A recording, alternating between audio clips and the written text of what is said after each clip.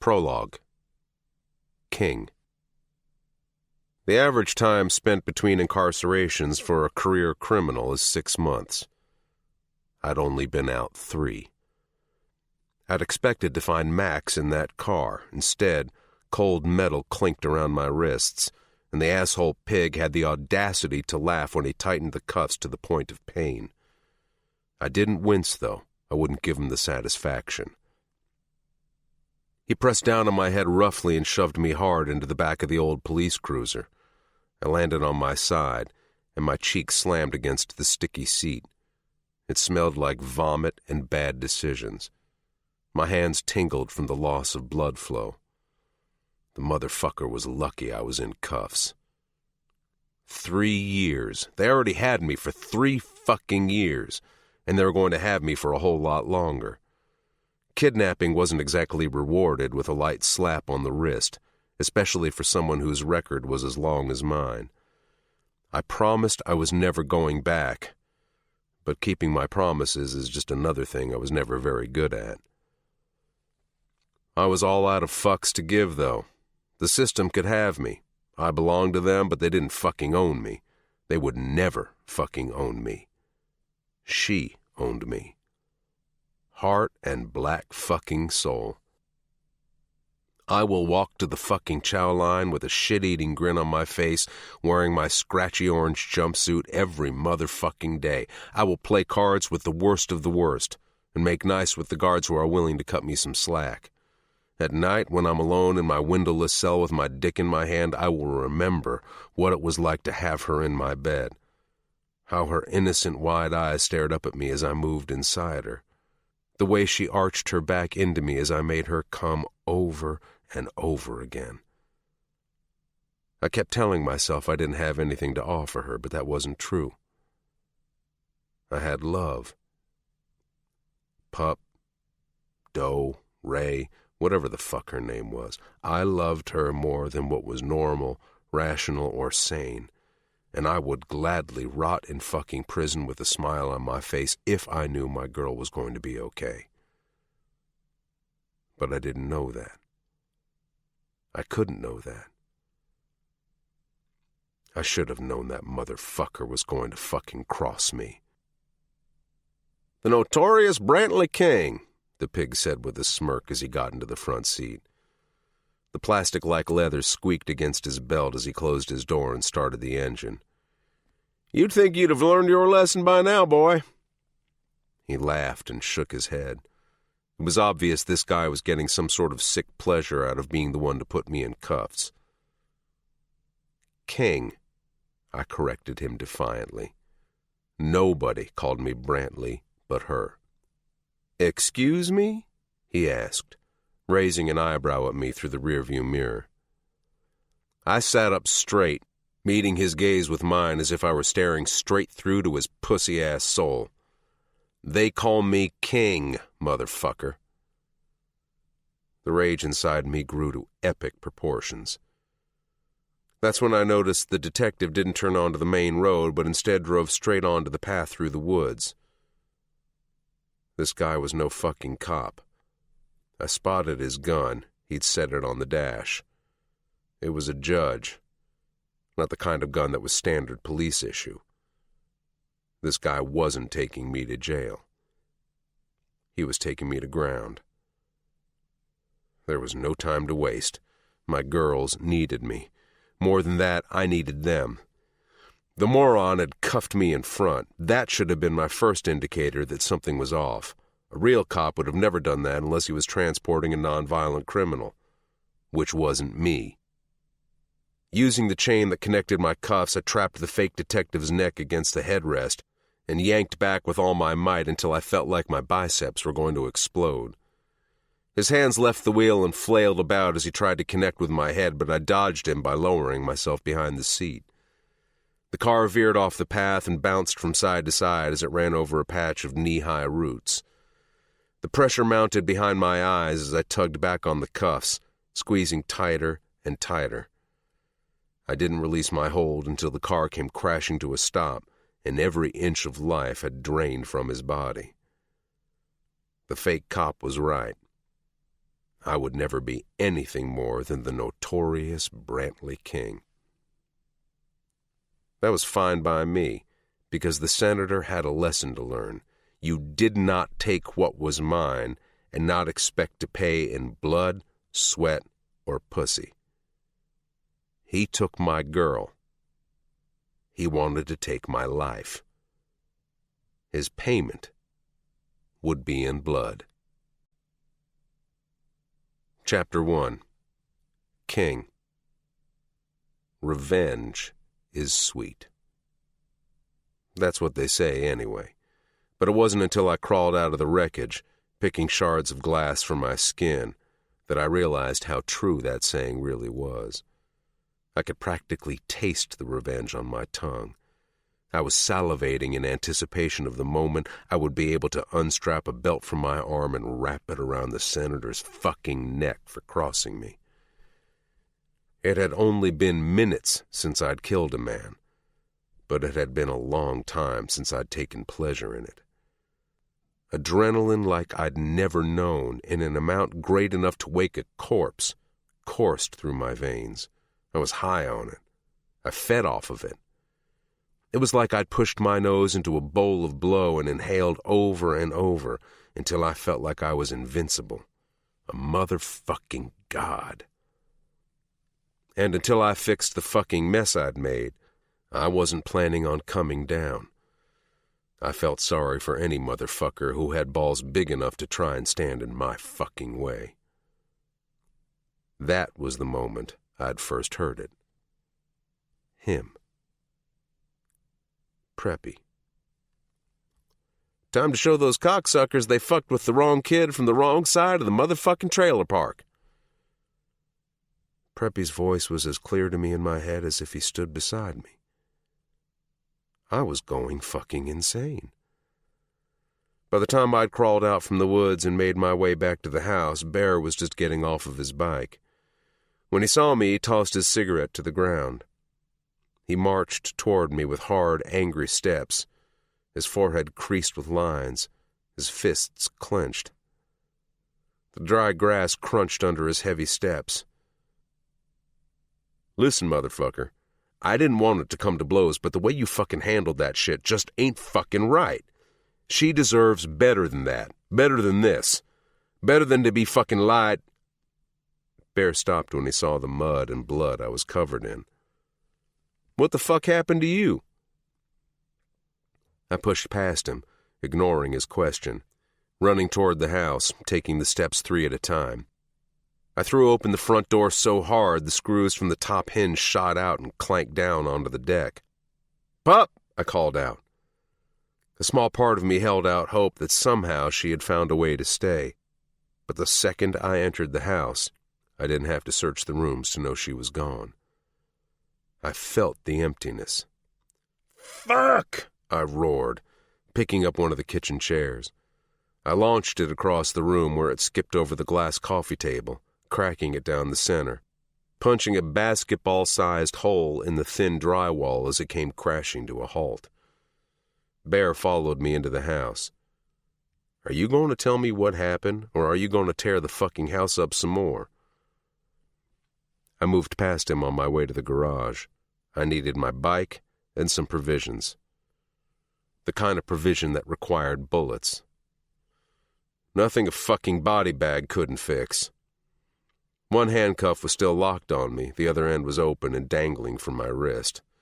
The chain stained with the fake cop's blood. As soon as that fucker was dead and the car crashed against the tree, I'd pulled myself over into the front seat. Thank fucking God the handcuff keys were still in that fucker's pocket. Now see that, Bear said. Where the fuck is Doe? There was a protective tone in his voice, which rubbed me the wrong fucking way, but I'd deal with that later. After I got my girl back. The good senator fucked me over. There was no Max, and the last time I saw Pup, she was kicking and screaming as I was being carted away by a guy hired to take me out. The image of her struggling in the senator's grip made me see red. Make a few calls, I clipped. Find out where he might be taking her. Fuck, Bear said. Instead of pulling out his phone, he bent over and rested his hands on his knees. "What the fuck now?" Bear pinched the bridge of his nose. "There was a reason why I came back here, man. Besides to kick your ass for fucking shit up with dough. I'm thinking that before you solve this problem with the spray of bullets, you should probably know that it might not have been the senator who was trying to send you to ground," he said, standing up straight and leaning up against the wall where he lit a cigarette. "What the fuck is that supposed to mean? He was the one who had the guy arrest me. Of course it was him." Bear shook his head. "He's a problem, but he's not our only problem. Rage called not 20 minutes ago, and as you know, that fucker's got eyes and ears everywhere. Word is that the shit that went down with Isaac isn't over. Far fucking from it." He ran his hand through his hair, and the ash from his cigarette fell to the carpet. "I made that fucker's head explode myself. Looked pretty over to me," I argued. "No, not Isaac. He's fucking worm food. But someone who's fucking pissed about Isaac not being able to continue selling his shit in Florida on account of him being dead. Someone who ain't afraid to kill entire families to get to the people who wronged him." I stiffened, knowing exactly who he was talking about. "Eli." "Yeah, man," Bear confirmed. "And if I was a betting man, I'd put my money on it being Eli wanting to take you out over Daddy Dearest." Eli Mitchell was who Isaac had filtered his drug money up to. Well, he did, until me, Preppy, and Bear ended him and most of his crew. With his thick-rimmed black glasses and his short stature, no one would never think the guy was capable of half the shit he did on a daily basis. When you wanted to scare a rabbit out of a hole, you sent in a smoke bomb. Eli's version of a smoke bomb was killing anyone you've ever loved until you showed yourself, and he could finally kill you too. The intel I'm getting says Eli is still in Miami, but he's making a move, and soon. The MC is on lockdown, afraid of the blowback. Pops is pissed as fucking hell. "First Isaac and now fucking Eli," I said. "Can't catch a fucking break. Sometimes I feel like I would have been better off staying locked up." "I feel you, man. Same here. This isn't just biker shit anymore. This is cartel shit. Bigger, badder, deader," Bear said. "And I can't put Grace in lockdown. I know she's more a mom to you than your cunt of a mother ever was, but Pop's ass is all sorts of chapped lately. He don't want no one in the MC bringing civilians into the club, especially during lockdown, but we need to find somewhere safe for her to stay for a while." Bear looked up at me, and as he spoke, I realized what he was trying to tell me. "I ain't got anyone close enough to me that warrants killing, who isn't in the MC, but you sure as shit do." "Pup." "Fuck!" I shouted, realizing I couldn't bring her home. I turned and punched the wall, making a dent clear through the drywall to the cement stucco on the outside of the house. Pain shot up the bones in my arm all the way to my shoulder, but pain was a better feeling than the feeling lying just underneath it. The feeling of failure. It's my fault Prep's dead. Should have never let him start the Granny Growhouse shit. Should have... I ran my hand over my hair. There was too much to list. Happiness, sadness, and regret filled every inch of space within the last few months of my life. There was so much I would go back and change. I thought all that was missing from my life was Max, but now it was Max, Pup, Preppy. And no matter what I did, who I killed, Prep was never coming back. "What's the plan, man?" Bear asked. "We're going to get him before he can get to us." "Tonight," I said, cracking my knuckles. This time for a pity party was over. I had more people to kill. "Ballsy move, man." "Maybe, but I have to find out where Pup is first. I may not be able to get her the fuck out of there, but I have to get to her. Tell her what's going on." Bear nodded. I can find out where she is. Get a message to her, she offered. I shook my head. No, this message needs to be delivered personally. It's the only way she'll listen. I can understand that, because if I were her, I'd want to chop your fucking balls off by now, Bear said. I flashed him a look to remind him he was stepping close to the edge of whatever patience I had left. I'll find out where she is, Bear mumbled, pulling his phone from his pocket. He stubbed out his cigarette into the ashtray on the windowsill and lit another one. All this shit, it's fucking ballsy, man. You got a head injury or something? I stepped onto the deck and leaned over the railing, breathing in the salty night air. Yeah, as a matter of fact, I do. I suffer from the same condition Pup does. What's that? Bear asked, following me out and leaning up sideways against the railing. We both forgot who the fuck we were. Bear dialed a few numbers. I could hear them ringing through the speaker as he held it up to his ear. You remembering now? Yeah, I'm remembering now. And who exactly are you? Bear asked. I'm the fucking bad guy. Chapter 2. Doe. Shock. Mouth gaping. Can't find the words. Overwhelming. Stunned. But shock was the word that best describes how I felt in that car. I had a million questions and couldn't find my voice to ask a single one.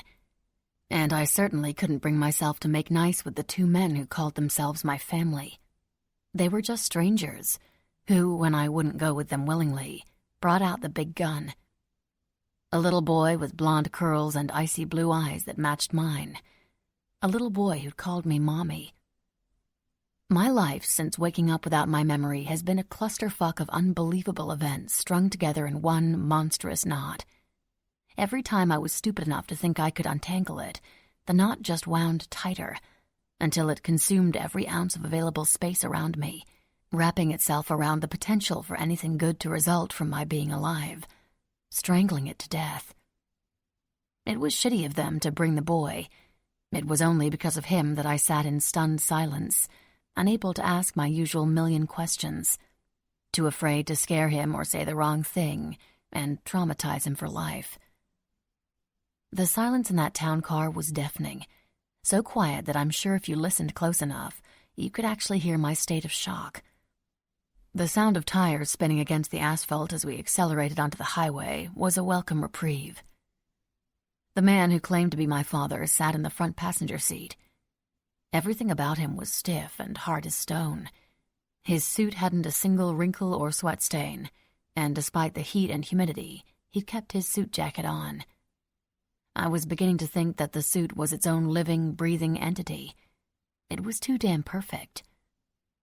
I wouldn't have been surprised if there was a small wrinkled alien living in the sleeves, controlling the senator/suit being. The phone vibrated in the front seat. "Price," the senator barked into the receiver.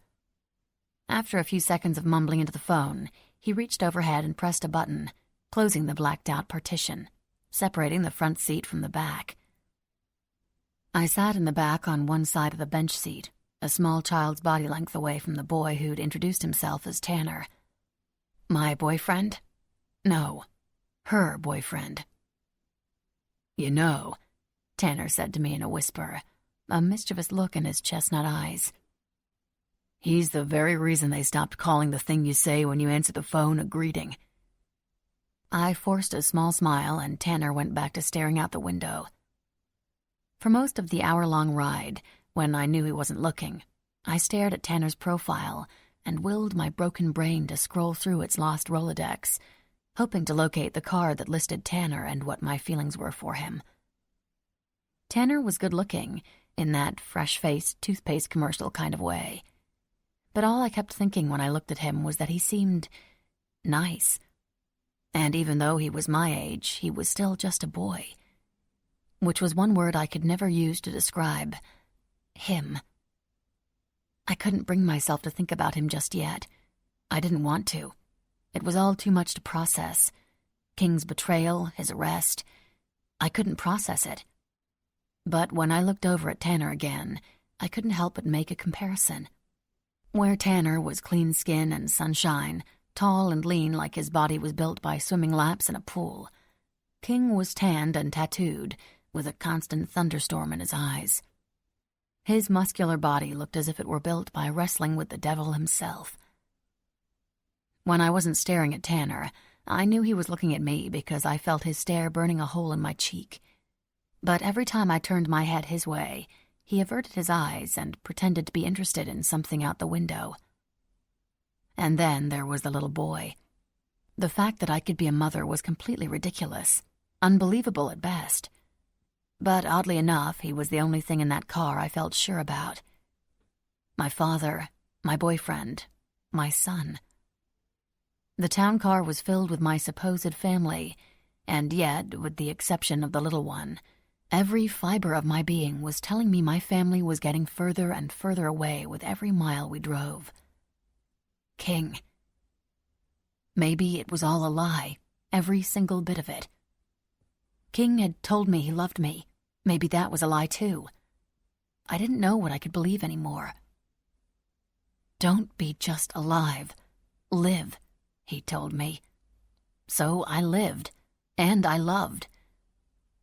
The anger I'd been feeling toward King for lying to me had temporarily fallen away the second I saw the look of disappointment cross over his face when he realized Max wasn't in that car.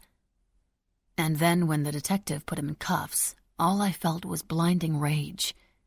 I wanted to fight for him. I wanted to be the one to give him his daughter back.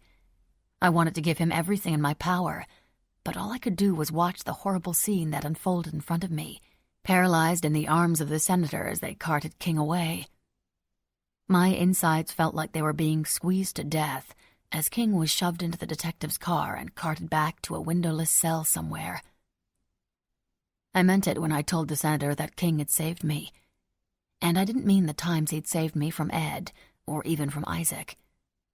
I meant when he'd saved me from myself. I never expected to fall in love with King, my captor, my tormentor, my lover, my friend, my world.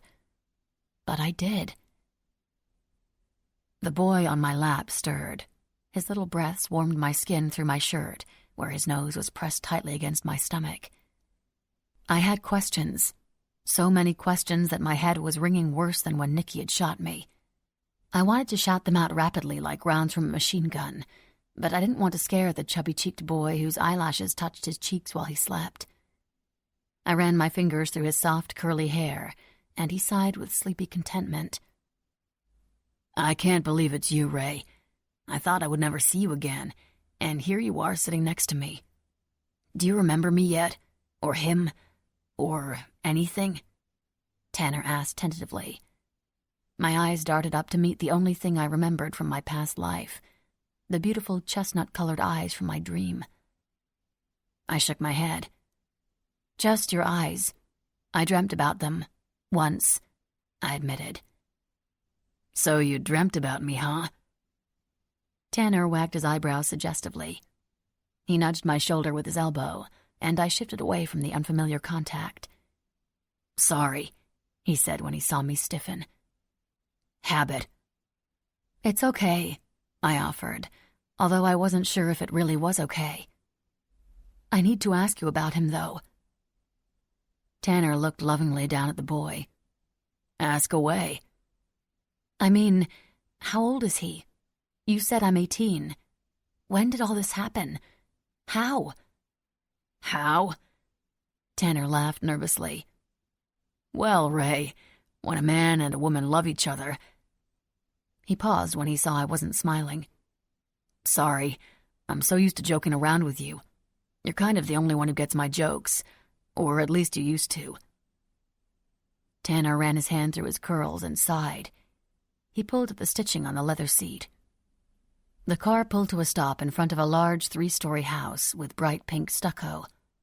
Tall, twisting columns lined the front porch, which was full of pink plastic flamingos and garden gnomes in various sizes. The long driveway was cut into lines that mimicked fans, and was also painted the same garish shade of pink. The lawn was littered with more plastic flamingos. Concrete fountains, at least 30, in all different styles, were scattered around the yard. "This is me," Tanner said, opening the door. He picked the little boy off my lap, and my heart constricted. "Wait, where are you going?" I asked, suddenly feeling panicked. "He's had a long day. He used to spend most nights at your place, but he's been staying with me since you've been gone," Tanner said. And although I didn't remember the little boy, I couldn't help but feel disappointed that he wasn't coming with me. Tanner must have sensed my disappointment, because he added, "But I promise I will come by soon. Go and get settled in, then we'll talk more." The senator emerged from the passenger seat. "Wait," I called out. Tanner turned back around. "What's his name?" I pointed to the boy whose cheek was pressed up against Tanner's shoulder, and although he had been jostled around quite a bit, he remained sound asleep. Tanner smiled. "Samuel." My heart fell out of my chest. Samuel. Preppy's name was Samuel. "But we call him Sammy," Tanner said. "Tanner," the senator said dismissively. He took the seat next to me in the back. Instantly, the contempt that had been temporarily put on the back burner for the sake of Sammy was back with a vengeance. And as we pulled back out onto the road, I launched my questions.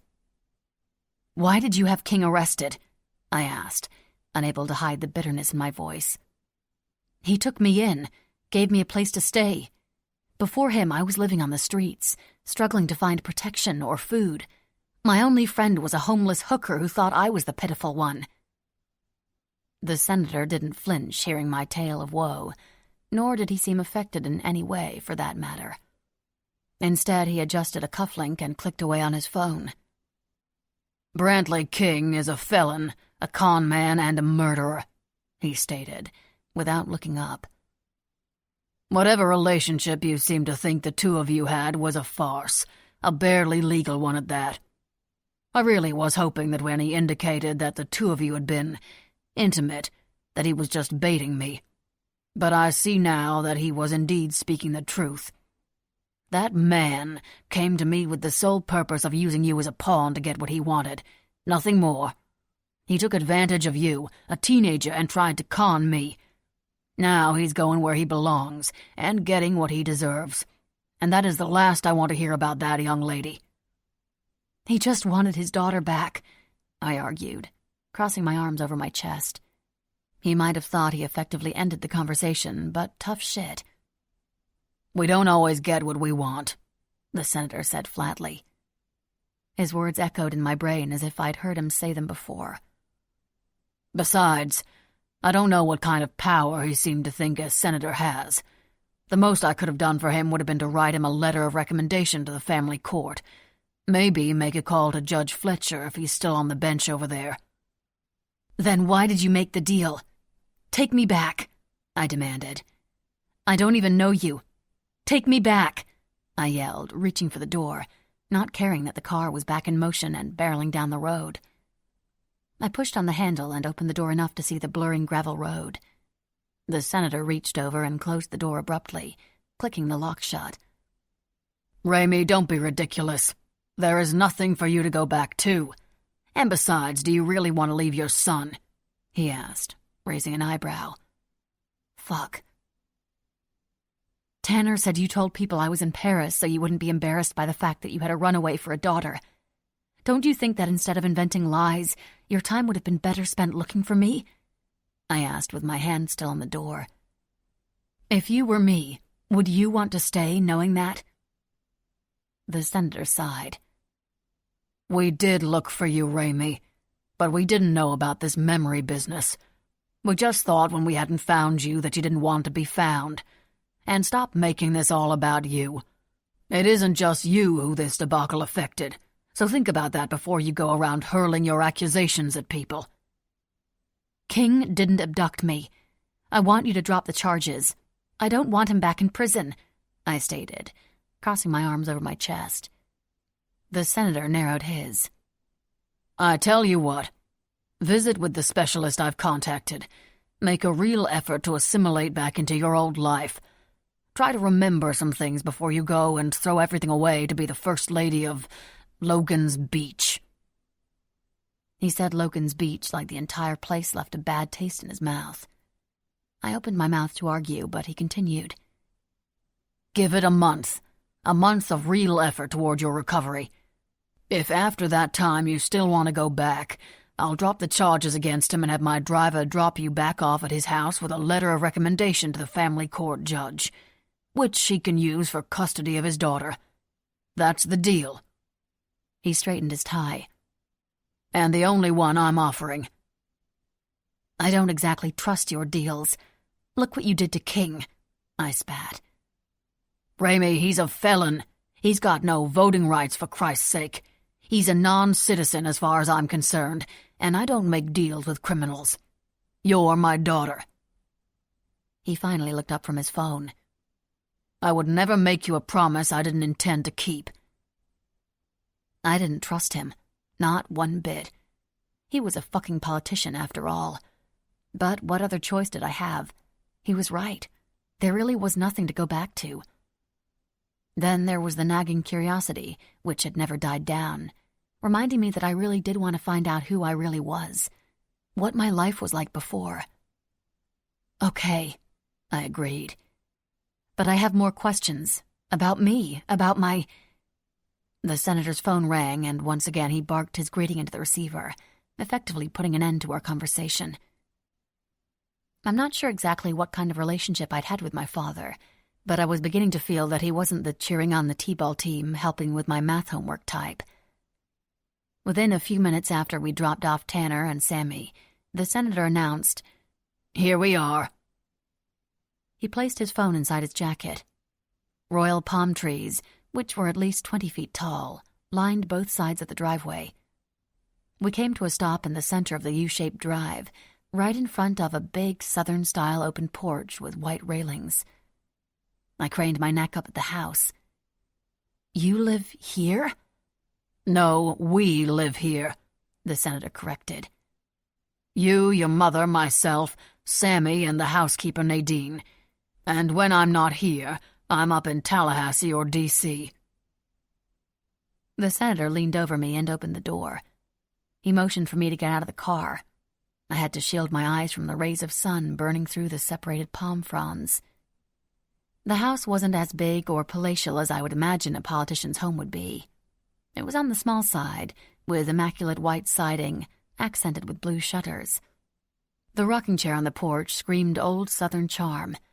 An American flag waved beside the front door. Wind chimes hung from the trees, tinging and tanging hypnotically with every hint of breeze. "Home, sweet home," the senator said dryly. No. It might have been somewhere I'd lived, but it felt like anything but home. It didn't even have stilts. "Nadine will show you to your room," the senator said, nodding to the middle-aged woman with olive skin and dark brown hair pulled into a bun at the nape of her neck, as she emerged from the house. She wore black slacks and a white short-sleeved polo shirt. "Nadine here has been filled in on your situation. She can answer any questions you might have." The senator looked satisfied with his introductions, as if he'd just introduced a new man on the job to his boss. "Do you remember Nadine at all, Ramey?" "No. I don't remember anyone," I clipped. The senator rolled his eyes. "I see your attitude hasn't suffered along with your memory. Nadine is, well, Nadine does it all. She's been with us since you were born. We will talk more soon." With a curt nod, the senator popped back in the car. He rolled down the window. "Despite what you may be thinking, it is good to have you home, Ramey." "You're leaving?" I asked. "Just like that?" "I should be back in a few days. I have meetings. Your mother isn't around. She's at the spa. Again. We'll talk soon." The car drove off. "Mr. fucking Personality," I mumbled. Nadine laughed out loud, then clasped her hand over her mouth. She cleared her throat. "Well, he's right about one thing. she said with a slight southern accent. "That attitude of yours hasn't gone anywhere." Nadine led us up the steps and opened the front door, stepping aside so I could enter. "So you know me well, I take it." "Girl, I've known you since you were in diapers. I know you the best," she said with a smile that made me believe her. "Now come on, let's get you something to eat and then I'll get you settled in your room." I followed Nadine like a lost baby duck and hated it. I hadn't felt so helpless since I'd lived on the streets, and I'd promised myself I never would again. But there I was, following a stranger around an unfamiliar house because I had no other options. No, I'd been left with no other options, I reminded myself. Sure, I could have called a cab and hightailed it out of there, but there was only one other place I could go, and it was empty. Even if King weren't on his way back to prison, would he even still want me there after being fully prepared to give me away? Would I even want to be there after all that? I wasn't prepared to think about that just yet. Inside the house, floors were all dark wood, the walls a light dove gray. It was tasteful but not overbearing, comfortable yet modern. I fucking hated it. "Kind of simple for the house of a politician, no?" I questioned. Nadine shut the door behind me while I stood in a small foyer, which doubled as a hallway, and took in my surroundings. "He's a rising politician," she explained. "He doesn't come from old money like a lot of the good old boys in this state. He was a computer programmer. He's made it to where he is on his campaign promises, not his bank account," Nadine informed me. "And that's rare these days." "You sound like you like him," I asked in surprise. She shook her head. "It's not a matter of liking him or not liking him. He has his downfalls, we all do, but the man deserves credit where credit is due." She stepped out in front of me and led the way. "Certainly his fathering techniques leave a lot to be desired, but when it comes to politics, no one can argue that the man hasn't achieved some remarkable things." We came to a stop in the center of the house.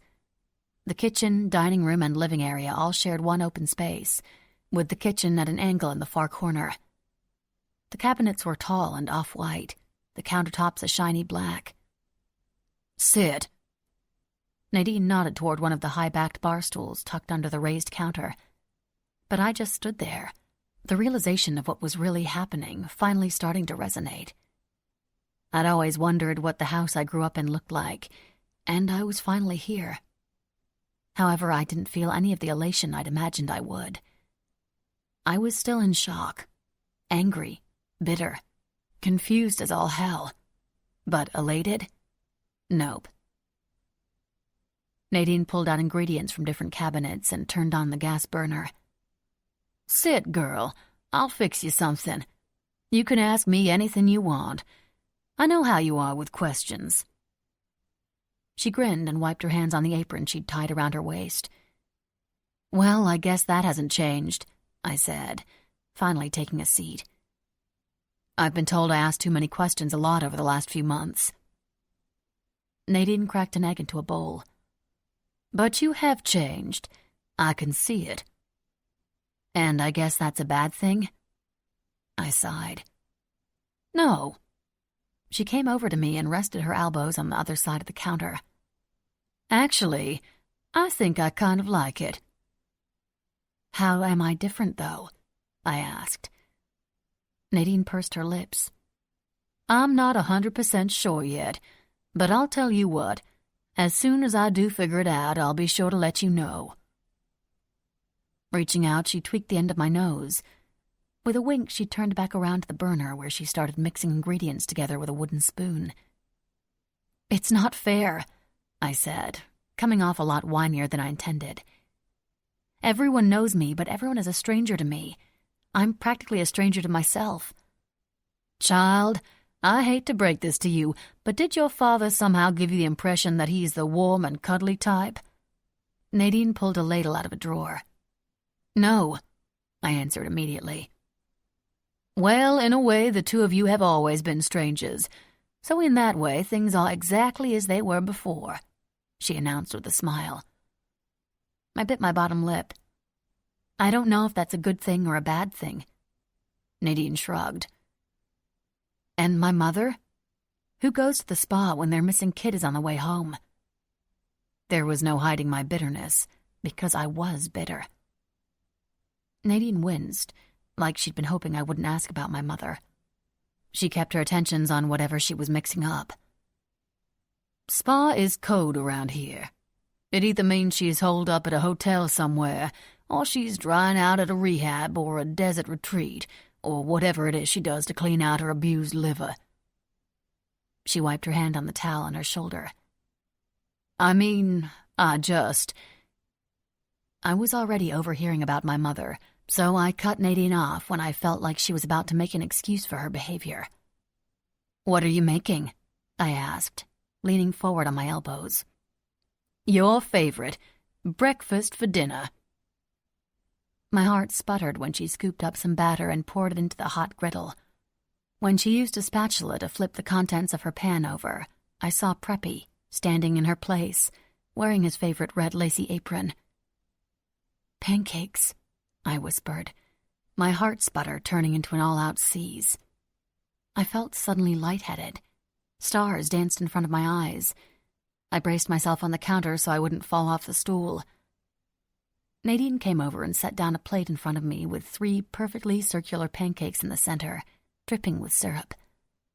A square pad of butter swam around on top, before completely melting and falling to the plate. The sweet smell assaulted my senses, dragging out every ounce of hurt and pain I felt the night I watched my friend die. You don't like pancakes anymore? Nadine asked, misinterpreting my reaction. I shook my head. That's not it, I said, struggling to make the words come out of my mouth. Then what's the problem, baby girl? Nadine asked, placing a concerned hand on my shoulder. I didn't answer. I couldn't. So when she pulled me into her soft chest and cradled my head, I didn't bother resisting her hold. I was so concerned about King in the weeks after Preppy's death that I never realized I hadn't properly grieved for my friend. I didn't realize I was crying until I felt my shoulders shaking.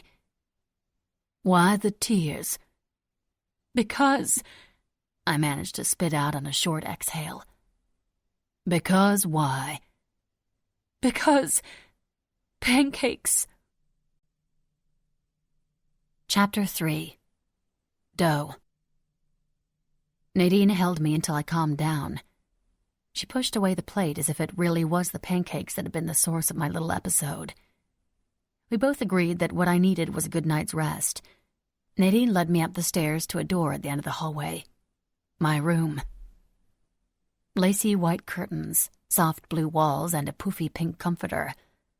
A small off-white chandelier with electric candles hung above the bed, which was lined with stuffed animals. Looking around, I couldn't help but think of another small bedroom in another town not too far away. One with a flat mattress, the most comfortable faded blue blanket, and a broken fan blade from when Preppy's head connected with it after enthusiastically jumping up and down on the bed. My heart did a little flip. In this room, my room, a corkboard hung above a simple white desk. Pinned to the board were sketches drawn on pages torn from a notebook.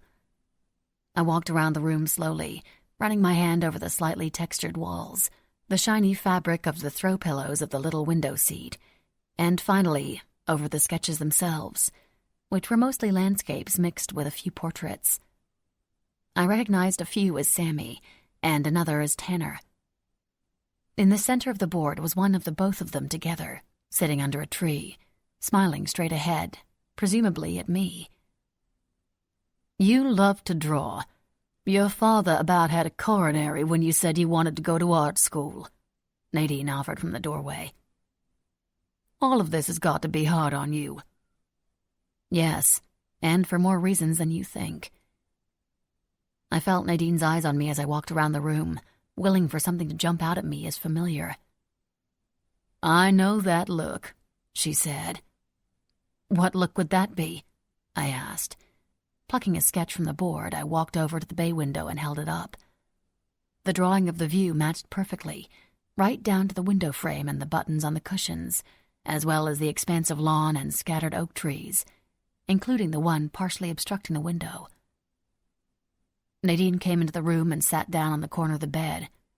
I kept my back turned and continued comparing the drawing to the real version. "Sadness. You are a beautiful girl, but sadness is not a good look on you." I turned around and caught the tail end of Nadine's sad smile. I set down the sketch on the desk. "Honestly, I don't know what to think." "This may sound odd, especially since you don't remember me, but I love you like you're one of my own babies. And no matter what your friends were doing, you were always your own person and had a good head on your shoulders. So I knew that when you disappeared out of thin air, that you didn't run away like they said. And I certainly didn't buy the Paris crap. You just weren't that kind of girl." A blast of laughter escaped me. "Not that kind of girl? Apparently I'm the daughter of a senator, a teen mom, and was doing shady enough shit for my entire family to write me off as a runaway. So excuse my laughter, but I have no fucking clue what kind of girl I am." It all came out in one long breath, leaving me feeling a pang of guilt the instant the harsh words left my mouth. Nadine rose from the bed. "I'll let you get some rest," she said, smoothing down her pants with the palm of her hands and straightening her shirt. "I'm sorry," I said softly as she reached the door. "Me too," Nadine said, our apologies hanging in the air between us. Her once casual demeanor turning professional. Her smile, easy and genuine when I'd first arrived, was now tight and forced. "Your mama isn't feeling well these days. She will see you tomorrow when your father gets back." "Where is she?" I asked. "In bed with a migraine," she said flatly. "I've been gone for months, and on the day I return my father is working and my mother is in bed with a headache?" I asked. "Yes," Nadine confirmed, leaving the room and pulling the door closed. Before it clicked shut, she added, "All is back to normal." I spent most of the night examining the sketches on the corkboard, looking through the closet at clothes that were my size but not my taste. Lots of matching skirt suits and long-sleeved shirts. Too conservative, too expensive, too everything. I finally found a pair of sweatpants and a yellow tank top at the bottom of one of the drawers, and after I had a shower in the attached bathroom, I got dressed and searched through the desk for anything that might trigger a memory. I found a pink iPhone and tried turning it on, but the battery was dead. I plugged it into the wall charger on the nightstand. I stopped when I glimpsed at my reflection in the full-length mirror. I lifted up my shirt and examined my flat belly. How on earth was there ever a baby in there? I ran my hands across my smooth skin and stuck out my stomach as far as I could to mimic a pregnant belly. It was weird to see myself all puffed out, especially since I was skin and bones before Preppy's cooking added some meat to my bones. Preppy. My knees buckled and I caught myself on the edge of the desk right before I hit the carpet. I still didn't want to believe he was gone. I keep thinking that I was going to see him come around a corner or hear him yell something that was going to make me laugh. But it wasn't just Preppy. In a way, I felt like King had died too, because no matter what lay ahead for me, nothing would ever be the same. If the senator went back on his deal with me, like he had with King, the chances of King ever being a real part of my life again were almost non-existent. Suddenly feeling a level of tired I hadn't felt since sleeping on park benches, I moved to the bed, sweeping the plethora of stuffed animals onto the floor. Crawling up toward the pillows, I landed on my side. The mattress and comforter were plush and soft, but the bed felt empty. It's because he's not here. Only a few months ago, I was just a girl without a home, a name, or a family. Then I was Pop, a girl who lived in Logan's Beach with the family of her choosing and a home I loved. Now I was Raimi Price, daughter to a senator, a mother. I was finally back where I'd come from, where I belonged. I was finally home. Drifting off into a heavy sleep, I wondered why this place that was supposed to be my home felt like anything but. Standing in the middle of the ice, I take a hesitant step toward the shore. The first echoing crack of the ice under my heavy boot is deafening. I have to take another step. I have to make it across before it's too late, but I can't move my legs. All I can do is stare in disbelief as the crack expands into millions more, and like jagged snakes, they race in every direction, sending the thin foundation of ice and me crashing into the freezing dark waters. It's so cold. I'm going to drown.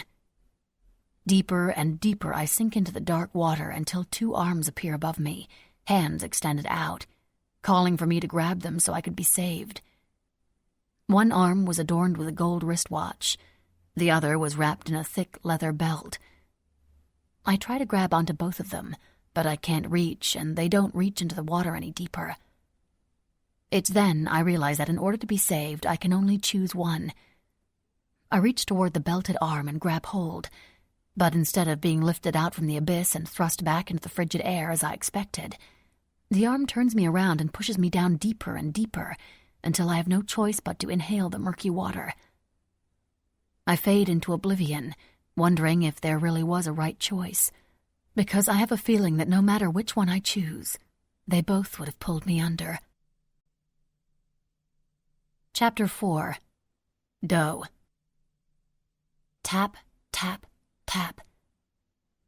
I thought what I was hearing was still the ice cracking from my dream, but when it grew louder and more impatient, I opened my eyes and realized that the sound was coming from my window. When I opened my eyes, I realized that the TV I'd left on for light had turned off sometime during the night, and I was encased in darkness that made my fear spike to epic proportions. And then I heard the distinct sound of the window slowly sliding open. I froze, having no clue where there might be something I could defend myself with, and not wanting to bring any more attention to my location. The only thing I could do was clutch my comforter to my chest and wait. The unavoidable shadows slinked through the window, one long leg after the other. I spotted a snow globe on the desk and was about to make my move to grab it and launch it at the intruder when the shadow started toward my bed. Then, to my surprise, as the shadow moved closer to the bed, my panic receded. There was only one person whose very presence could quiet my overwhelmingly loud fear of the dark. King. My anger toward him, which I'd been suppressing all day, was barely a thought in the back of my mind as I leapt out of bed. But just as I was about to jump into his arms, a cloud rolled away from the moon, the light beaming into my room like a spotlight, introducing my visitor. Tanner. I stopped abruptly when I realized I was still holding my arms open in the air. I lowered them and awkwardly held my wrists behind my back. "What are you doing here?"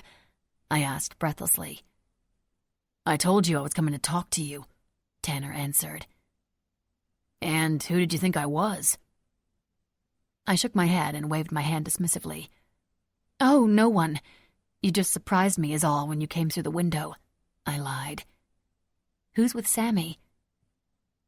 Tanner gave me a look that said he wasn't buying my answer, but thankfully he moved on anyway. "My mom's watching him." "Oh," I said, twisting around at my waist, averting looking Tanner in the eye. "I'm sorry that I surprised you, and honestly, I didn't even think about coming through your front door instead of the window, because unless I had Sammy, this is just how I always came." Tanner stopped and closed his eyes tightly. He shook his head and moved over to the bed. He shot me a tentative look, and I nodded. Taking up only a small portion of the corner of the bed, he wasn't really sitting, more like bracing himself. "I keep forgetting that you don't remember any of this." He pointed at himself and then me. "You don't have to explain anything to me," I said. But despite my protest, Tanner attempted to explain anyway. "Your father. He's an ass, always has been. But you've probably figured that out already. He only mildly tolerates me because of my family's last name. My dad's a fourth-generation Redmond Shoe CEO, and although the senator has been trying to convince you to get rid of me since we were in diapers, After we had Sammy, I think he finally came to terms with the fact that I wasn't going anywhere. But no matter how much he likes my name, I'm still the dude that knocked up his teenage daughter. So even though we share a kid, I'm still climbing that damn tree and sneaking into your window like I've been doing since we learned how to climb trees. Because your disapproving father likes to think he has control over everything that goes on in his house. Tanner flashed me a smile that glinted in the moonlight.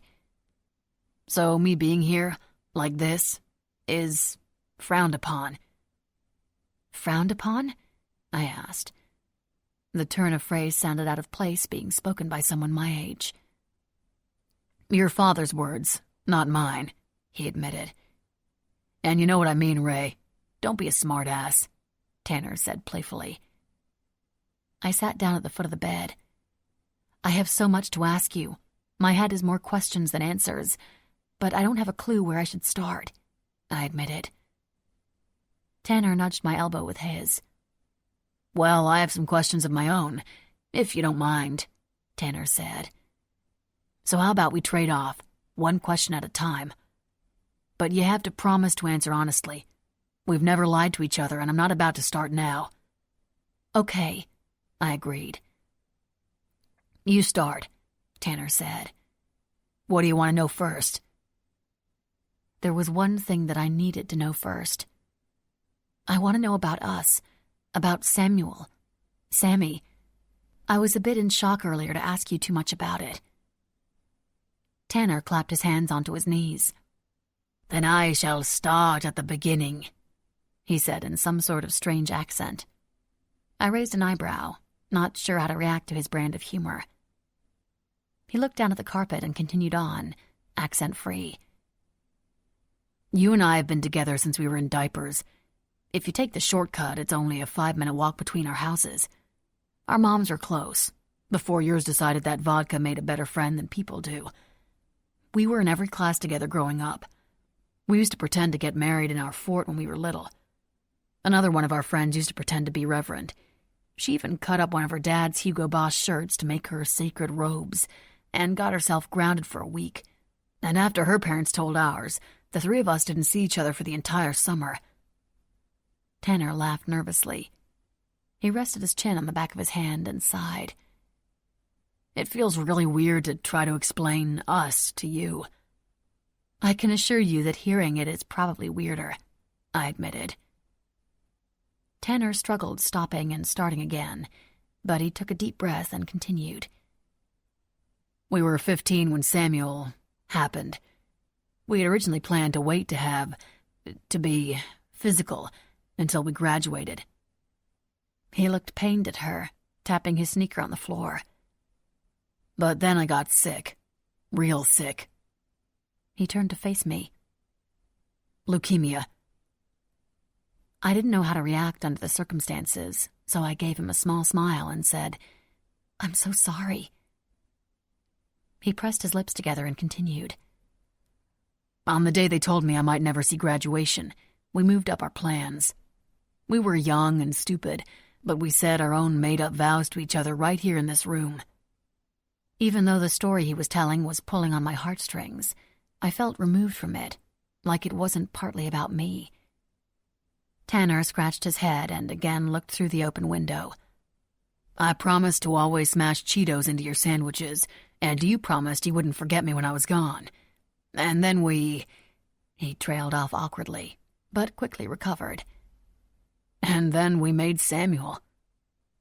He smiled again, this time a large, proud smile that told me he was genuinely happy with what we'd done, and who we'd made. It's a night I'm really hoping you'll remember someday, because I may have been at death's doorstep, but it was by far the best night of my life, Tanner finished. He folded his hands on his lap, and with his chin to his chest, he looked up at me, waiting for my response. Unsure of what to say, I said the first thing that came to mind. The Cheetos thing I still do, I admitted. Tanner offered me a small smile and an even smaller laugh. The emotional weight of what seemed like the most important part of our history together obviously weighed on him heavily. Are you still sick? I asked. He shook his head. No, Much to your father's dismay, I survived. Shortly after we found out you were pregnant, I got accepted into an experimental treatment program in Colorado. By the time Sammy was born, I was back home and getting better every day. I still have to take some pills here and there, but the cancer is gone, and now they think I will live forever, like a vampire, or better yet, like a mutant, he said, crossing his eyes and sticking out his tongue. I bit my lip, wondering if I should even attempt to ask him the question on the tip of my tongue. Do you think I can see him, Sammy? Maybe spend some time with him? I asked. It could help me remember more, I added, hoping it would help Tanner say yes. He waved his hand through the air as if my question was a ridiculous one. Of course, Ray. You're his mom. You don't even have to ask. Tanner reached for my hand, but just as it was about to clasp over mine, he hesitated, before withdrawing it completely and resting it on his knee. Now can I ask you a question? Tanner asked. Yes, it's your turn, I said. Tanner chewed on the tip of his thumbnail. You and the guy with the tattoos, you were living with him, right? And then when we came to get you, you guys were arguing, like you two were...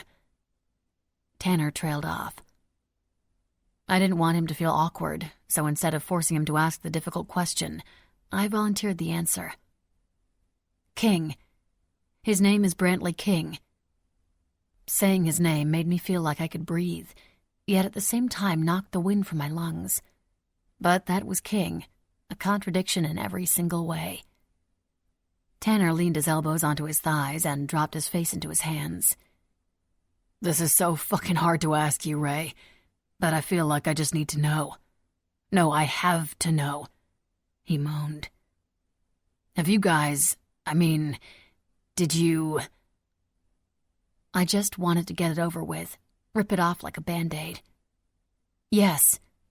After all, I'd promised him honesty, not delicacy. Oh my God, I think I'm going to be sick, Tanner blurted out, jumping up from the bed. You said you wanted me to be honest, I exclaimed, jumping up as well. And don't look at me like I cheated on you. I didn't even know there was a you to cheat on. Tanner shifted from foot to foot. I know what I said, but I didn't expect your answer to break my heart, Tanner whisper shouted.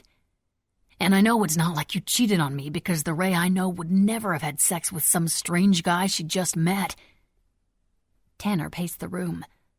He wasn't being purposely mean, he was just upset, but it was the judgmental tone in his voice that grated on my nerves and made me regret my promise of honesty. Newsflash, buddy. I don't know you or the Ray you know. My name isn't even Ray. They called me Doe, as in Jane Doe. As in nobody knew who the fuck I was. So if you want to talk about being angry and who wronged who, then get in fucking line, I shouted.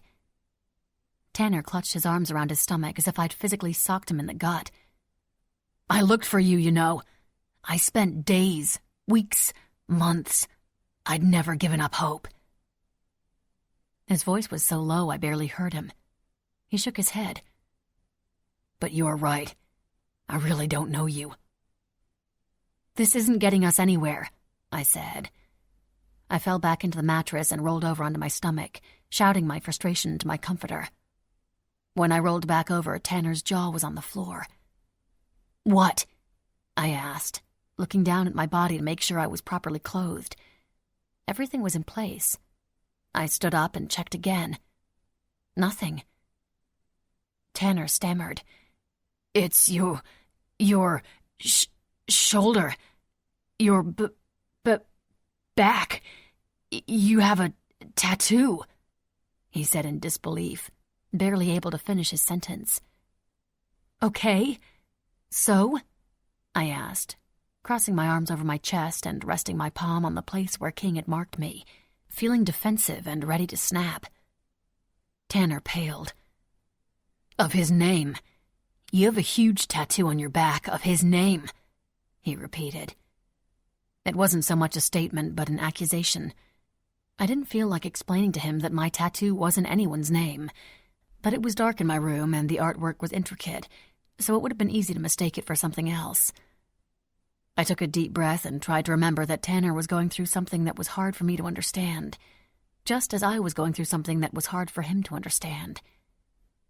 I don't want to hurt you, Tanner, but I don't need to defend myself to you either.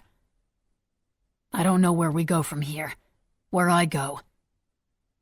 He ran his hand over his open mouth and then his jaw. You were with someone else. It's not like I wanted to want him. You know, I had this whole idea that I was going to preserve myself, keep myself clean or pure or something, for the person I was before I lost my memory, for this Ray person. But time passed, and King and we grew close. And after a while, I was so tired of fighting it, tired of putting the life I could have on hold for a life I knew nothing about. So I let him in. I let him tattoo me. I let him love me. The words brought back memories that caused tears to prickle in the back of my eyes. I don't regret it, though. Any of it. I won't. And it doesn't matter what you say, because you can't make me. Jesus Christ, Ray. He's like 30, and you're just a teenager. On top of that, you're the only girl I've ever been with, and the last time we had sex, we were 15. And you're standing here telling me that you let him. He took a step toward the window seat and bent over, leaning his hands against it for support. You let him touch you, he finished in a much calmer tone of voice than he'd started. A lump formed in my throat. Yes, I said, fighting back the tears. Don't you dare judge me.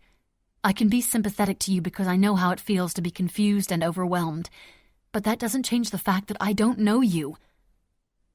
I stared him down and held my ground. I was not about to let him or anyone tell me what King and I had was somehow wrong. Tanner threw his hands in the air. Well, that makes two of us. The Ray I knew never once raised her voice, never yelled, never swore. You may look like her, but you're just an imposter. His words slapped me across the face. I could feel the sting, as real as if he'd used his hand. Maybe you shouldn't have come back after all, he said. The corner of his lip turned up in disgust. Leave, I demanded, stomping my foot on the ground and pointing toward the window he'd used to come in. Now. Tanner stepped up on the window seat and had one leg dangling off the ledge when he hesitated for a moment. Slowly he turned back toward me. His watery eyes shimmered. I'm sorry. I really am. I still love you, Ray, Tanner said softly.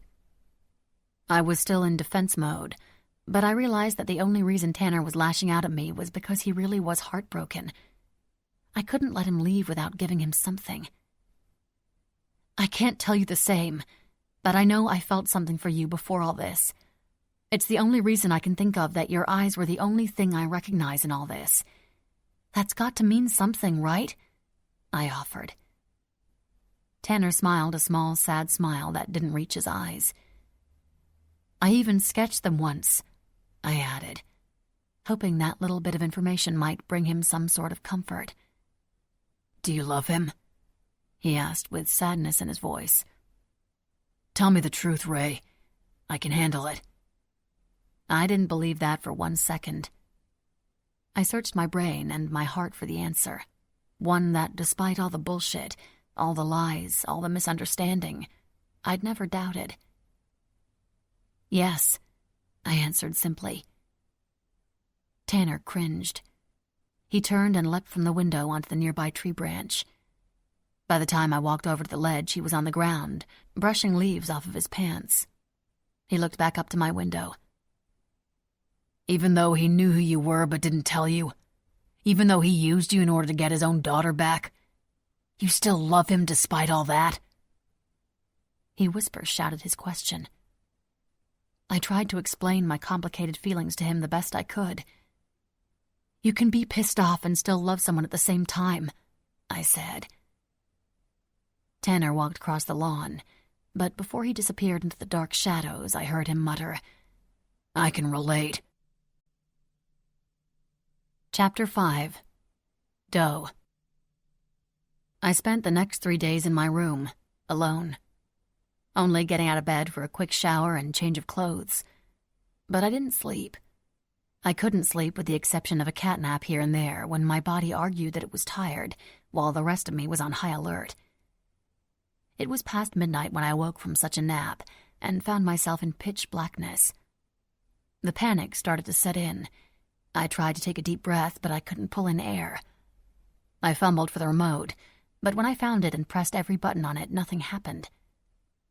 Willing myself to keep searching for a light source, I felt around on the wall beside the bed for a switch, but couldn't find one. Finally, I ran over to the window and pushed back the curtains, hoping the light from the moon was enough to allow me to catch my breath for a second. No such luck. Storm clouds hung low in the air, rumbling across the sky, vibrating the floor underneath my feet. All I could think of was that I was going to die from sheer panic. I crouched down to the floor and wrapped my arms around my knees. My chest was so tight. The room spun around me. Books on the shelf blended together in a line. It was then I finally realized something. Maybe my panic wasn't about being alone in the dark. Maybe it was just about being alone. The only person I felt any sort of connection with in this new/old life was Sammy, and I'd only seen him for a matter of minutes. And with the way Tanner and I'd left things, I didn't know when I would be able to see Sammy again. Maybe never. I could have said the same thing about King. Suddenly, I felt like breathing the air in that house, in that room, was like inhaling poison. The more I breathed it in, the more I felt like I was going to die right then and there on the bedroom floor I didn't remember. I was going to suffocate. I had to get the fuck out. I didn't bother with shoes. Still in the shorts and tank top I wore to bed, I stepped up onto the window seat and pushed open the window. I shuffled until my legs were dangling over the edge like Tanner had done. There was nothing but darkness beneath my feet. Holding onto the window frame with one arm, I stretched out the other and felt around for the tree branch I knew was there. The second my hand touched it, a sense of familiarity encompassed me. The tree and I had long been acquaintances, I was sure of it. I may have not known where to look or what to hold on to, but my body knew. Without a single misstep, I managed to lower myself onto the tree branch, and with a second-nature-type precision, I found a branch to grab and ridges for my footing, without much thought at all. At one point, without knowing exactly how far down the ground was beneath my feet, I felt the urge to jump. So I did. Sharp blades of thick grass stung the soles of my feet on impact. I crouched down to brace myself as I landed. When I stood up and a motion light buzzed to life, its soft hum breaking into the quiet of the night like a freight train barreling down the tracks at full speed. Tanner must have known where to step without turning the light on. And then I ran. Darting off across the yard, kicking up water, grass, and mud onto the backs of my calves, I sprinted as fast as I could make my short legs move. The short iron fence around the property stopped at the line of bushes that defended the backyard, the natural foliage acting as its own kind of fence. I ran directly for a small tunnel-like opening in the bushes, barely slowing down as I ducked down into it, maneuvering through like I'd done it 1,000 times before. Leaves and thorns both licked and stung my elbows, pulling at my hair as I passed through, but I continued on until I emerged on the other side of the path, onto a small beach. The clouds took turns slowly passing over the moon. The light reflected off the still water looked as if someone were playing with a dimmer on a light switch. I followed the shoreline, the cool water lapping over my feet, the mushy sand pushed up between my toes with each step. When I came across overgrown mangroves in my path that were growing from the fence of the backyard, out across the water several feet, I didn't give what I was about to do a second thought. I turned and waded into the dark water. It had felt only mildly cool on my feet when I was walking, but as the water inched up higher and higher on my legs, it was downright cold.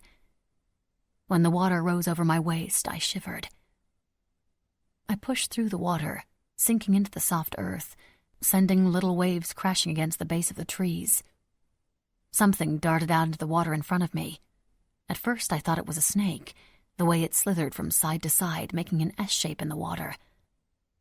I waded out further to avoid it, but when it slithered right by me, I realized that it wasn't a snake at all, but a large lizard.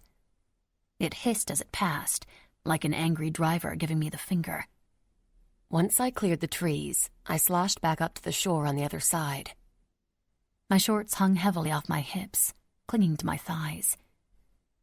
I found myself in a small alcove with an old weathered dock that connected to an even older and more weathered pier. Tethered to the pier was a dilapidated houseboat that was decades over its expiration date. The tethering was entirely unnecessary, as the boat was mostly on the beach, resting at an angle that told me it had probably been that way for a long time. As I approached, the strong odor of mildew, mixed with the salt air, grew stronger and stronger. Much to my surprise, I inhaled deeply, and unlike the extreme sense of panic I'd experienced in the house, an eerie sense of calm washed over me. I smiled. I knew this place. I loved this place. I didn't know or understand the hows and whys. I just needed to be closer to it. I stepped up onto the dock, and it protested my intrusion, creaking and hissing as I made my way down the pier. As I got closer, I realized the boat was a good 5 feet away from the pier. I spotted a long piece of plywood and picked it up off the dock, sending ants scurrying all around it. I quickly set it down across the gap, creating a makeshift bridge. I carefully crossed over it, hopping down onto the cracked wooden deck of the boathouse, which was large, but for the most part empty for the exception of 3 rusted folding chairs set in front of the sliding glass doors, under a little overhang. A rusted can of Dr. Pepper sat in each of the cup holders. A pink flashlight with a My Little Pony sticker was propped up on one of the chairs. I picked it up and tried to click on the switch. Nothing. I gave it a vigorous shake and banged one end against the palm of my hand. Surprisingly enough, it came to life, shining directly into my eye, temporarily blinding me. I blinked, waited for my eyes to readjust. With my working flashlight to help light the way, I found the handle on the door and attempted to slide it open. It took quite a bit of force to get it to budge, as debris and mud caked the threshold. Much like the deck, the cabin was empty, except for a few cabinets lining the far wall. Most of the doors were hanging off the hinges. All the shelves were missing. 3 faded sleeping bags sat up against another wall, 1 purple, 1 pink, and 1 blue. All 3 were covered with mildew and frayed at the seams. Every single inch of wall and ceiling space was covered with magazine pages and clippings. And when I looked closer, through the layer of grime that had coated the pictures over time, I could still make out the different teenage stars from boy bands or TV shows. Teen magazines. Wall-to-wall teen magazines. I closed my eyes again and inhaled, hoping to catch another hint of what triggered my recognition. This was a place I'd spent a lot of time. I was positive that one of those sleeping bags was mine, and I was even more sure that I'd at least helped wallpaper the place with the magazine pages, because as I walked around I found myself humming one of the tunes from one of the boy bands. That particular band seemed to have their own section of wall space dedicated completely to them. I was so lost in my mission to remember more about that place that I didn't hear the approaching footsteps. A strong, calloused hand covered my mouth from behind, muffling my scream of surprise. An arm wrapped around my waist, pulling me flush up against a very hard, very familiar body. "Miss me, pup?" A deep voice vibrated against my neck. The light scent of cigarettes and soap, mixed with a bit of sweat, invaded my senses. My body instantly softened at the familiarity of his touch. My breath quickened. He released me just enough to spin me around to face him. King. I should have been happy to see him, elated even. I'd been thinking about him almost non-stop since I saw him days ago. But my happiness was muted by anger, a lot of anger. I was fucking pissed. And that feeling seemed to be mutual because I could only describe the way King's green eyes blazed into mine as furious. "What are you doing here? I thought—" "No," King interrupted. "I know you're about to start your question and answer bullshit, which I normally think is fucking adorable, but right now, before I lose my fucking shit, you're going to have to answer one of my questions first. His voice sounded strained, raspy, like he was fighting to maintain control. I tried to speak again, but he covered my mouth with his hand, pushing his thumb inside, silencing me with his makeshift gag. Why the fuck was that little shit climbing in and out of your fucking window a few days ago?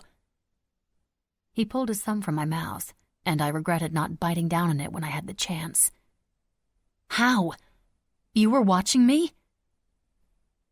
King took his wet thumb and rubbed it over my lips, and I instinctively leaned into his touch. Not me, but I've got eyes on you. King's brows drew into a downward point. His grip around me tightened. Answer me, pup, he demanded, his fingers digging into my hips. King wasn't someone who could be ignored. His tongue darted out between his lips. He slid it across the seam. I tried not to stare and instead focus on the anger that had been building for days, but my body's reaction couldn't be contained. It was amazing how such a little thing like wetting his full lips with his talented tongue already had my nipples standing at attention, ready for his touch. King growled against my neck. If he so much as touched you, I will tear his fucking head from his body with my bare fucking hands. There was nothing about King's demeanor that said he could be exaggerating or joking. As soon as he'd said it, I knew he meant it. I was about to answer him, to relieve him of the thought that Tanner might have touched me, when another emotion slammed into me head first. Fury. Why did I need to alleviate his suspicions to put his mind at ease when I was the one who was wronged? I was the one who he pushed out the door. If he thought I could just pretend like that never happened, then King had another fucking thing coming. I placed my hands on his chest and shoved with all my might, gaining only a few inches of space between us. You! How dare you! You have no fucking right to be angry with me right now. Pup, King started. His hard glare remained firm. A thick vein budged in his neck under a brightly colored tattoo of Max's name. I shook my head and tried to take another step back, but he stepped forward with me. No, don't pup me. You knew who I was and you never told me.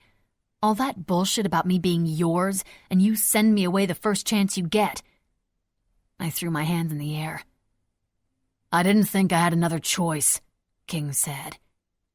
He attempted to press his forehead to mine, a gesture that would normally render me calm and compliant. But I wasn't ready for calm and compliant. I jerked my head back, avoiding the contact. No, you did have another choice. You could have fucking told me. You could have let me make that decision with you instead of making it for me. I once again pushed on King's chest, this time gaining enough space between us to shimmy out from his grip. I left the cabin of the boat and climbed back onto the dock, walking briskly back the way I came. The humid night air hung heavily like damp laundry on the line. I waded back into the water, not as carefully as I had the first time around. The thunder cracked overhead. Lightning lit up the sky like fireworks exploding all around me. And because I was racing through the water and wasn't as cautious as I was the first time around, I lost my footing on every other step, sinking up to my ankles in the soft ground. There was a loud splashing behind me. Did you come here to apologize? Because it's too fucking late. You should have thought of that before you lied to me, I shouted over my shoulder. Before I even rounded the trees, King grabbed me roughly by the waist, spinning me around. Water whipped through the air as my hair skipped across the surface. Look at me, he growled, tilting my chin up to him. I can't, I said, pressing my eyes shut tightly. Look at me, pup, he demanded again. I'm not letting go until you do. This isn't fair, I shouted, struggling to free myself from his grip. I don't want to look at you. I just want you to let me fucking go. When I finally wrangled my hand from his grip, I raised it in the air. My palm was about to make contact with King's face when he caught my wrist midair. Oh, pup, he said. His deep voice rumbled with something sinister. He leaned down until his face was level with my own, I felt his cool breath across my cheek when he said, "You're going to pay for that." I looked up at him through my lashes just as he lifted me in the air by my waist and tossed me up into the air. I landed on my ass with a splash as I sunk underwater. I didn't even have a chance to come back up for air when strong arms grabbed me under my arms, hauling me back up into the night air. I sputtered, spitting out water, wiping my eyes. The salt water burned my nostrils. "What the fuck?" I shouted. King wiped my matted hair from my forehead. Again, he tipped my chin up to him. "Now look at me, or you're going back in." "Fuck you," I spat.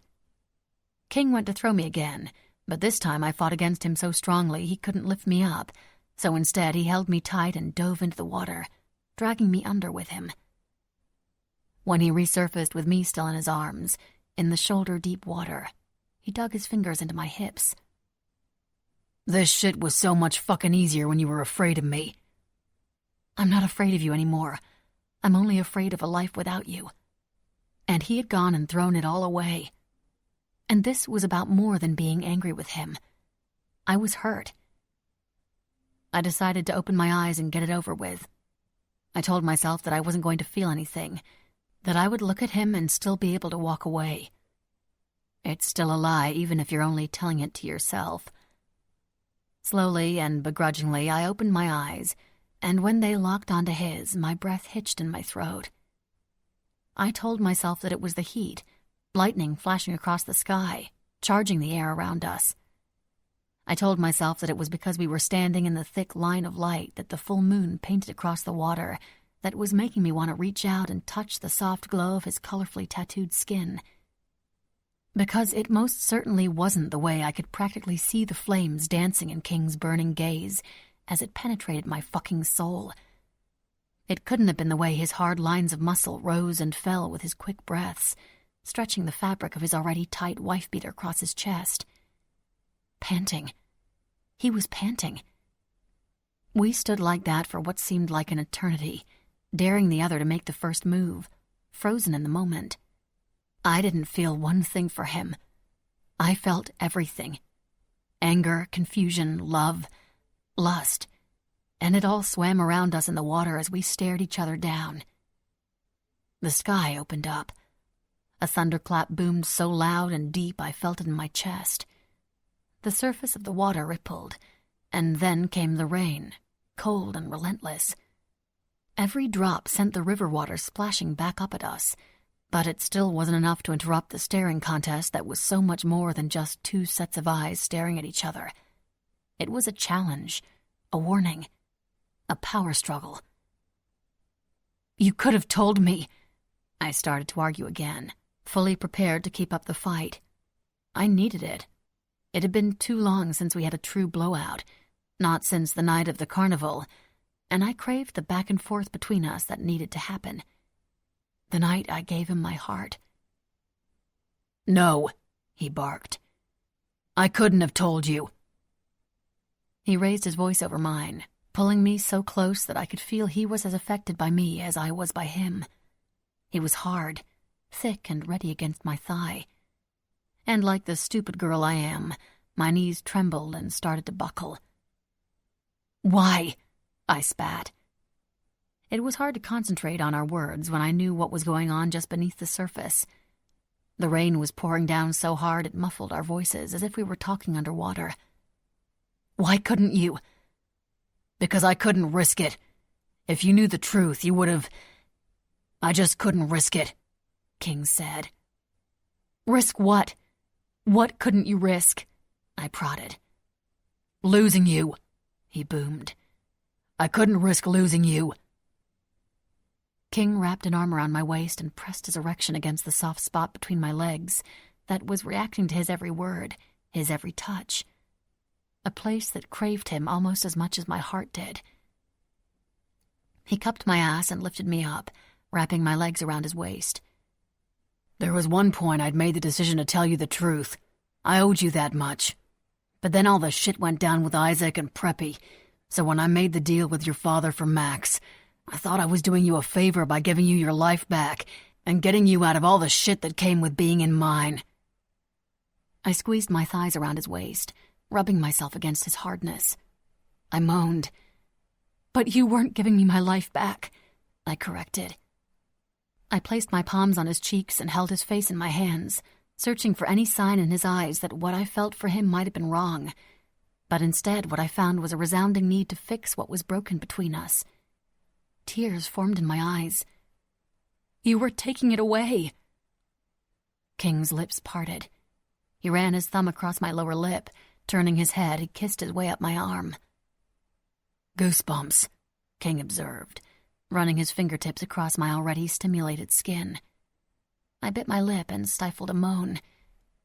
"It's just the heat," I lied. "You've got that fucking right," King growled, bending my wrist behind my back. His lips came crashing down over mine. We were a tangling of lips, clanking of teeth, sloshing through the water to better line ourselves up with each other. It wasn't pretty. It was need. "I'm still fucking mad at you for letting me go," I said into his mouth while our tongues did things other parts of me throbbed to do. King stilled and held my face away from his, our chests heaving in unison, my erect nipples rubbing against his hot, hard skin as we panted together. Our breaths mingled in the air. He ran his hand down the side of my face and cupped my cheek in his palm.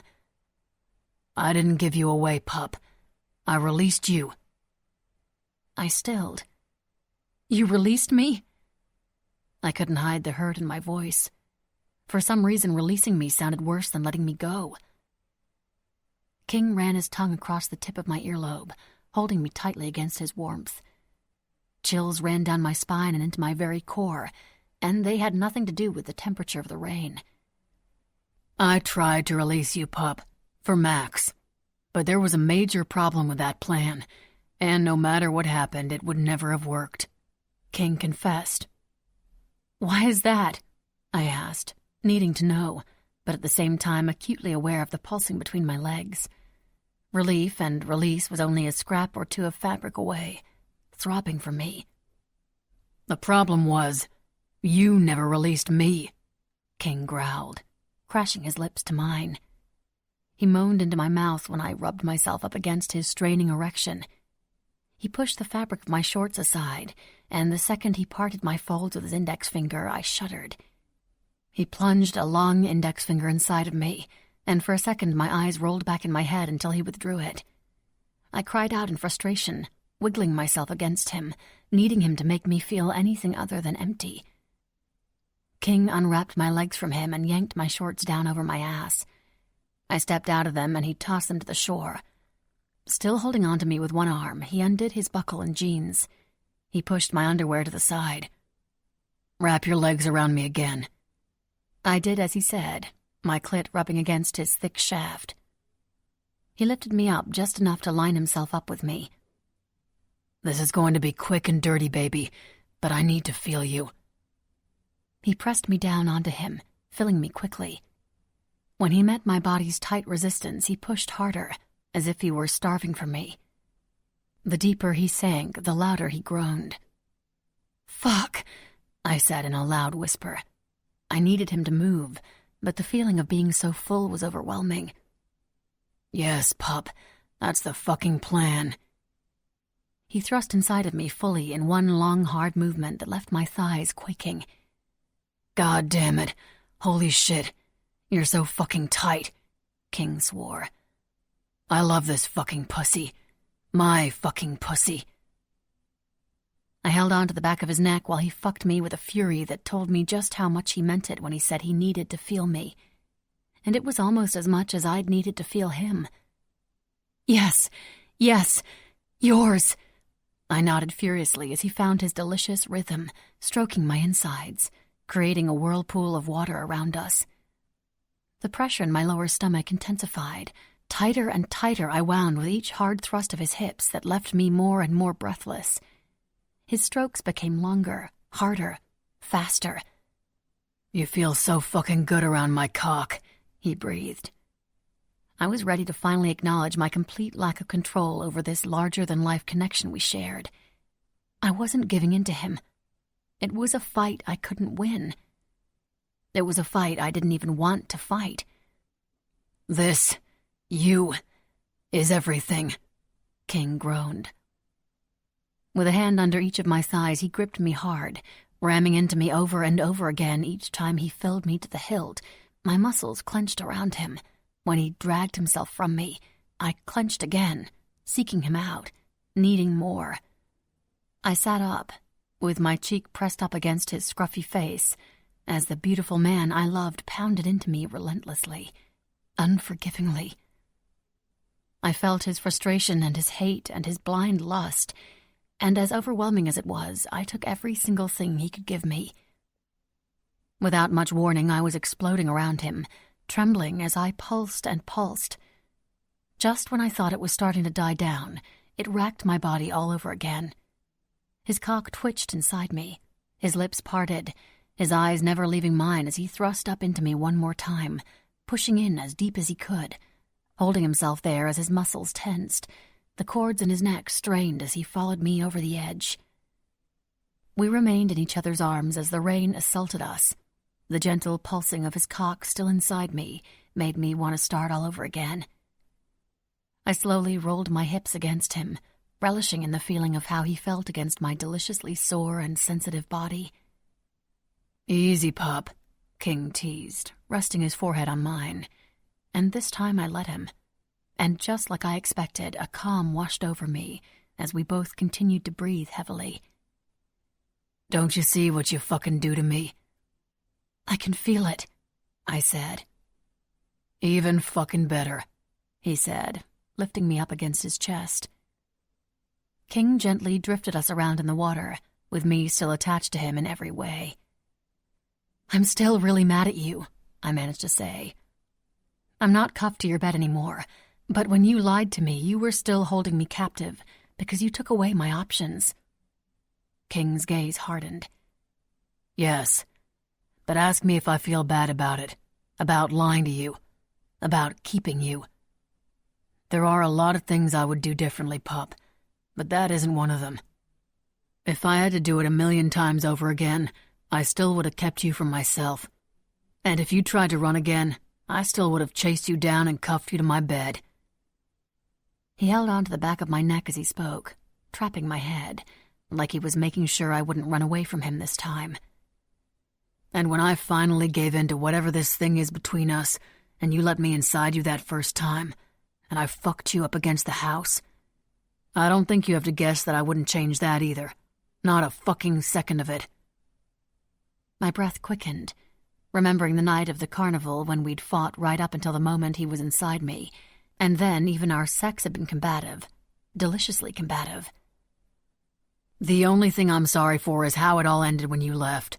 The shit with the senator. That's all on me. I was fucked up after prison, after preppy. I thought it was the only way to get back the only blood I've got." King ran the back of his hand down the side of my face and leaned in closer. "It was a mistake, because this thing here between us is not the kind of thing that can just go away."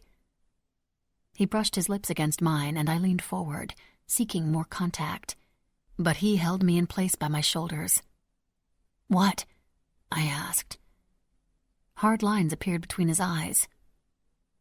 "I told you what you needed to hear, what I needed to tell you. Now you need to tell me what I need to know." King's tone grew harsher. "You got 10 seconds to tell me why that fucking kid was in your room. You don't have to answer if you don't want to." "I don't?" I asked, suddenly feeling very confused. King shook his head. "No, you don't. But just know that if you choose to go that route, that I'm killing the little fucker regardless," King seethed.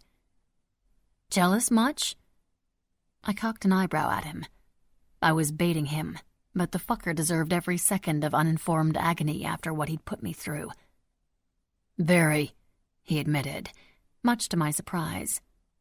"So don't push me, little girl." His hands tightened on my shoulders, reminding me that King wasn't someone who liked to play games.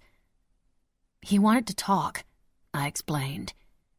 And then, what?" he said through his teeth. I bit my lip. He asked me if I loved him, and I told him the truth. He made it seem like I was breaking up with him. He didn't try to touch you? King asked again, a shimmer of relief in his voice. No, I said, drawing out the word to drive my point into that thick skull of his. King looked almost disappointed. Kid gets to live after all, he said. For today. You still haven't told me how you are even here, I said. How did you get out so quickly? Did you post bail or something? I really don't know how all that works. King sighed. Always with the questions, pup. He tucked my wet hair behind my ears in a move that was both soft and intimate. I missed your annoying-ass questions. I thought I might never see you again, I said, burying my face in his neck, willing the tears away that threatened to spill onto my cheeks. That was never going to fucking happen. Even if the senator hadn't crossed me, I will always find my way back to you, baby. Always. King traced his fingertips over my eyelids. What aren't you telling me? I asked, sensing his hesitation. The detective that arrested me wasn't a detective, and he wasn't taking me to jail. He was a contractor. I don't understand. He was hired to take me out. Holy shit, I said, feeling foolish for fighting him like I had when he'd been so close to losing his life.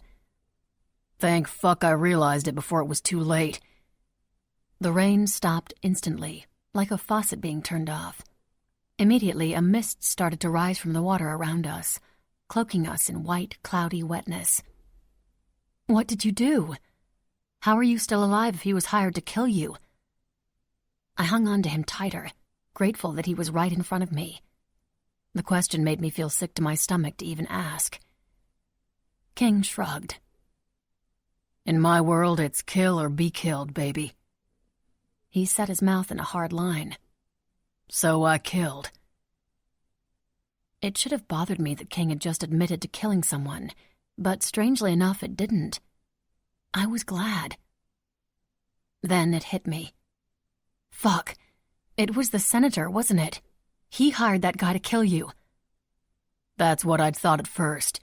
That maybe your father didn't view sending me back to prison as a permanent enough solution to keeping me away from you, King said. But as it turns out, we've got even bigger problems. There's this guy, Eli. He was Isaac's main supplier, and he's not taking kindly to the idea of his gravy train running dry, and all signs of the reason for that happening, and Isaac ending up as worm food, point right back to me and Bear. My eyes widened. And he's coming for you, I whispered, my heart hammering in my chest. King nodded. Yeah.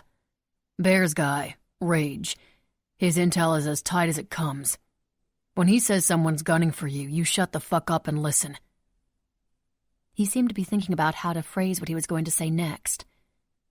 This guy, Eli, he's different. Worse than Isaac, if you can believe it. I felt my face pale as the blood rushed from it. What are you going to do? King kissed me on the temple. Same thing I did with the fake detective. Get to him before he gets to us. Why the hell are you even here when your life might still be in danger? I had to come tell you myself, King said. But it's too risky. You shouldn't have come. I tapped his chest with my closed fists. King snarled. You don't seem to get this shit yet, pup, so I'm going to make it real fucking clear. You are mine. If I had it my way, I would have already tossed you on my shoulder, carried you to my bike, and been halfway home. But it's not safe there now. And as much as it fucking kills me, the safest place for you right now is probably right here.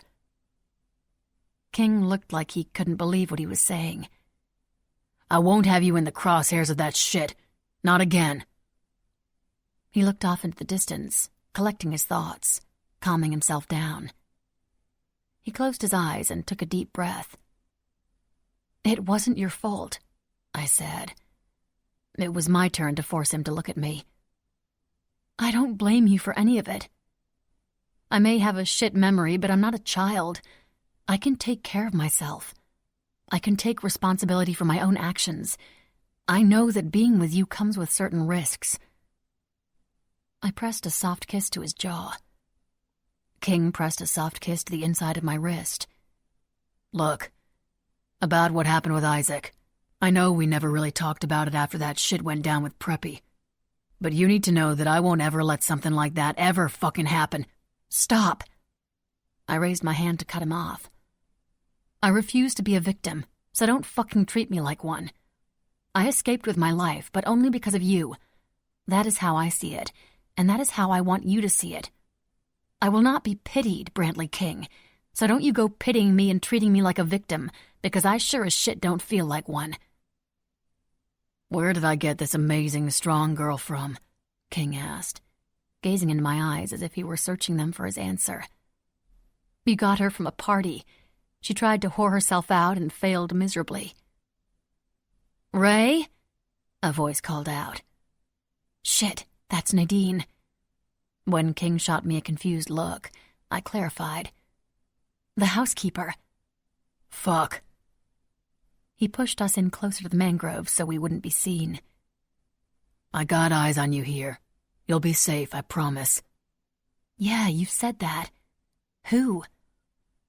King shook his head. Doesn't matter. Just know they're on you. He pressed his lips to mine and softly sucked on my bottom lip. He pulled back.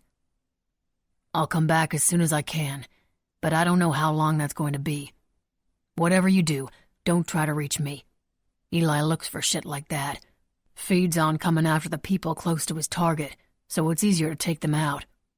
I can't have him coming after you. I won't have you in harm's way again. He kissed my forehead. I can't. Ray, are you out here? Nadine called again. Her voice was louder now. She was closer. Shit, King hissed. There is one more thing I need you to know. His lips hovered just above mine. You need to know that I don't give a fuck if your memory returns while I'm gone, 'cause it doesn't change shit for us. But from this point out, there is only one thing I need you to remember. What's that? This. King gripped the back of my neck and pulled me into him, crashing his lips to mine in a kiss that had me trembling with both desire and fear. An angry passion, a possession. And he was right. There was no way I could ever forget it. He pulled back reluctantly, pausing to look into my eyes as we both caught our breaths. I touched my bottom lip, swollen from his kiss. There are so many things I still have to tell you, things I can't even wrap my head around, I told him. Things like having a son. We'll figure all this shit out, I promise, no matter what it is. But what if my situation here is more complicated than just picking up and leaving? I wanted to tell him about Sammy, but there wasn't enough time. I hadn't even had enough time to truly process the fact that I was a mother for myself just yet. King ran his thumb over the back of my neck. You should know by now I'm not a man who takes no for an answer, pup. This isn't a negotiation. When all this shit is over, I'm taking you home. With me. If you want to fight it, fight me. Go right on ahead, because honestly, I'm getting hard just thinking about you handcuffed to my bed again. His words vibrated against my throat as he spoke them right into the sensitive place behind my ear. Are you on that damn houseboat, child? Nadine called out from the dock. Between the tree branches, I saw Nadine. She was standing on the dock with my shorts in her hand. That thing is 10 seconds from rotting into the water. It's not safe. Go, King whispered. I love you. He took a deep breath and disappeared under the water, barely making a ripple in the surface. The hammering of my heart, the only real reminder that he was ever really there. I stepped out from behind the trees, and Nadine's head snapped toward me. She pushed out a hip and stuck her hand on it. Girl, I've been looking for you everywhere. What the hell are you doing in there? I came to check on you and you were gone. You scared the bejesus out of me. Sorry, I couldn't sleep and decided to go for a swim, I lied. During the storm? Nadine asked skeptically. It wasn't storming when I came out here. Seeming to accept my answer, Nadine tossed me my shorts. I shimmied back into them before emerging back onto the little beach. Nadine guided me back up to the house by my elbow, like I was an elderly person who'd wandered off. Not feeling like you're home just yet? I shook my head. Nadine patted my hand. You know, those waters are pretty dark at night, and there are things lurking in there that most sane people would be very afraid of. I tried to contain my smile. If only you knew. Chapter 6. Doe. I was about to get back in bed when the light from the phone I'd plugged in earlier illuminated the room, casting a glow on the ceiling. I unplugged it and crawled onto my stomach over the comforter, resting it on the pillow. The message on the screen indicated it was fully charged. I slid the home screen open, but another message appeared asking for a password. I looked around the room, and the first thing my eyes landed on was one of the sketches of Sammy hanging from the corkboard. SAMMY, I typed. The screen unlocked. The home screen was wallpapered with a picture of Sammy, who was sitting in a high chair, smiling from ear to ear, blue frosting all over his face. I smiled at the smashed cake between his fingers. A candle sat in the middle of the annihilated dessert in front of him. Ray obviously needs a course in creating better passwords, I muttered. I clicked on the camera icon and started scrolling through the pictures. Most were of Tanner and Samuel. One was a selfie of all three of us in a park that we must have taken several times, because there were several varying versions of the same picture. We were all smiling. We looked happy. I don't know how the pictures made me feel other than confused. I was about to turn the phone and finally get some rest, when something in the background of one of the pictures caught my eye. Not something. Someone. Lingering on a park bench not far from where we were taking our group selfie, sat a girl about my age with bright red hair. I blinked several times, thinking that I was just seeing things, but I couldn't shake the feeling that I knew the girl. Her eyes had dark circles around them. Her clothes were tattered and torn. I scrolled back through the pictures again, and there she was in each and every picture, looking directly at us as we snapped away. In the last picture, she was smiling, but it was a sad smile that didn't reach her eyes. I sucked in a deep breath. No, it couldn't be her. It made no sense. I raced around the room and searched through the various framed pictures, knocking some over in the process, until I found what I was looking for, until I found her. The picture in my hand was taken in one of those old-time booths where they make the people in the picture look like they are from the Old West. Tanner and I were both in the picture as well, dressed like a cowgirl and cowboy. Tall hats and boots, bandanas tied around our necks. And there she was between us, her foot hitched up onto an overturned barrel, her dress falling off her shoulders, the side split clear up her thigh to her hip. She looked very different than the way she looked in the picture in the park, but there was no mistaking who she was, especially since in the Old West picture she was aiming a fake gun directly at the camera. I'd seen her do that before. The gun aimed at me. Holy shit. And then something happened, like a plug finally connecting into a working outlet. At first it was just a sputter of light and images, but then it grew into a steady flowing stream that once it got started, developed into full-fledged rapids, that once you floated into them there was no getting out. Wave after wave flooded into my mind. It was the very first. It wouldn't be the last. A memory. Just one more time, Ray. I promise. I won't ask again, but I have nowhere else to go. It's the third time in a month my best friend has come to my bedroom window in the middle of the night and asked me to sneak her in. It breaks my heart, but this time I've decided I have to tell her no. I can't. Not this time, and not anymore. What if my dad catches you? He said he's going to call the cops. Besides, you can't keep climbing up the tree and coming to my window in the middle of the night. What if Sammy was here?" "Sammy is here?" she exclaims loudly. She looks past me into my dark room. Sammy is at Tanner's, and once again she was listening to every other word I said. "Sammy loves his auntie. Hey, Sammy, it's me. Your auntie's here." "Shh. No, he's not here. But you're going to wake up the whole house." I don't want to scold her like she is a toddler. I want to talk to her like we used to. I want to have a regular conversation with her like she is still the girl I bonded with when I was 4 years old. The girl I went to preschool with. The girl I got my first attention with because we talked too much in class. But that best friend, that girl I've known my whole life, no longer exists, and in her place is a person I don't recognize. Her once auburn hair is now some strange shade of reddish purple. Her once bright green eyes are glazed over and unfocused.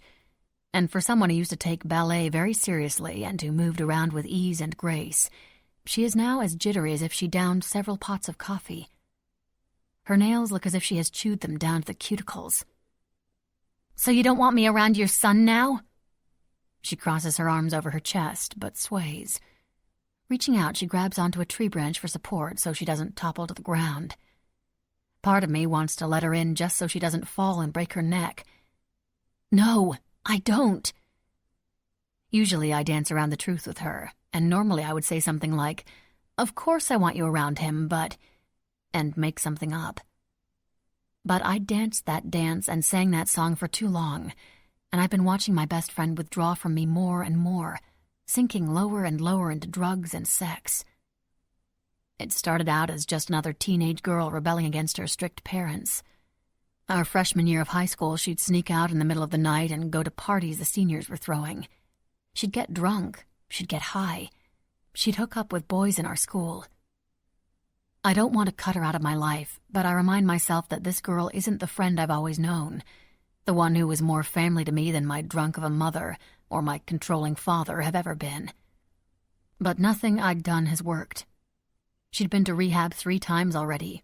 During the 3rd time, she didn't even bother completing her 90-day stint, and on the day she turned 18, she'd signed herself out and walked out. That's when her parents cut her off for good. That's also when she started disappearing. I wouldn't hear from her for weeks at a time, then months. Sometimes I thought she was dead, and then she'd appear out of nowhere, looking thinner and thinner, her clothes shabbier, her hair more brittle, her skin covered with pockmarks and scratches, dirt caked under her nails. She'd confessed to me that she'd been living on the streets.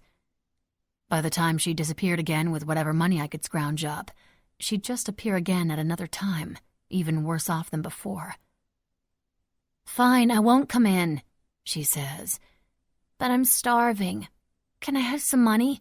Just enough to last a week or so. Maybe 100. For food. If you're hungry, I can make you some food and bring it out to you. But no more money." I am so close to cracking, but I hold strong. "But..." Her lower lip starts to tremble. "Skinny will kill me if I don't have money for him. I'm supposed to give him $50 tonight, but I don't have it. I spent it on a cab to come here. To see you." There it is. The guilt. And it works because I'm about to tap into the last of the birthday money from the great-grandmother I've never met and hand it over to her. "Who's Skinny, and why does he want $50 from you? Is he your dealer or something?" "No." She looked from side to side as if we were being watched. Then her eyes darted back to me. "He's my pimp," she whispered. "Jesus Christ! What the hell have you gotten yourself into now?" I yell. I pause and wait for signs that anyone in the house has woken up, and when I don't hear anything, I lower my voice to an angry whisper. "Why on earth do you have a pimp?" "I don't know." Her voice cracks. "I don't know where I went so wrong, Ray. I don't know when I met him. I don't remember agreeing to do the things I do, but I do them and it's disgusting and I hate it. But he's really going to kill me if I don't bring him some money tonight." Her head shoots up. "And that's very judgy coming from you, Ray. Miss Teen Mom America herself," she hisses. "Stay strong, Ray. Remember, she's a master manipulator. She needs help, not money. Both her compliments and insults are trying to play on my emotions, I remind myself, remembering what the articles said that I'd Googled over the last several months. I talked to your parents today. They said that if you go back to rehab and stay for the 6-month program, you can come home when you're done. Why don't you just do that? I ask her, hoping she'll agree to go back again.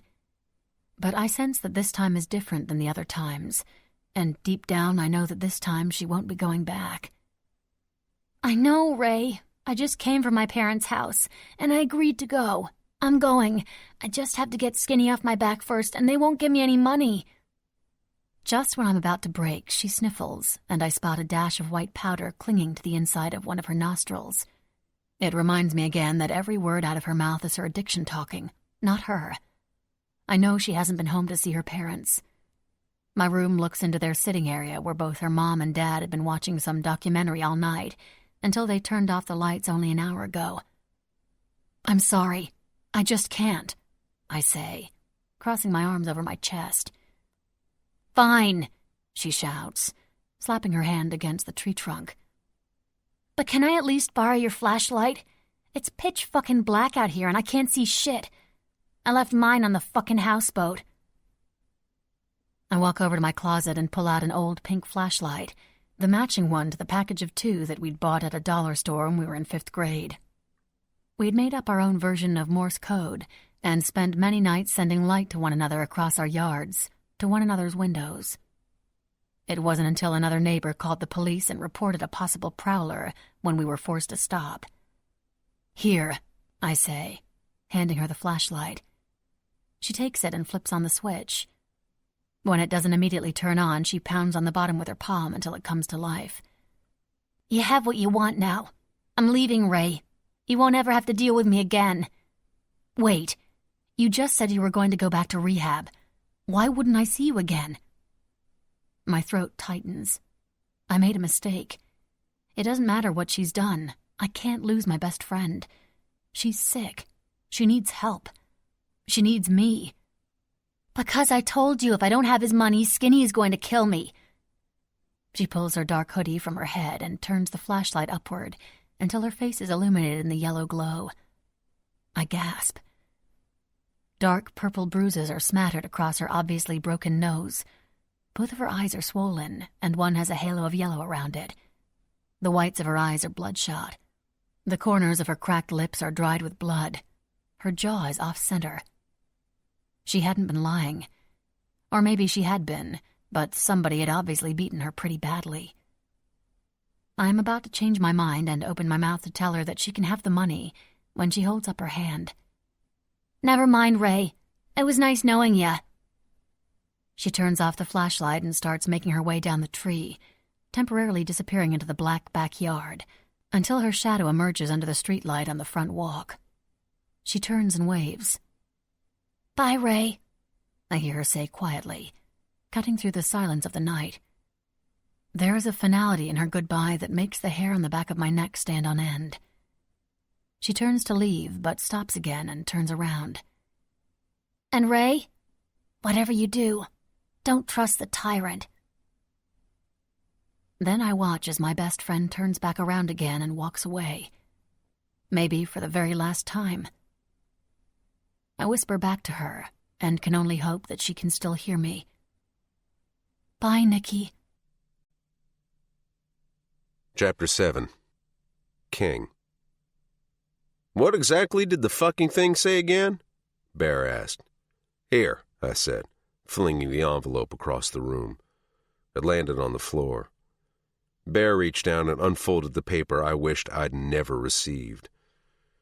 He muttered as he read through the lengthy letter from the state informing me that since I didn't qualify for guardianship of Max, that they would like to put her up for adoption.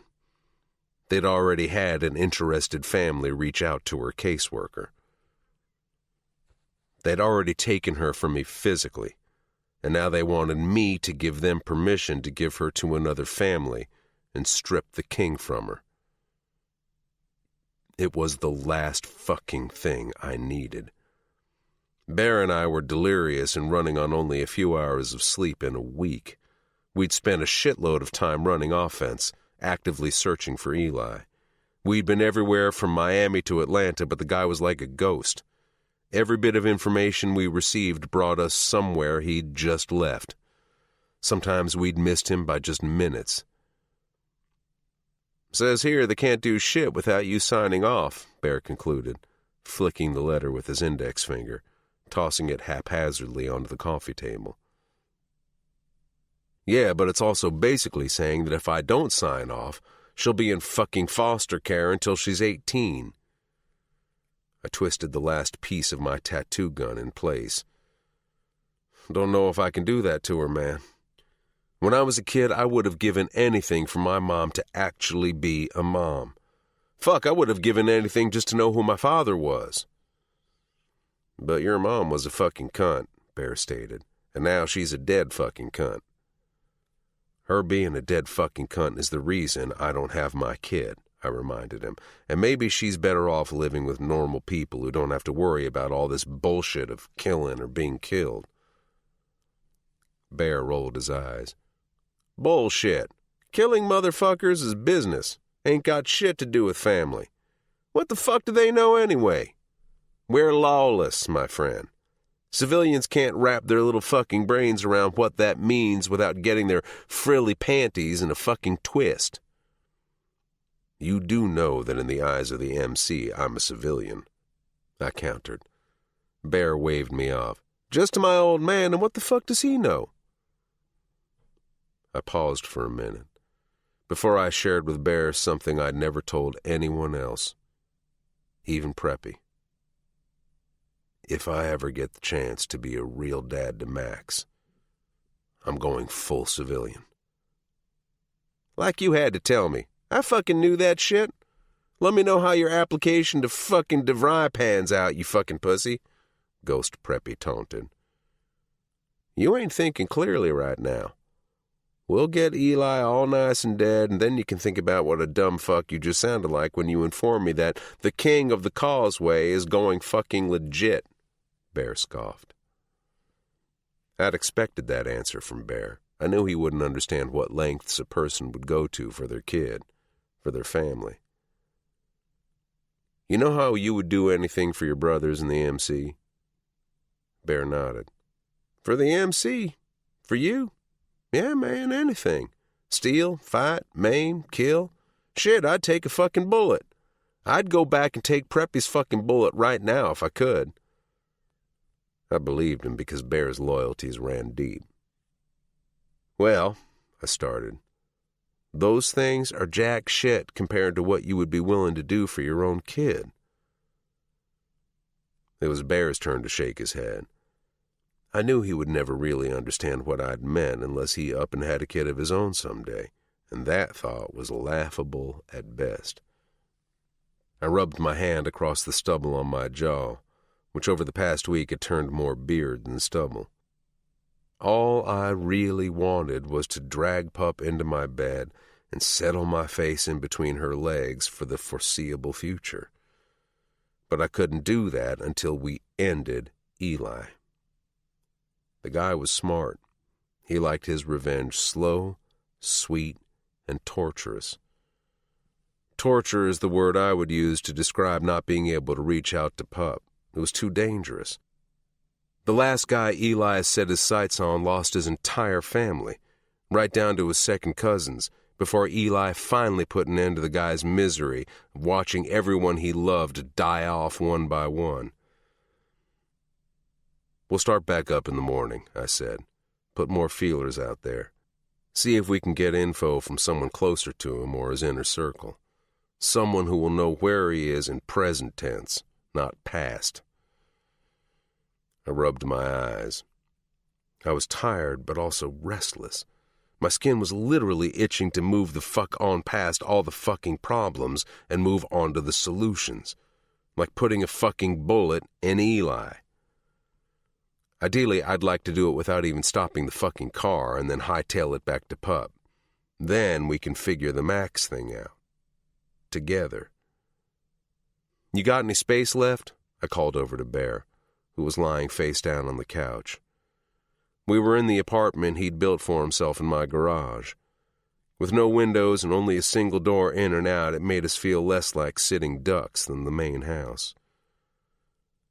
Bear spoke into the cushion, listing the parts of his body that weren't already covered with ink. Some on my neck, the inside of my right arm, couple of fingers, I think, and my dick.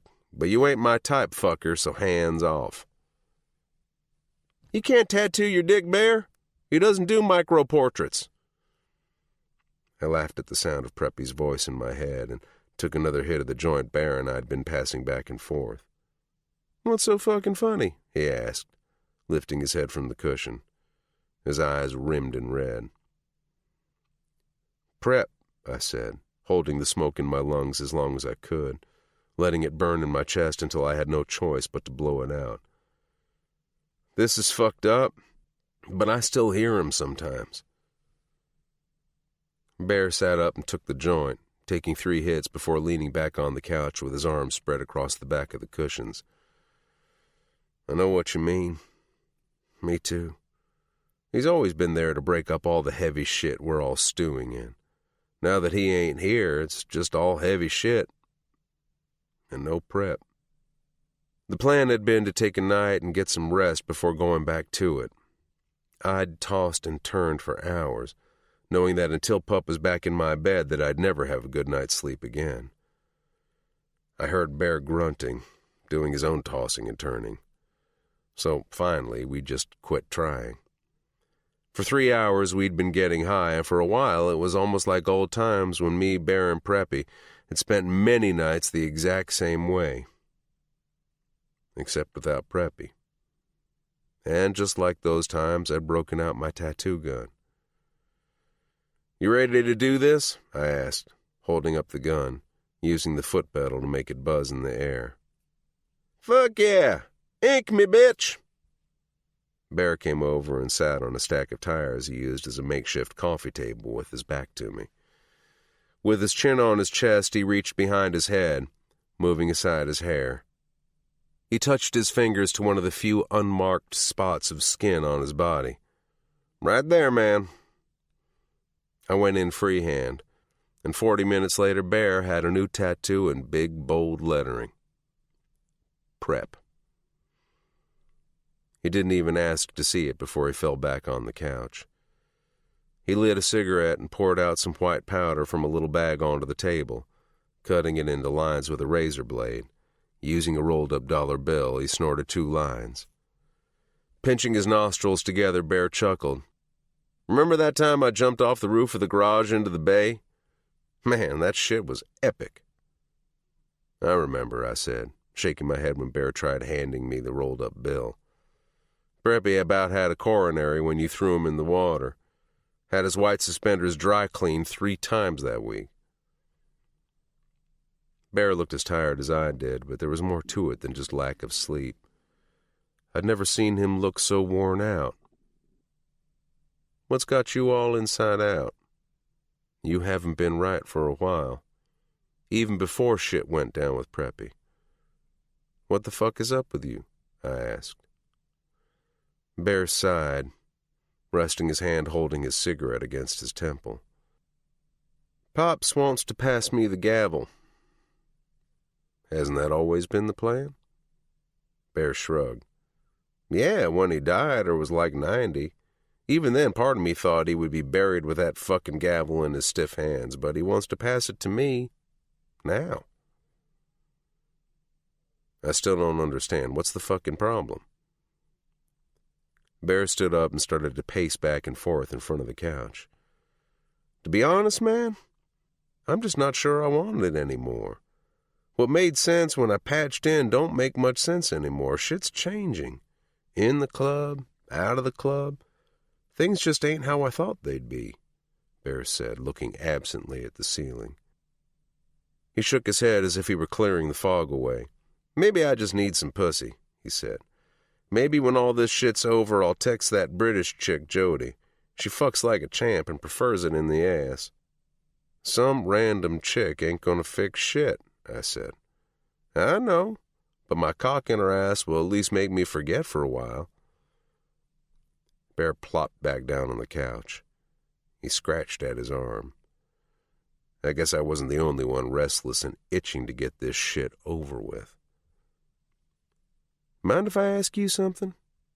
Bear leaned forward, grabbing his smokes from the table. He didn't wait for my answer. Why is Doe the one that's got your fucking guts all torn in pieces when you used to go through a bitch or two a day? Sometimes at the same fucking time, Bear lamented. I raised my eyebrows. We gonna sit around and talk about our fucking feelings now? I mean, she's fucking beautiful, man, and I've called girls hot, sexy, trashy, but in an I'd still fuck your trailer park ass type of way. She's different. A girl like her should be far, far away from anyone who even resembles Florida white trash like us. I unholstered my gun and set it on the table. You about to say something I'm going to need this for? I asked. But it was what he wasn't saying, which was written all over his blonde, bearded face, which was really pissing me off. He wanted to protect Pup. Because he loved her. I wanted to empty the chamber of my gun into his fucking chest, but I didn't because I understood. Because Pup was everything in one beautiful fucking package, and it wasn't her fault that more than just me saw that, and it wasn't Bear's fault that he'd felt it too, but it would be his fault if he ever acted on it. If he ever touched her, I could be standing over his dead body holding the smoking gun, and I still wouldn't feel the least bit guilty, because it would be that motherfucker's own fault if I had to put him down. Bear knew this. Fuck you and your gun. Bear scoffed. You already know I liked her from the beginning. He ashed his cigarette into an empty beer bottle. I regret sending her up the stairs to you that night, not keeping her for myself. There was a lingering sadness in his voice. And then when you fucked it all up by almost getting your cock wet, I'd never been more fucking pissed than when you showed back up at the dock. Bear took another drag of his cigarette. Way I see it, you owe me, motherfucker. Bear sending her up to my room that night being the reason I ever set eyes on Pup was the only reason why my fist hadn't yet connected with his nose. We needed a change in conversation before I did something we'd both regret. Me, because he was my friend. Him, because he'd be full of fucking bullets.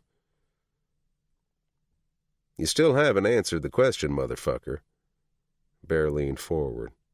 Why her? I shrugged. I don't know. I answered honestly. It's just another fact. Just like the sky is blue, the grass is green. I shrugged. She's mine. Just is. Just know it.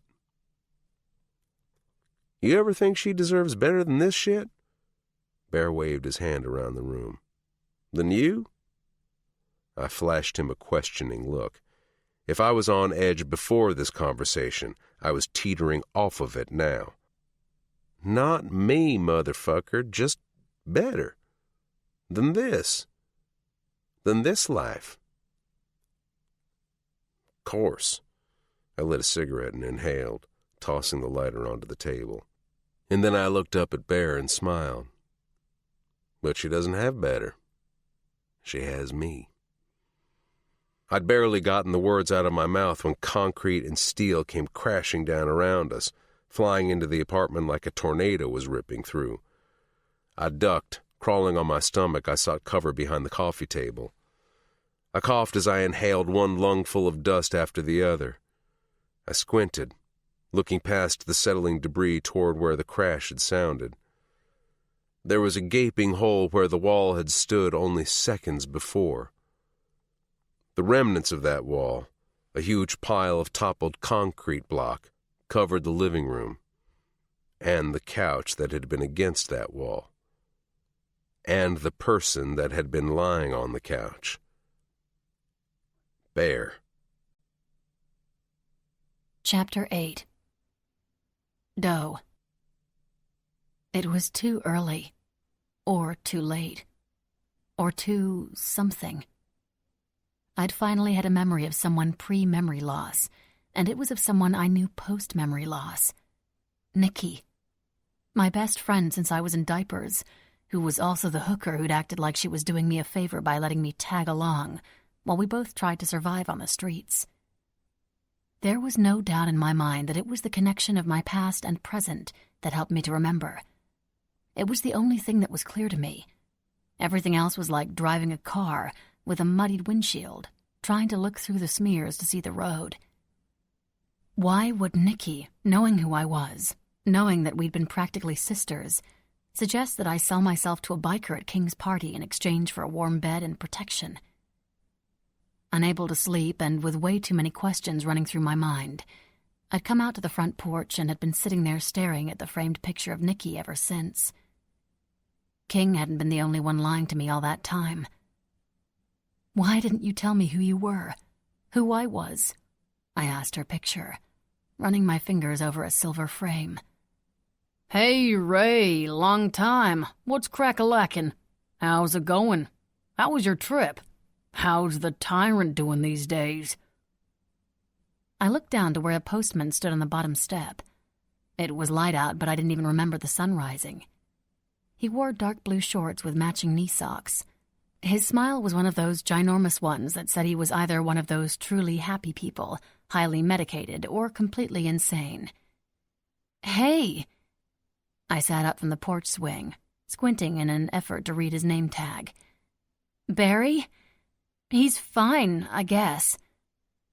I was a horrible liar, but at the same time I couldn't bring myself to tell him that not only did I not remember him, but that I hadn't seen my father since he dumped me off the previous day with no word on when he'd be coming back.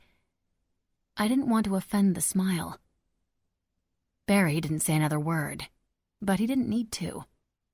His furrowed brows and wrinkled nose spoke volumes for him. He set the mail on the ledge, and without another word, he slinked backward, before turning and walking away, as if he'd just fed an angry pit bull and was trying not to get bitten. But I was angry. Confusion is a bitch. It leads to questions, which only lead to more questions, which leads to being frustrated, which leads to being pissed off. He wants to see you in his office, Nadine said. Your mother is there, too. They're waiting for you.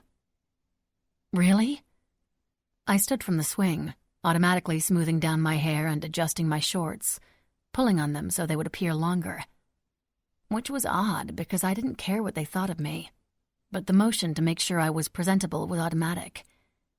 I'd seen the same town car that had taken me from King's pull up that morning, but I didn't have any sort of urge to rush up to the senator and welcome him home either.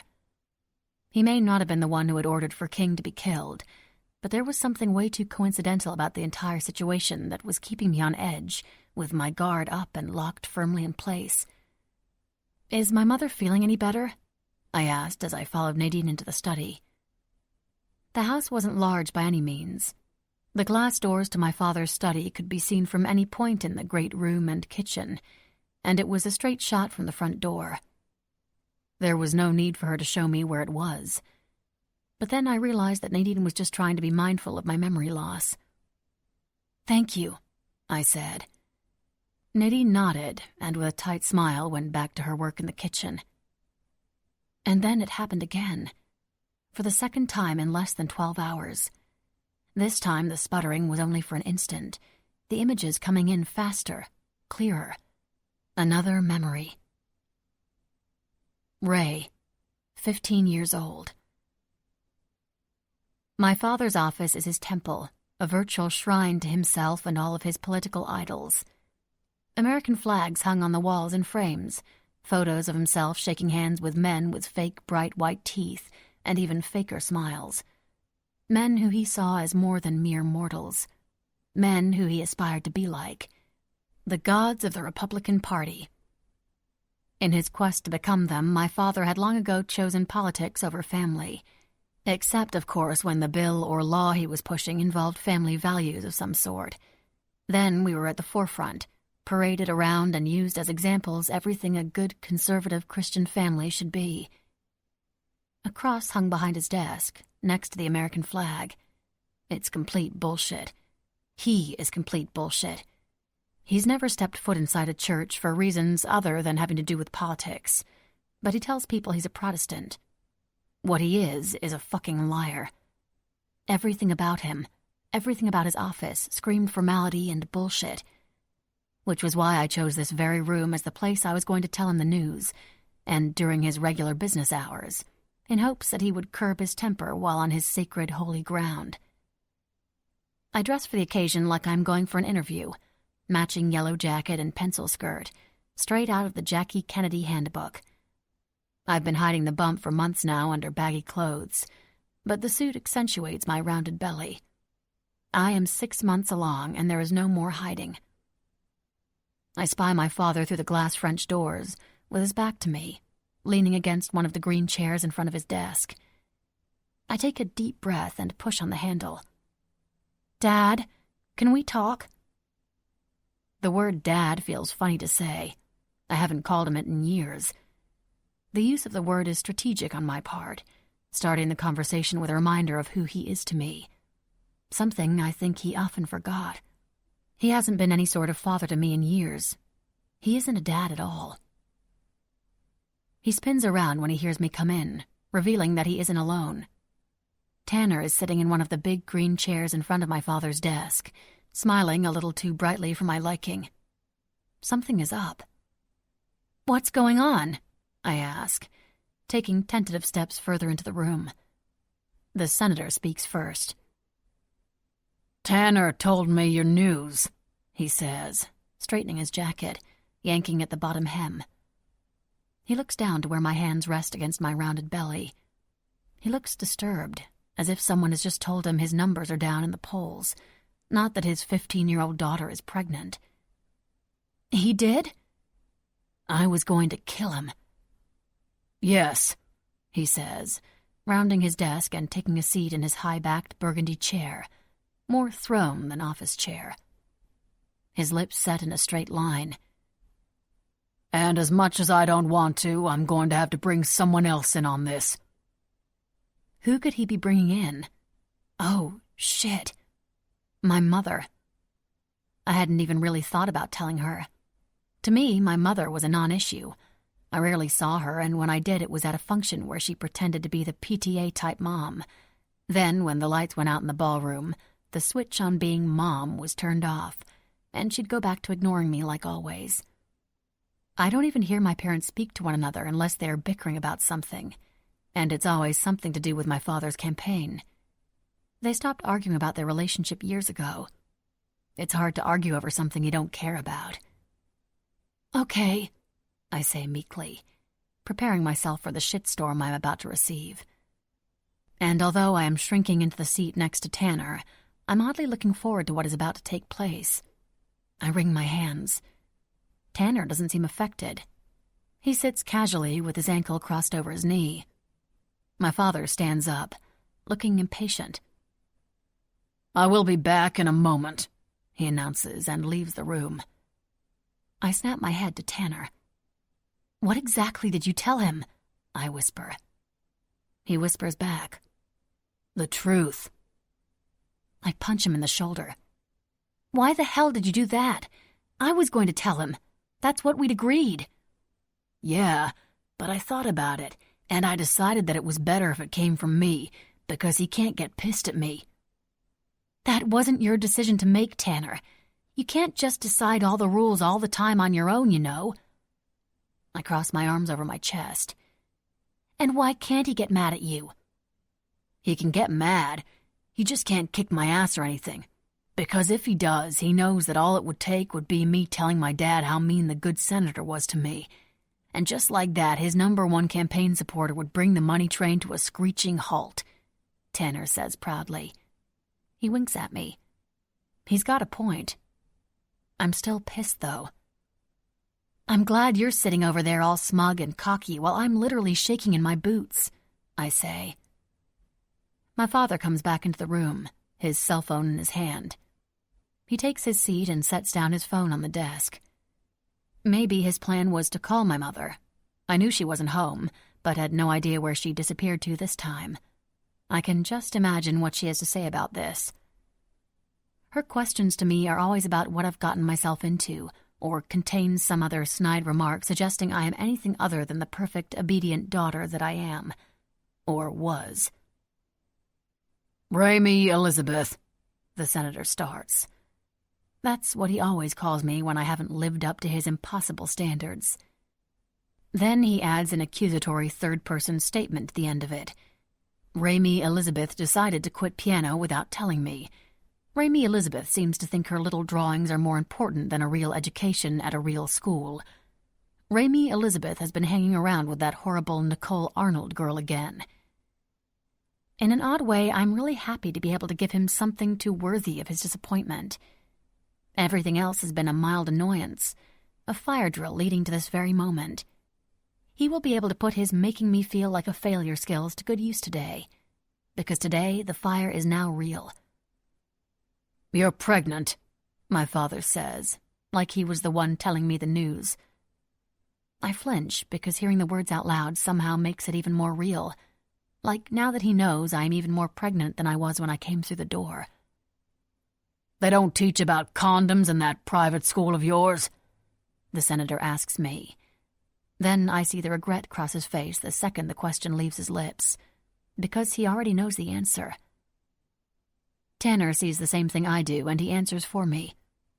"No, sir, they don't," he says with a huge smile. And I know why he is smiling.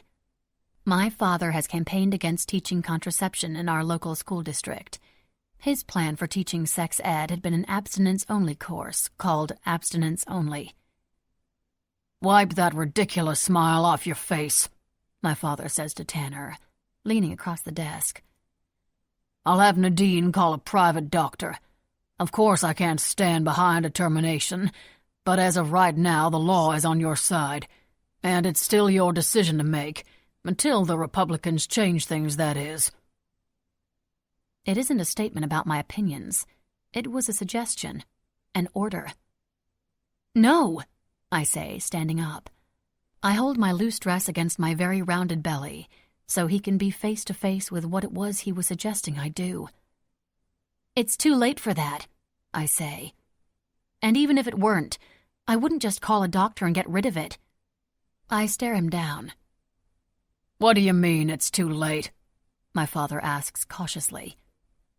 "She's already 6 months, Tanner says, trying to deflect some of his bitterness away from me.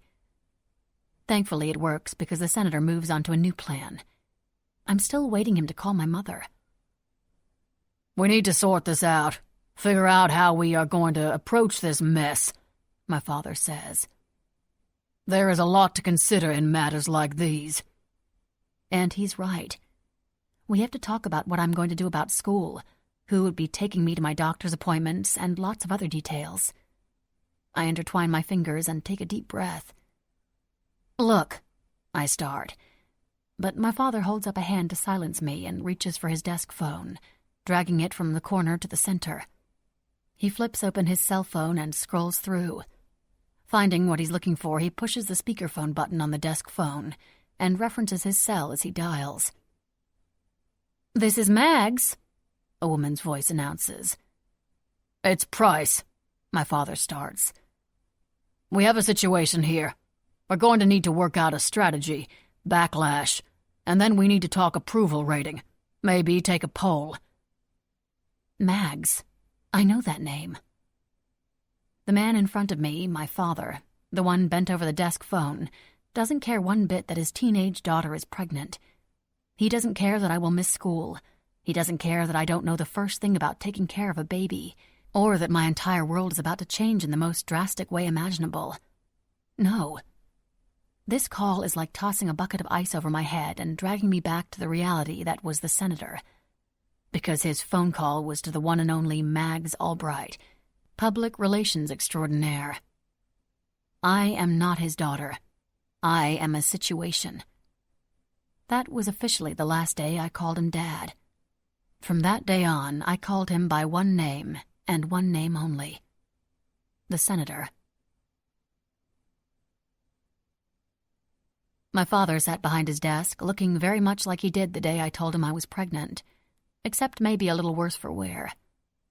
There were circles around his eyes. His hair was noticeably grayer, his complexion now slightly yellowed. I sat down in the same green chair I'd sat in 3 years before. "You're not going to say hello?" a voice asked from the corner. I turned my head to see my mother sitting with perfect posture, her legs crossed at the ankles, in a high-backed chair. "Hello," I said. My mother sat forward, bracing herself on the armrest. She picked up a glass tumbler that was filled with some sort of dark liquor, and stood. She set the glass down on the senator's desk, the liquid splashing over the side. "Are you feeling better now that you're back from the spa?" I asked. "I'm fine, dear. So glad to have you home," she said robotically. "I'm assuming you don't remember me either," she stated. I shook my head and then remembered the picture frame I was still clutching in my hands. "I remember her, though." I turned over the frame in my hand and pointed to Nikki. "You remember Nicole?" my father asked, sounding very surprised. I nodded. "Just one memory. She'd come to my window, asked me for help. Money." My eyes welled up with tears, but I fought them back. I told her no. The senator sighed. "I'd forbidden you from seeing her after she went to rehab the first time, but you didn't listen. You never did when it came to that girl." Apparently one time I did, because I remember sending her away from my window. "And you should be glad you did," my mother chimed in. "Because she's—" "Margot," the senator warned. "She's what?" I asked. But a part of me needed to hear it out loud. "She's dead," my mother finished, with a shrug of her shoulder. "That poison she was shooting into herself finally killed her. They found her in a dirty motel on the side of the highway." There was no reverence in my mother's voice. Her nose was turned up as if she smelled something foul in the air. "She had a purse full of condoms and drugs. She'd turned to selling herself to support her habit." I stood from my chair, almost knocking it backward. "So just because you buy your shit with a fancy label and pour it into crystal, you think it makes you somehow different?" I pointed to the drink in her hand. "Nikki shot her shit into a vein. You're mainlining yours down your throat." I shook my head in disbelief. "You ignorant bitch. She was an addict, just like you're obviously an addict. The only difference between the two of you is that she didn't try and make it look pretty." "Get out," my mother said, her hand visibly shaking. She threw the glass against the wall, and it shattered against a picture of George W. Bush. "Both of you, stop. Margot, the car is waiting. Go. I'll join you shortly." My mother leered at me as she did what she was told, leaving the room in a huff, the front door slamming shut a few seconds later. My father didn't address my mother's behavior. "We have to leave for an event in Myrtle Beach. In the meantime, there is a specialist coming to see you. He's an expert on brain trauma and memory loss. He works mostly with veterans at the VA, but has agreed to come work with you. Try and behave while we're gone, and your mother, she's fragile these days. Go easy on her." He stood up and buttoned his jacket. He opened his desk drawer and retrieved a gaudy, bright gold watch with red diamonds around the bezel. "We'll be back Thursday," he clipped, and left the room. Suddenly, my fear of being alone made no sense at all, because I'd much rather be alone than spend another minute with my parents.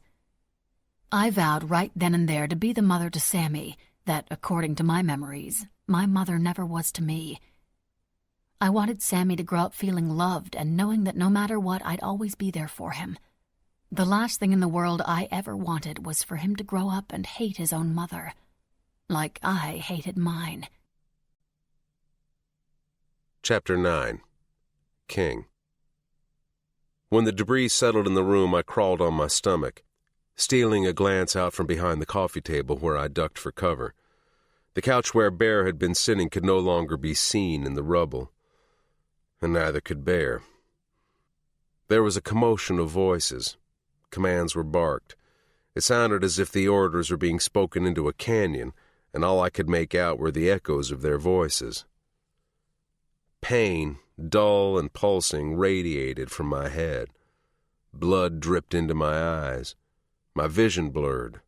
I squinted. 2 men carrying AKs clambered over the remains of the wall and entered the apartment. They were fixated on something hanging from a pile of debris on the couch, and that's when I finally caught a glimpse of Bear. Or at least part of Bear.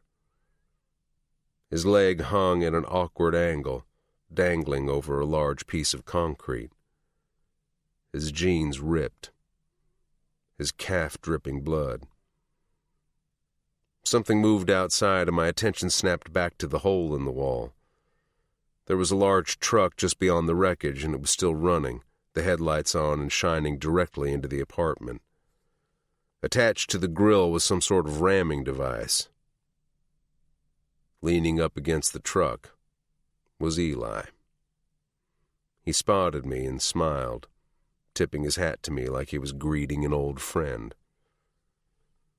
A crunching noise sounded from behind me. I turned my head to find one of Eli's men standing over me, pointing his AK in my face. "You going to die today?" the man said. Scars covered one side of his jaw. A shitty, thin-lined prison tat covered his neck. A toothpick hung from his lip, moving up and down when he spoke. "After you, motherfucker," I growled, rolling over to my side, taking out his leg. I threw him off balance, and he fell sideways. I grabbed the gun I kept hidden behind my belt buckle, and before he could lift his gun again, I'd already aimed and fired, sending him to the place in hell reserved for pieces of shit like him. And me. I ran over to where Bear was pinned beneath the rubble. Shots rang out, the table exploded.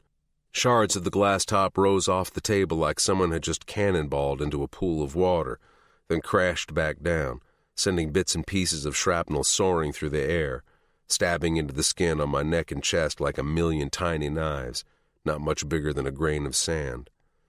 A bullet whizzed by my head and lodged into the wall behind me, narrowly missing my forehead by less than an inch. I stood straight and aimed my gun toward the snarling man who wore a look of disappointment on his face, pissed that he'd missed his intended target. Me. I took more time to aim than was safe, standing out in the open with no cover, but my little backup gun had only 1 bullet left, and I needed to make it count. I squeezed the trigger, and the man's eyes went wide as the bullet pierced his throat. He choked and gurgled on his own blood as he crumpled to the floor. I tossed the gun and started clearing the rubble off of the couch. After what seemed like forever but was probably only a few seconds, I cleared a block that revealed Bear's face and neck. I leaned down and put my ear to his chest. Still breathing. I had to move quickly. Eli was standing just outside, and God only knew what that crazy motherfucker might be armed with. I reached behind Bear and tried to wrestle a gun from one of his holsters under his cut. I had no doubt it was fully loaded. Bear was always prepared. I hadn't successfully freed the gun when 7 more men came bursting through the hole in the wall, all armed, all guns aimed at me. I froze. The front door opened, and another 4 men came barging through, followed by Eli. I know I made my own entrance, but I had to use the front door, you see. It's more civilized that way, Eli said, pushing his dark sunglasses back up the bridge of his nose. He looked around the room and turned up his nose. And Lord knows someone has to remain civilized in this God-forsaken shit town. I wouldn't blame any man for giving up when they were in the same situation I was in, unarmed, facing a firing squad. I wasn't just any man. I had things to live for, people to live for. My girls, Bear, Grace, my family. "King of the Causeway," Eli sang. reading it off of a street sign on the wall Preppy had made for me when we'd first moved in. "They worship you here." It was a statement, not a question. He blew out a long sigh. "It's too bad, you know. We could have done some business together, you and I." He sounded just like Isaac before the shit went down with Preppy. "But now that you killed Isaac without so much as a thought of the repercussions, well, I don't do business with stupid men. King." He stressed my name as if it were a ridiculous thing to say. I cracked my knuckles and hissed through my teeth. "You best be careful about who you call stupid, motherfucker," I spat. "Isaac came at me and my people after I'd already offered to cut him in on our business. If you want to call someone stupid, it should be him." I chuckled. "Oh, wait, you can't, 'cause I made the fucker's head explode." Maybe I was the stupid one after all, because I knew that taunting Eli wasn't the brightest thing to do, but I needed to let that motherfucker know that he wasn't dealing with someone who was just going to roll over and die. That wasn't a fucking option. So while Eli spoke, I formed a plan. "That wasn't your fucking call to make," Eli said, his pale face turning red. He took off his dark sunglasses. His right eye was missing, nothing but a gaping hole in its place. "I decide who lives and dies in this state. Not you, not anyone. Me. That is my call." I spotted my other gun, the one I had threatened to bear with earlier on the ground only a few feet away.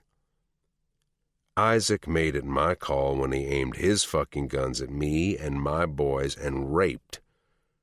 I was about to say my woman, but quickly corrected.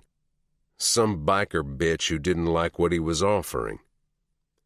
"I don't care if he raped your fucking cunt mother," Eli seethed, "and what you did was stupid because it's going to cost you your life." He nodded to his boys, who began to descend upon me. Leaning back against the wall, I found what I was looking for and clicked the switch with my shoulder.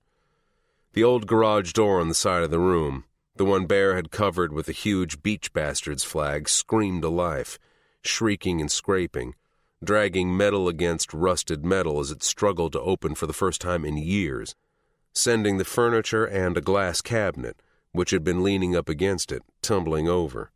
Glass crashed. Wood snapped. It was just the distraction I needed. Just enough time for me to grab the gun off the floor and dart toward Bear. I pulled and pulled, but he was stuck under the concrete. A bullet grazed my shoulder, leaving a burnt trail of flesh across my skin. I dove through the hole in the wall, managing to get off a few shots of my own in the process, sending at least 2 more of Eli's men to hell in the process. Bullets chipped away at the concrete all around me. I slid down the side of the garage and made my way into the thick brush that lined the yard. I hid between a patch of cypress knee roots. "Find him or you all die," Eli screamed, still inside the garage, his hands on the wall over the hole. Heavy footsteps jogged past me in both directions, some going the way of the road, others the way of the path. I wasn't going either of those ways. As soon as the footsteps passed, I ran through the brush, expertly avoiding collision as I expertly navigated the woods I'd been familiar with most of my life. Even when Preppy and I hadn't lived in the stilt home, we'd camped in the woods surrounding it. I ducked under the mangroves and eased my way into the water. I held my breath, sinking down as deep as I could before pushing off the bank and swimming across the small lake to the other side. I emerged, only up to my nose, before lifting myself onto the shore. I looked across the lake, watching the men run back and forth to Eli, most likely delivering the news that they couldn't find me. He shook his fists in the air and let out a frustrated roar. 2 of the men ran back into the garage and emerged a few minutes later. One was walking backward while the other was hobbling forward behind him. They were struggling to carry something as they made their way to the fire pit in the center of the yard. Eli followed behind him, seeming calmer than just moments before. He pulled out a cigar and lit it with a match. The smoke shrouded his face in white. He tossed the match into the fire pit, and after stoking the embers with a long stick, it came roaring to life, and I was able to see what they'd been carrying. Bear. He was laid out on the ledge of the brick pit, his one hand dangling just above the red embers. Eli looked out across the lake, and even though I knew he couldn't see me, he somehow knew I was watching him because he tipped his hat and smiled. It was a challenge. I was the rabbit he wanted to scare out of the hole. Bear was the smoke bomb he was going to use to do it. His plan just might work, too, because there was no fucking way I wasn't going to go back to save Bear. At the very least, I was going to die trying. Chapter 10. Doe. I felt like I was walking around wearing Kevlar to protect myself from the parents who genuinely didn't give a shit about me, and from the questions that sat on my brain unanswered like a fucking aneurysm about to burst, and from Tanner, who, when looking back, I felt shitty about how he left things. I truly felt like he could be a good friend, but instead of being sympathetic to what he was feeling, I threw it in his face and yelled at him. I was alone. Utterly fucking alone, and for some reason that made me spitting fucking mad. I was either a raging bitch or so numb to everything I was practically a mute. I'd pushed Tanner away, which in turn meant I'd pushed Sammy away, and that was the opposite of what I wanted. I'd been just about to go see Tanner, but going to him and forcing him to talk to me before he was ready might be like kicking him while he's down. So I decided to wait for him to come talk to me when he was ready, if he was ever ready. At least with the arrival of the specialist, I had a temporary distraction to occupy some of my time. The specialist had showed up and grilled me for an hour. Dr. Royster, a man old enough to be my grandfather's grandfather, didn't ask me anything about how I was feeling. He'd cut right to the chase and asked me what I remembered. I told him about Nikki. "No two brain injuries are alike," Dr. Royster had said.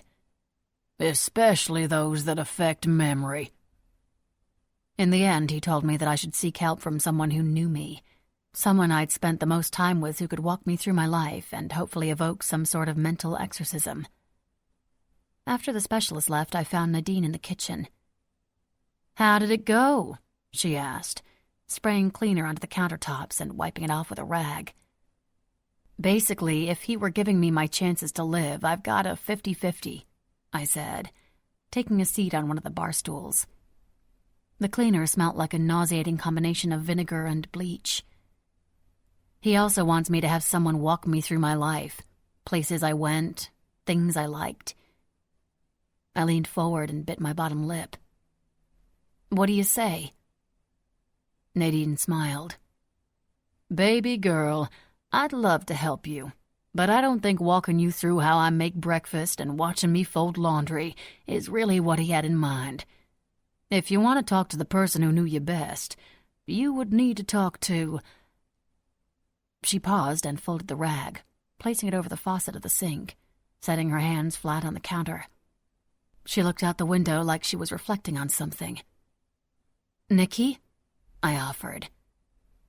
"Who told you about her?" Nadine asked, refocusing on me. I shrugged. I think my mother mentioned something about her being my best friend and a bad influence. "She was much more than that," Nadine said. "She was like a sister to you. The two of you did everything together." "Including run away?" I asked. "Right?" Nadine looked away thoughtfully and turned back to me. "Gone after her? Maybe, but never run away. You wouldn't leave Samuel and Tanner. You wouldn't leave me. That I know." She tapped me on the tip of the nose. "Tanner, he's the guy you want to talk to. Besides Nikki, you two were tighter than the lid on a jar of pickles." I might have messed that up. He came to talk to me and he got mad. Instead of being understanding, I kind of yelled at him. Nadine shook her head and offered a small smile. Girl, there ain't nothing that boy wouldn't forgive you for. Go find him. I'm sure he'll help. Nadine shooed me off the bar stool. Now get, girl. I gotta mop these floors. Whoever decided that dark wood was a good look was the devil himself, 'cause I'm having a hell of a time trying to keep them clean. Tanner only lived a block or two over. Nadine pointed me in the right direction, but just like I knew where the houseboat was, my feet knew the way to Tanner's. A large woman with chubby cheeks and bright red lipstick answered the door and informed me that I'd just missed Tanner. Feeling defeated, I made my way back to the house, but I wasn't ready to go inside. I made my way out back to the abandoned houseboat. I carried my shoes as my feet sunk into the soft sand. I'd just rounded the mangroves when I spotted Tanner, sitting on the edge of the pier with his feet hanging off the edge of the dock. He was wearing a plain white t-shirt and blue basketball shorts. He appeared to be lost in concentration, focusing on his flip-flops that dangled off his toes. "Hey," I said as I approached him. "Where's Sammy?" He looked up and shielded his eyes from the sun. Hey, he's with my parents at the club. Grandparent, grandkids square dance. He laughed, but it fell flat, his smile never reaching his eyes. "This seat taken?" I asked. All yours, Tanner said softly, scooting to the side to make room for me. I sat down next to him and looked off over the water, unsure of what to say, nervously fidgeting with my hands in my lap. Thankfully, Tanner spoke first. This was kind of our place, you know. We spent hours here fishing off the back of the boat or watching the storms roll through. When your dad told you it was a safety hazard and wanted to have it hauled away, you cried for a week. He doesn't seem like the kind of person who wouldn't do something just because it upset me. Oh, he's not, Tanner agreed. Then why is it still here? Tanner smiled. The senator doesn't see emotion. He sees reason. And more than that, he sees legalities. He laughed and his bright brown eyes lit up. I wish you could remember the look on his face when you handed him the survey you printed out online. When you pointed out that the houseboat wasn't on his property, so technically it wasn't his to remove, I thought he was going to pass out. Then when you informed him that you'd filed documents to declare it a historical landmark, I think it was the only time I'd ever seen him actually laugh. He looked almost proud. So the houseboat stayed, I said. Yeah. He had the walls reinforced with steel piping so it wouldn't fall down around us. But it stayed. He turned to face me, lifting his foot up onto the dock, resting his chin on his knee. Because of you. Then I guess he can't be all bad. Although I'd yet to see it. Listen, I started. I wanted to say that I'm... No, Ray. I'm the one who's sorry. I yelled at you. Tanner shook his head. I've never yelled at you before. I was so mad at myself when I left your house. I should have been sympathetic. You needed a friend, and instead I unloaded all my bullshit on you. No, I'm sorry. This has to be difficult on you. My attitude and being so defensive hasn't been helping any. Well, then I guess it's settled, Tanner said. We're both sorry. That we are, I admitted. So where should we go first? Tanner asked, standing up from the dock and reaching out a hand. Huh? I came to see you and ran into Nadine. She said you need a memory exorcist. He pointed at himself with his thumbs. I'm your guy. You don't have to do this. I took his hand and he helped me up. Now it was my turn to shield my eyes from the sun as I looked up at him. I know exactly where we should go first, he said. When I started to pull away, he looked down at where his hand still held mine. Sorry, he said, letting go. I can't promise things like that won't keep happening. It really is just a habit. But I promise I'll be more understanding when you pull away. Maybe this isn't... I started. "Dress comfortably. Meet you out front in 20 minutes, Tanner said, turning and jogging back down the dock. I didn't feel threatened by Tanner's affections. In fact, a part of me liked it when he grabbed my hand.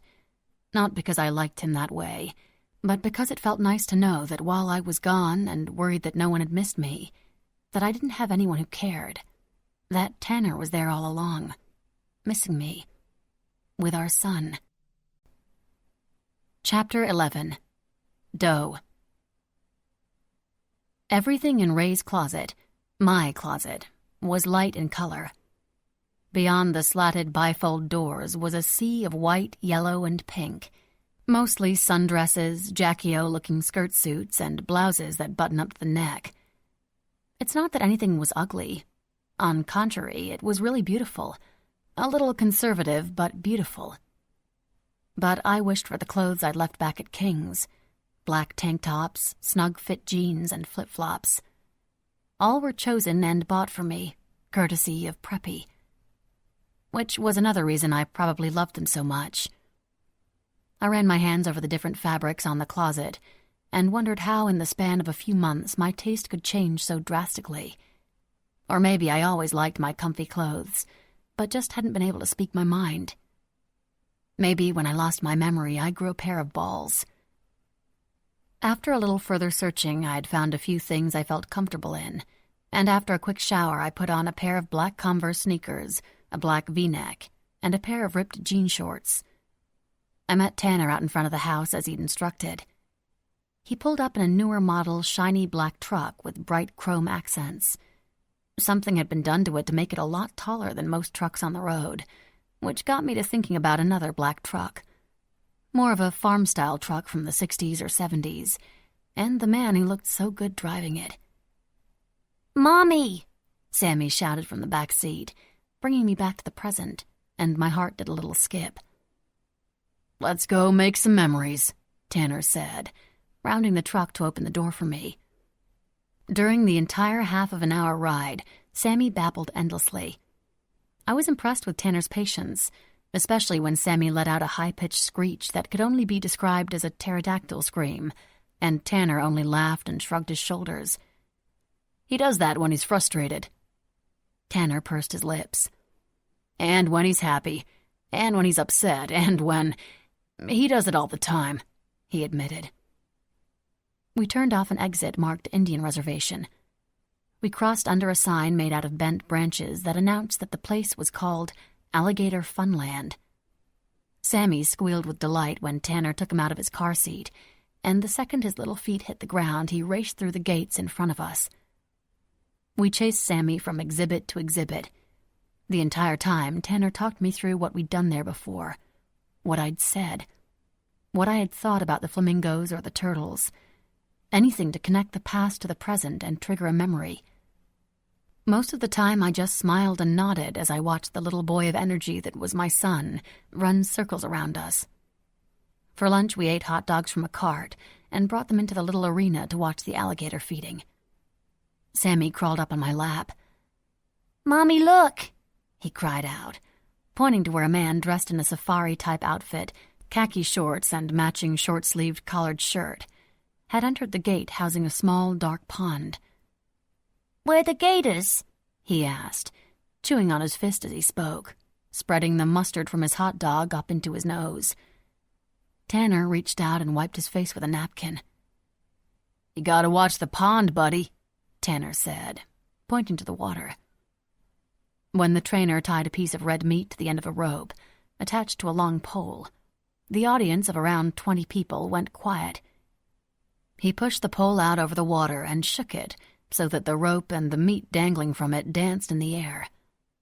In less than a second, several alligators rose to the surface in a series of splashing and thrashing, opening their strong jaws and climbing over one another to get to the meat. The largest of them all was the one who was successful, clamping his razor-sharp teeth around the meat, snapping the rope and disappearing back under the water as quickly as he'd appeared. Tanner and Sammy clapped and cheered along with the rest of the audience, but the entire thing felt unsettling to me. The trainer was provoking beasts kept in captivity. It felt wrong. There was enough trouble in the world. There was no need to go looking for it by dangling bait in front of a hungry beast with sharp teeth. Tanner nudged my elbow. The feeding show was always your favorite. Either that has changed, or Ray was a really good liar. I shrugged and looked down to Sammy, who was still on my lap, clapping so hard his hands would miss each other every so often and land on his chubby arms. He looked back at me and smiled, mustard crusted around the corners of his mouth. I didn't care if it left me with a bad taste in my mouth. If it made Sammy smile like that, it was all right by me. Nah, it's great. On the way back to the car, Sammy walked between us, grabbing both of our hands. We swung him back and forth as he shrieked in delight, my stomach doing a little flip every time I knew his smile was a result of something I'd done. We'd done. You know, we had our first kiss here, right in the parking lot. We actually couldn't afford to go inside, so we set a blanket on the grass by the fence to watch one of the shows until we were told to leave by security, Tanner said, his eyes squinting as a low-hanging cloud rolled away from the bright sun. We did? I looked around to the lot crowded with families and searched for something familiar, something that would snap it all in place for me. But it never came. When Sammy's little legs got too tired to keep walking, Tanner lifted him and carried him on his shoulders as we made our way through the parking lot. When Tanner's hand sought mine out, I could already see where the truck was parked. The happiness radiating off the boys was infectious as they listed all their favorite parts of the day. I didn't want to ruin the amazing day we'd had by pulling away and again reminding Tanner that the girl he loved wasn't his anymore. So for the 20 or so feet to the truck, I let Tanner hold my hand. And for all 20 or so feet, I thought about King. After we'd left, I was surprised when instead of taking me back to my house, Tanner passed it and instead pulled into the driveway of his parents' flamingo pink house. "What are we doing?" I asked as Tanner continued down the long, winding driveway to the back of the house. "I live in the pool house out back," Tanner explained. "No, I mean, why didn't you drop me off?" "I figured you might want to give Sammy a bath, read him a bedtime story, help me put him to bed," Tanner said, parking the truck right outside a smaller but still bright pink version of the main house. The windows of the truck were only slightly lower than the roof of the pool house. The truth was that I wanted to do all of that and more. I didn't even have to think hard on it to know that what I really wanted was to keep Sammy with me, have him sleep in his room down the hall from me, have me be the one who he wakes up to in the morning and who rocks him to sleep at night. But I wasn't going to push anything. I was still the girl with the brain injury. Of course, no one would trust him with me full-time when I don't even remember being a mother in the first place. But I didn't have to remember being Sammy's mom to actually be his mom. Because he remembered me. And looking in the rearview mirror, into Sammy's identical eyes, I knew that nothing else mattered but being everything to that boy that he wanted me to be. That I wanted me to be. "Yes," Sammy agreed from his car seat. "Story." I guess I'm giving a bath and reading a bedtime story then. It's not like I could argue with that level of enthusiasm, even if I wanted to. I didn't want to. "It's nice to see you smile," Tanner said, coming around and opening the passenger side. Inside the pool house was more like a large hotel room. The bed and living room were one and the same. A small portion of the main room had been walled off to make a makeshift room for Sammy. Tanner ran the bath water, and at first I stood there in the center of the bathroom feeling useless and uncomfortable, not knowing what to do with my hands. But when Sammy threw a washcloth and it smacked against my face, I pulled it off and went over to the tub.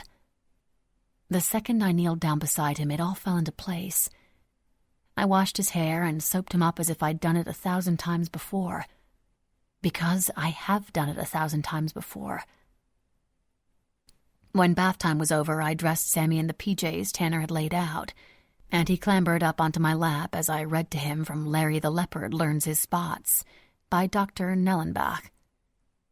When he drifted off to sleep, his head on my shoulder, I walked him over to the other side of the room and set him in his bed, which was low to the ground and had a guardrail along the side so he wouldn't fall to the floor during the night. I was just about to leave when Sammy's little voice pulled me back into the room. "Mommy?" he asked. "I'm here," I said, kneeling beside his bed. "Mommy, sunshine song," Sammy asked, talking with his thumb in his mouth. He yawned. "Sunshine song when I go night-night." I opened my mouth to tell him that I didn't know what song he was talking about, but the words of the song came out instead. As I softly sang to him, Sammy closed his eyes and hummed along. "You are my sunshine, my only sunshine. You make me happy when skies are gray. You'll never know, dear, how much I love you. Please don't take my sunshine away." When the song was over, Sammy opened his eyes. "Mommy snuggles with me?" Sammy lifted his little blanket. It was an offer I couldn't refuse. I sat on his mattress and lifted him into my arms. I sat back against the headboard and cradled him under my chin, setting his blanket down over both of us. And for a long time, I just sat there, breathing in his hair, absorbing the feel of his soft, chubby fingers absently playing with mine. A peacefulness I hadn't known since I left King's washed over me. The way I felt about Sammy was the most overwhelming sensation I'd ever experienced, like every single part of me belonged to him, like the very reason I was ever put on the earth was to be his mother. "Mommy," Sammy said, snuggling into my chest, "I love you much." I covered my mouth with my hand to muffle the sound of the sob that came out of nowhere. I brushed his curls from his eyes and leaned over to kiss him on his head. "I love you too, baby. So much," I told him. And I did. My brain may have forgotten him, but my heart hadn't. I stayed there for a long time with my son wrapped in my arms, long after his breathing became even, and I knew he'd long been asleep. I was careful not to wake him when I wiggled out from underneath him. When my feet hit the floor, Sammy stirred, and I stilled until he rolled over onto his stomach with his hands above his head, deep in sleep. I kept my eyes on Sammy as I tiptoed out of the room, running right into Tanner, who was standing in the doorway. "Have you been here the whole time?" I whispered. "Yeah," Tanner admitted, stepping aside to let me pass. He shut the door. "I couldn't take my eyes off you guys. Reading stories, bath time. It's something I never thought I'd see again." "It was amazing," I admitted. Tanner grinned and plopped down on the couch. "His room in your house is bigger, but after I built this for when he stays with me. Although I admit that sometimes my mom is the bath giver." He patted the couch cushion beside him. "My mom and dad have been spoiling him rotten these past few months." 2 rooms in 2 houses, I said, still standing. "He was usually only here with me a couple of nights a week," Tanner said, again patting on the cushion, motioning for me to take a seat. I sat, but on the opposite end of the couch, flush up against the armrest. "I don't bite, Ray," Tanner said with a laugh. I tried to relax, but I needed to say something, and I didn't know how he was going to take it. "I don't want to push things, Tanner. And I know that I don't really remember him as my son, but I feel him. He's a part of me, I know it." I paused. After starting with all the reasons why he should be reluctant to allow what I was about to ask, I was hesitant to continue. I closed my eyes, took a deep breath, and blurted it out. "I want Sammy with me as much as possible. I think he wants to be with me too." I turned my head away and braced myself for the rejection. Tanner scoffed. "You're his mom, Ray. You don't need my permission to spend time with him." He stretched his arm over the back of the couch. "Let's take it slow. Sammy can start spending more time with you. But I think it would be better if it was gradually. It was a hard adjustment for him to be without you. I don't want to push him into anything too quickly." I felt my face light up. It felt good to smile again.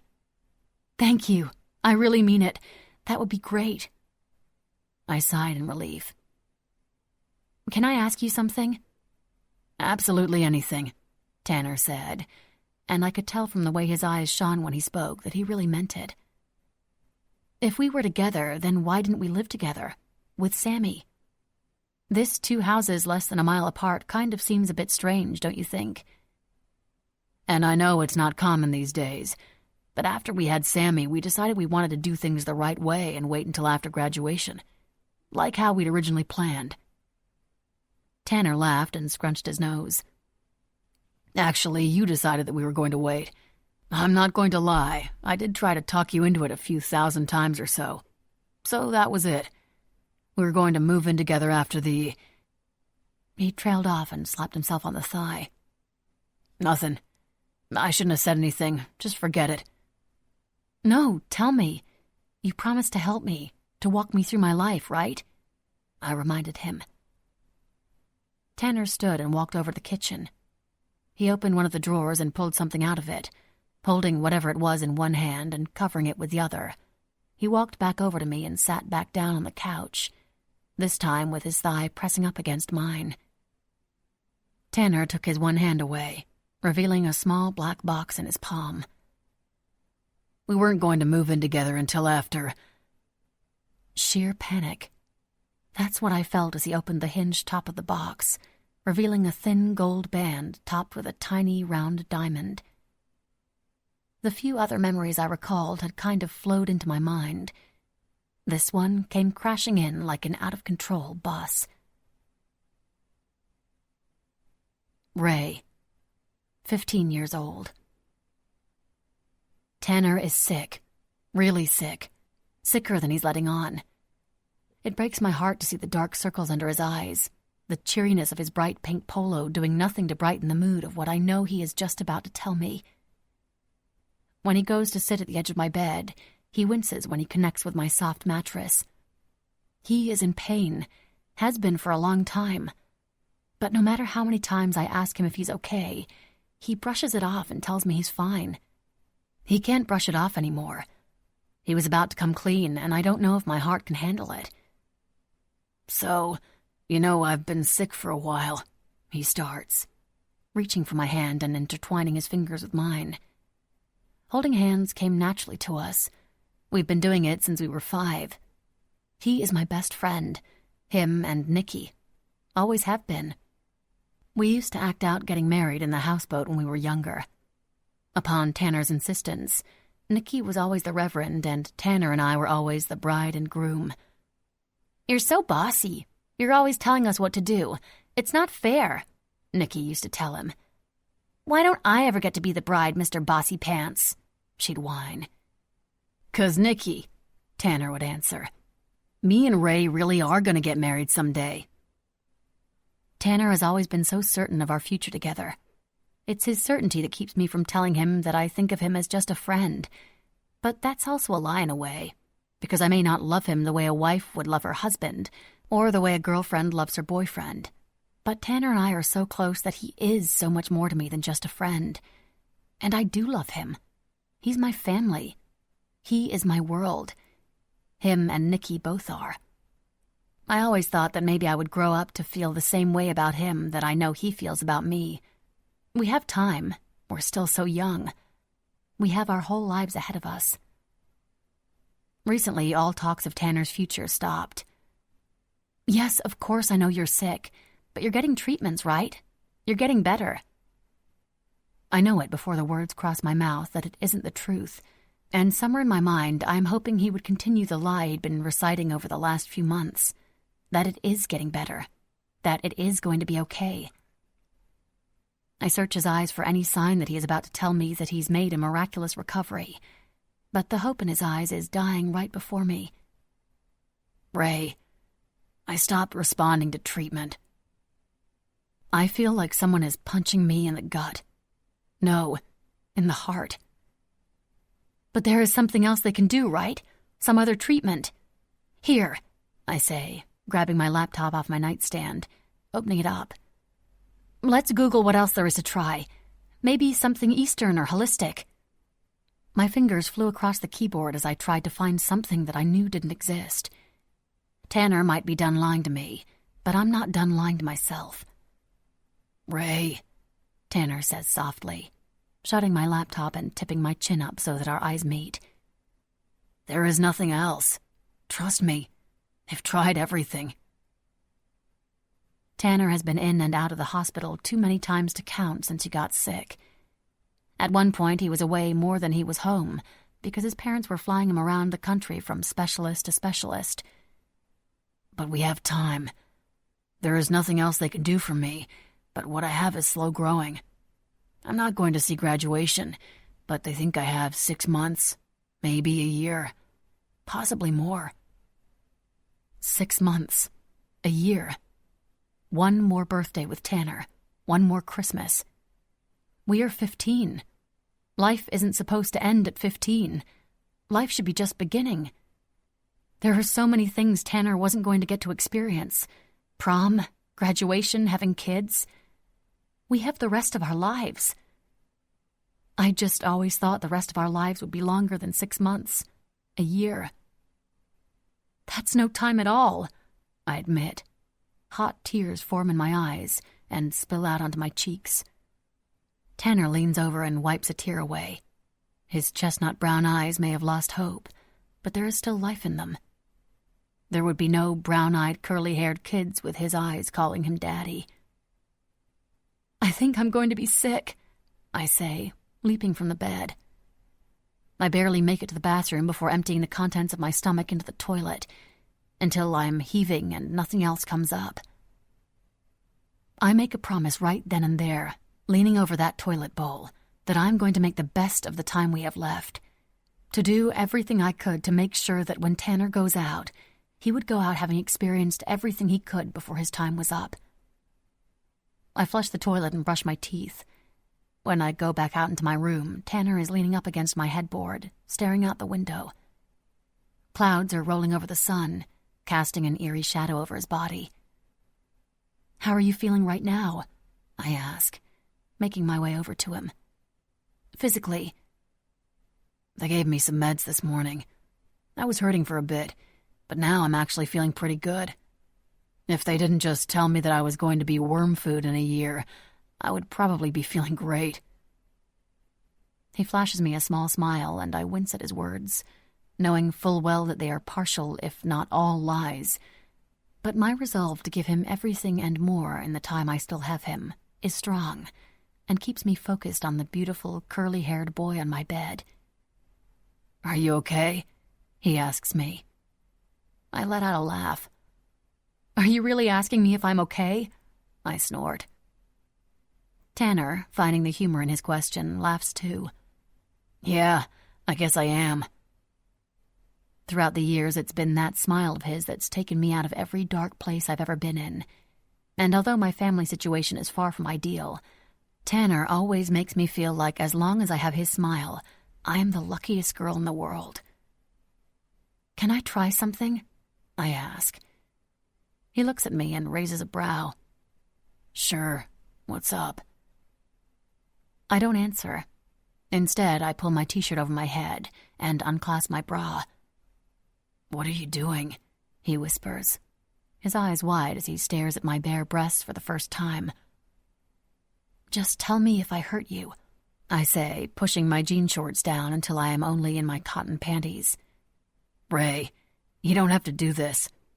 I don't want you to have sex with me because you feel sorry for me. I don't want pity sex from you." "Pity sex?"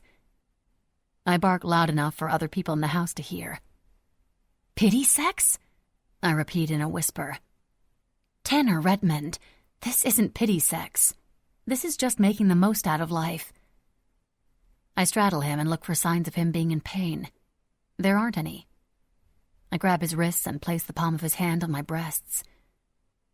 "I don't want to do it this way, Ray," Tanner says, although something stiffening in his jeans tells me otherwise. He must read my face. "No, I want to. Of course I fucking want to." Tanner never cursed, but there was excitement in his voice. "Roll over." He pushes me off him until I am flat on my back. He stands up and removes his shirt. His once muscled and tanned body has been replaced with pale skin over protruding bones. he is still beautiful to me. He would always be beautiful to me. I lift my hips and pull off my panties. His boxers tent as he gazes down at me. "Under the covers," he says. I shift and raise up my comforter and sheet, scooting underneath. He pushes down his boxers, and I lift up the covers so he can join me. I spread my legs, and he settles himself on top of me, his arousal pressed up against my stomach. For the first time in our lives, we are skin to skin. "Are you nervous?" Tanner asks. He could probably feel my heart pounding like a hammer and fluttering at breakneck speeds in my chest. Because I feel his, and it is doing the exact same thing. "No," I lie. "Me either," he lies. Tanner kisses me, and after a few minutes he positions himself with his hand and slowly enters me. It hurts at first, just a little pinch of pain, but then it's gone. It doesn't feel good. It's uncomfortable at best, but it feels good to be sharing this with him.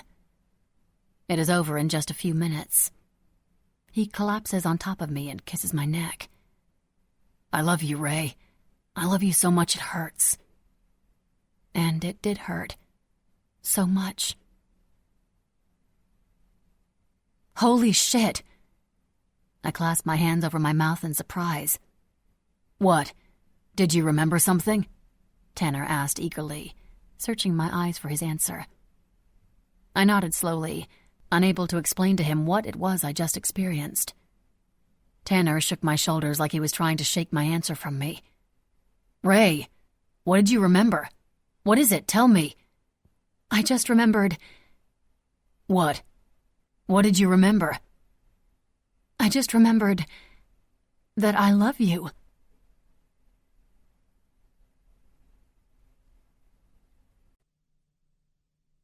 Chapter 12.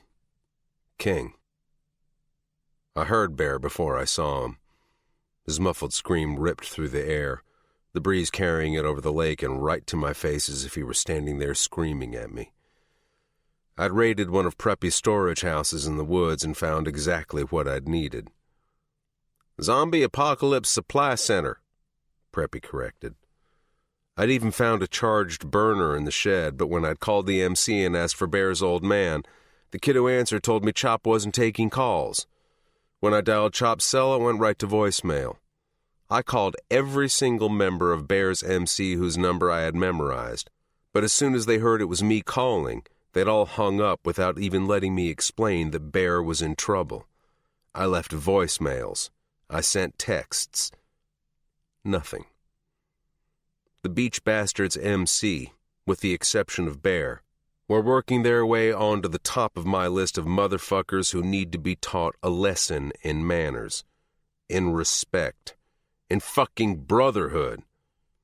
"We don't need these motherfuckers, boss man," Preppy chimed in. "We got this shit." "Well, we'd have this shit if I could hold my gun, or had a body, or was fucking alive. Then we would so totally have this shit."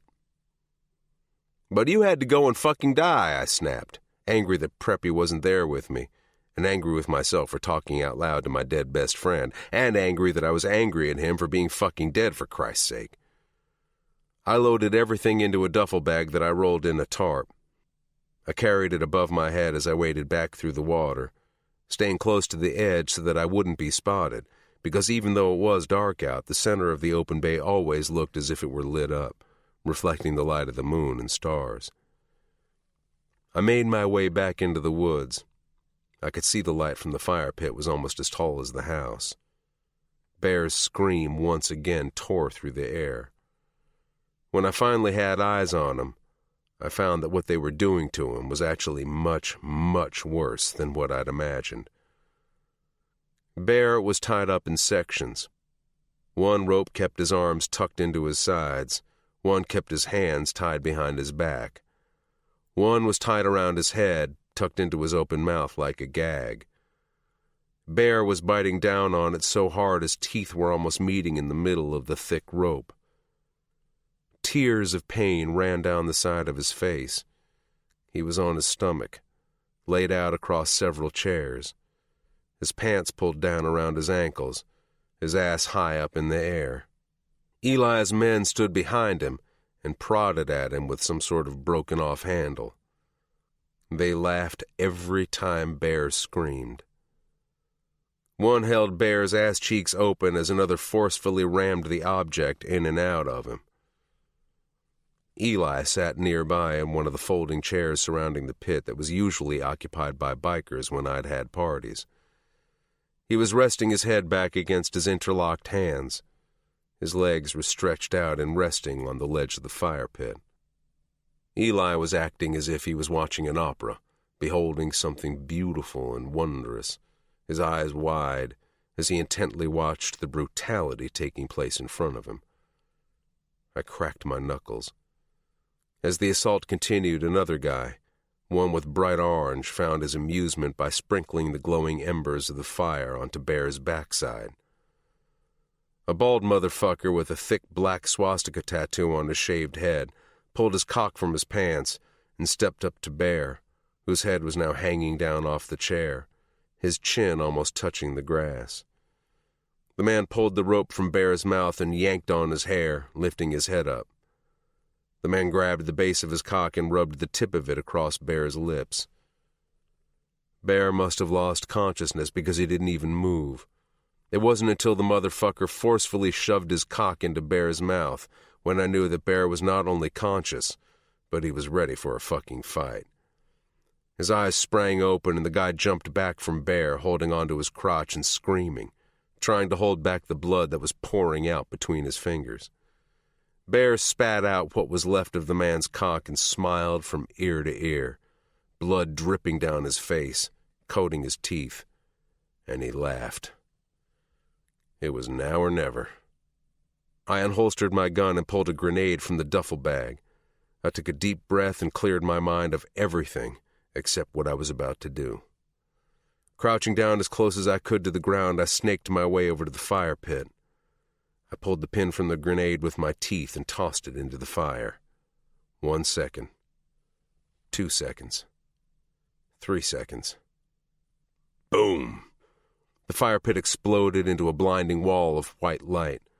An image of Pup sleeping peacefully in my bed, her limbs tangled with mine, flashed in my mind as I ran toward the chaos, toward Bear, and directly toward the possibility that, come morning, I'd be in a place reserved just for me. In hell. Chapter 13. Doe. It had been 3 weeks without a single word from King. I was starting to give up hope that he would ever come back for me. Tanner's mission to help me remember my life continued, fueled by the revelation that I remembered loving him when we were kids. I tried to explain to him that it was a memory, not a current feeling, but I knew that Tanner still looked at it as a step in putting back together what we'd had in the past. "How are the meetings going with the specialist?" the senator asked, slicing into his rare steak. Blood gushed from the meat, flooding the plate with red. He rubbed the piece on his fork through it before pulling it off the fork with his teeth. It was the first time I was sitting down to an actual meal with my father, my mother once again at the spa, or wherever she claimed to be. But despite my angry brain telling me that I shouldn't be nervous, I was still wiping my damp palms on my jeans every few minutes. Sammy was napping on the couch just a few feet from the round dining room table where we sat. Okay, I guess. I don't really know how those things are supposed to go, though. In actuality, the specialist barely asked me any questions, and on 2 occasions he'd nodded off during our session. "Good. I want you to continue your visits with him. We have some functions coming up at which I'd like you to be present. There is a charity event for the campaign in a few weeks.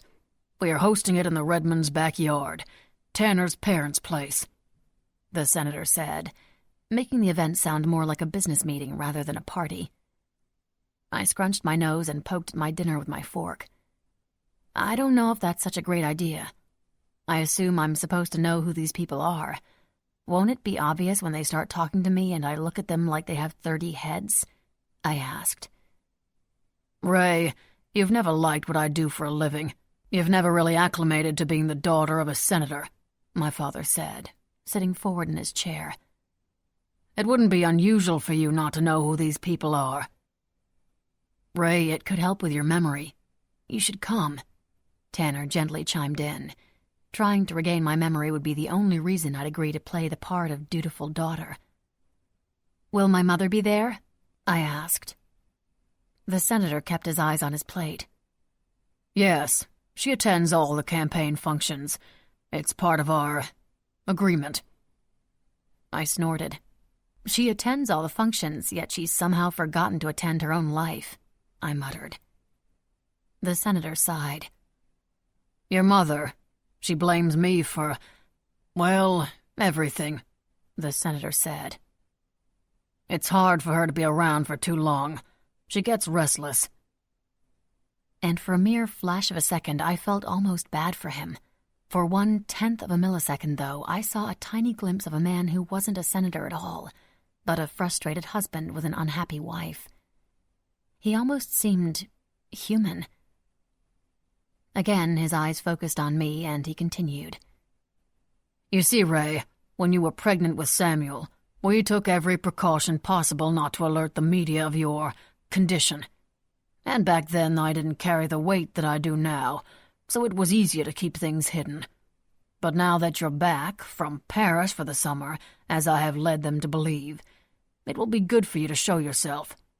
They've spotted Samuel, and multiple outlets have contacted my office inquiring about who he is. Some reporter from the Times even went as far as to look up his birth certificate. So now it seems as if we have a situation on our hands which requires a delicate touch. He wiped his mouth with his linen napkin and set it down in the middle of his empty plate. And, of course, you don't remember, but we've had in-depth conversations about what was best for our family, and for your new family. The senator gestured to Tanner, and then toward the couch. Now is a better time than any. You don't need to make a big spectacle about it, just a courthouse visit. Something on paper to make the media see this union and Samuel as legitimate. You don't have to live together, not if you aren't ready. It's just the documentation we need now to deter any campaign supporters from deflecting. You want us to get married? I asked. My hand curled tightly around the napkin in my lap. Tanner's hand reached under the table and covered mine. The senator cleared his throat. If you don't, there is a big possibility that I lose the election, because my campaign is heavily based on conservative family values. Over the years, I've spent a great deal of time garnering support because of those values I stand by. If you don't make this little family of yours something legitimate, I run the risk of looking like a fraud and letting down all the people whose asses I have been kissing since day one. This could snowball into the fastest descent into political nothingness this state has ever seen. I don't understand how my decisions would affect your campaign. It's not your life, it's mine, I argued. No, of course you don't understand, the senator said, pinching the bridge of his nose. But understand this. Even if my campaign survives the teen pregnancy scandal, it would never survive a torrid affair with a convicted felon 10 years your senior. I wouldn't survive until the end of my term, never mind the end of the election. He folded his hands over his plate. But if you do this, if you marry Tanner, then they won't have a need to look any deeper, and hopefully the name Brantley King will never be part of the equation. This is where the senator and I disagreed. I wanted nothing more than for Brantley King to be a part of my equation. What about what Tanner wants? You didn't even ask him, I stated. Tanner remained quiet, pushing around the pasta on his plate. Just think about it, the senator said, rising from the table. He nodded and left the room without another word. Tanner was still holding my hand under the table. I used taking a sip of water as an excuse to pull my hand from his. I shook as I raised the glass to my mouth, the glass clinking against my teeth. Panic set in suddenly, and I dropped the glass I was holding when my chest tightened to the point of constricting my breathing. With my hands clasped around my throat, I watched as the glass bounced off the wooden table and crashed on the floor, shattering into a million little sharp pieces, the water running like a river into every nook and seam of the floorboards. The senator wanted me to marry Tanner in order to help his campaign and career. Tanner wanted to marry me because he was eager to pick up where we'd left off, before I'd lost my memory. But what did I want? I wanted Sammy. I wanted King. And I wanted Tanner in my life, but wasn't yet sure of how he would fit. But none of that mattered, because if I married Tanner, even on paper, there was no doubt that he wouldn't live long enough to make it to our first anniversary. With King, I was strong, willful, and determined. I liked who I was when I was with him. But in the house I'd grown up in, surrounded by people I'd known my entire life, I had no idea who I was. Chapter 14. Doe. Maybe it was all the marriage talk. Maybe it was me feeling alone all the time, even though I was surrounded by people. But I was starting to fucking lose it. It had been 4 weeks with no word, no sign, no nothing from King. And I was wearing a hole in the carpet of my room, pacing back and forth until a reckless idea hit me. King had said it wasn't safe for him to contact me, or for me to contact him. But if I tried to get word to him through Bear's MC, then it wouldn't directly link me to King in the eyes of anyone looking in from the outside. No sooner did the idea take hold than I was running downstairs. I grabbed a set of keys off the rack hanging by the door and sprinted to the garage, hopping into a big beige Lexus that reeked of floral perfume. A scent I knew that was familiar to me. A scent I knew I hated. I put the key in the ignition and turned the engine on. And then I paused. I don't know how to fucking drive. I pounded my fist on the steering wheel and then my forehead in frustration. But when I'd just about given up hope, I glanced up from the wheel and saw something leaning on the wall of the garage that I knew instantly I could drive. By the time I pulled up to the Beach Bastards clubhouse, my anxiety had me out of breath, but I wasn't the least bit deterred. I jumped off and let the moped fall to the dirt. I ran up to the gate where a skinny kid was manning the door. His cut read Prospect in huge letters. He didn't have a name patch. "You lost or something?" he asked. I rested my hands on my knees and held up a finger, still catching my breath. "I need to speak with Bear. If he's here," I huffed. "And if he's not, I just need to talk to someone who can get a message to him or to King." "Oh, I remember you. From the party, before all the shit went down. Glad to see you ain't full of bullet holes." He hopped off his stool. "Hang on." He slid the gate open and disappeared behind it. He was gone for what seemed like an eternity. Although the sun had gone down, the humidity had wrapped me in a pool of water suspended in the air, and there wasn't a single spot on my body that wasn't soaking wet. I looked like I'd pedaled through a rainstorm, but there wasn't a cloud in the sky. I waited on the Prospect's abandoned stool, kicking the gravel around under my sneakers. When he finally reappeared, he wore an apologetic look on his face. A man with a gray beard, older version of Bear, except slightly shorter and rounder, followed him through the gate. The patch on his cut said President. He lit a cigarette and shoved the lighter into the pocket of his shirt. His face was heavily lined with the signs of age, but there was no mistaking the freckles under his eyes, the same ones Bear had. "Good. You must be Bear's dad. I need to talk to him." I hesitated, unsure of Bear's dad's name. "Chop." The man filled in the blank, pointing to his name patch. "You the one King claimed?" "Claimed?" I paused, remembering that Bear had used the same term on the dock months before. Yeah, I think so." "You're the girl they sprayed bullets in my house over," Chop said, shifting the toothpick that hung out of his mouth with his tongue. "'Cause we got our own trouble here without you bringing that shit to my door." "No, that was Isaac. He cornered us. He tried—" I shook my head. "Please, I just need to speak with Bear, just for a minute." "Ain't here," Chop shrugged. I dropped my shoulders in disappointment. "Then can you please just get a message to him or King for me?" I asked hopefully. Chop narrowed his gaze at me like I'd just stepped on his foot. He pointed a finger at me accusingly. Like I told my son 1,000,000 fucking times, Brantley King was not a member of this MC, and therefore was no concern of mine. Was. Chop turned around, but then he stopped and looked back at me over his shoulder. King's dead. Him and Bear both. He didn't wait around for my reaction before disappearing back behind the gate. I dropped to my knees, the gravel slicing into my skin as the world came crashing down around me. Preppy? Bear? King? All dead. They're all dead. No, I wailed. The prospect lit a cigarette and looked down at me with pity. He turned away from me, refocusing his eyes on the empty street. Sorry, kid. Chapter 15. Doe. Never again would I be able to look at a bow tie, a motorcycle, or someone with tattoos without struggling for air. It was only because of Sammy that I didn't wish I was dead too. He was the only reason I was able to swing my legs over in the morning and plant my feet on the floor. I loved the tattoo on my back more than ever because King had given it to me, and it was something I would carry with me forever, a permanent piece of him.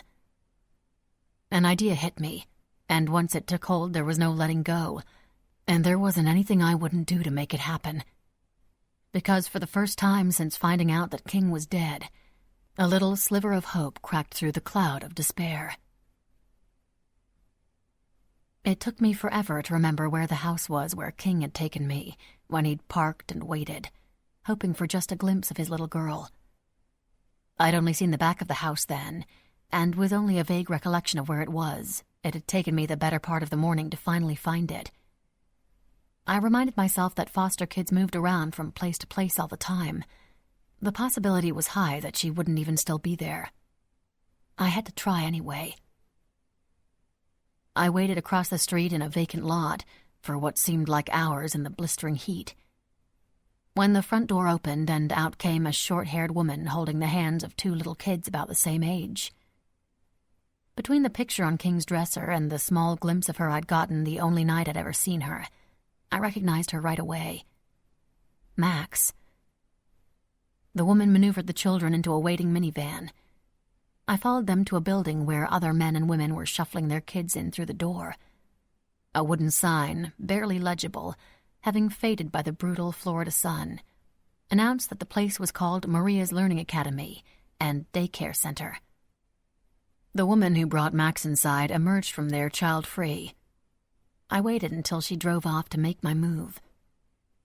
I tried my best to de-wrinkle my knee-length pleated skirt with the palms of my hands, but there was only so much I could do after hours straddling the moped. I ran my fingers through my hair and took a deep breath. Bells chimed when I walked through the door.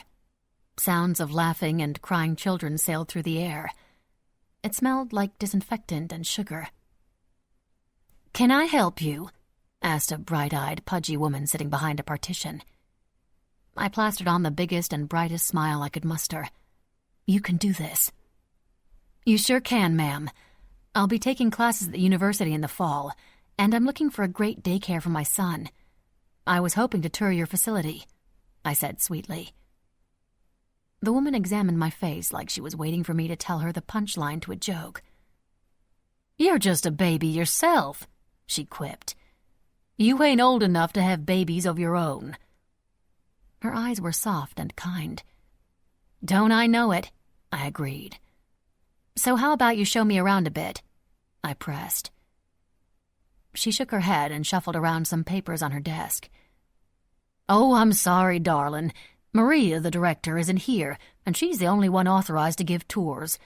It's a safety thing, and we're all about safety here." Another worker wearing the same turquoise shirt as the receptionist entered the waiting area. She gave a little wave, and Audrey pushed a button on the wall next to her. A buzzing sound came from above the door that connected the tiny waiting area with the rest of the building. The woman opened the door and passed through, and when it closed again, it made a loud clicking sound. "See?" She pointed toward the door. "Safety first." "Oh." My face fell and my shoulders slumped. She explained further. "She is usually here around this time, so you can come back tomorrow if you want. But if she doesn't attend the public funding meetings, then we don't get the foster kids. And if we don't get the foster kids, then we have to rely on the families who can afford daycare." She sighed. "Which means I'd be out of a job, because there ain't many of those these days." My confidence suddenly renewed. I leaned into her window and smiled sweetly. "What's your name?" I asked. "Name's Audrey, miss," she answered with her own sweet smile. "Well, Audrey, if funding is your problem, I happen to know a senator that might be able to help you out." 5 minutes later, I was following around Audrey as she gave me a personal tour of the daycare center. I wasn't lying about the funding. I would talk to the senator and see if I could help them. I just didn't know if it would work. Audrey brought me out into the main room filled with cafeteria-style tables that were low to the ground, with equally tiny chairs surrounding them. "We feed them both breakfast and lunch plus 2 snacks. The rooms are arranged by age. Babies in one, 1-year-old in another, and so on." Audrey kept talking, but when I spotted Max only feet from where I stood, I faked interest in the bulletin board hanging above the table she was sitting at. "That's our activities board," Audrey said, coming up to stand beside me. "That's the schedule of music time, numbers time."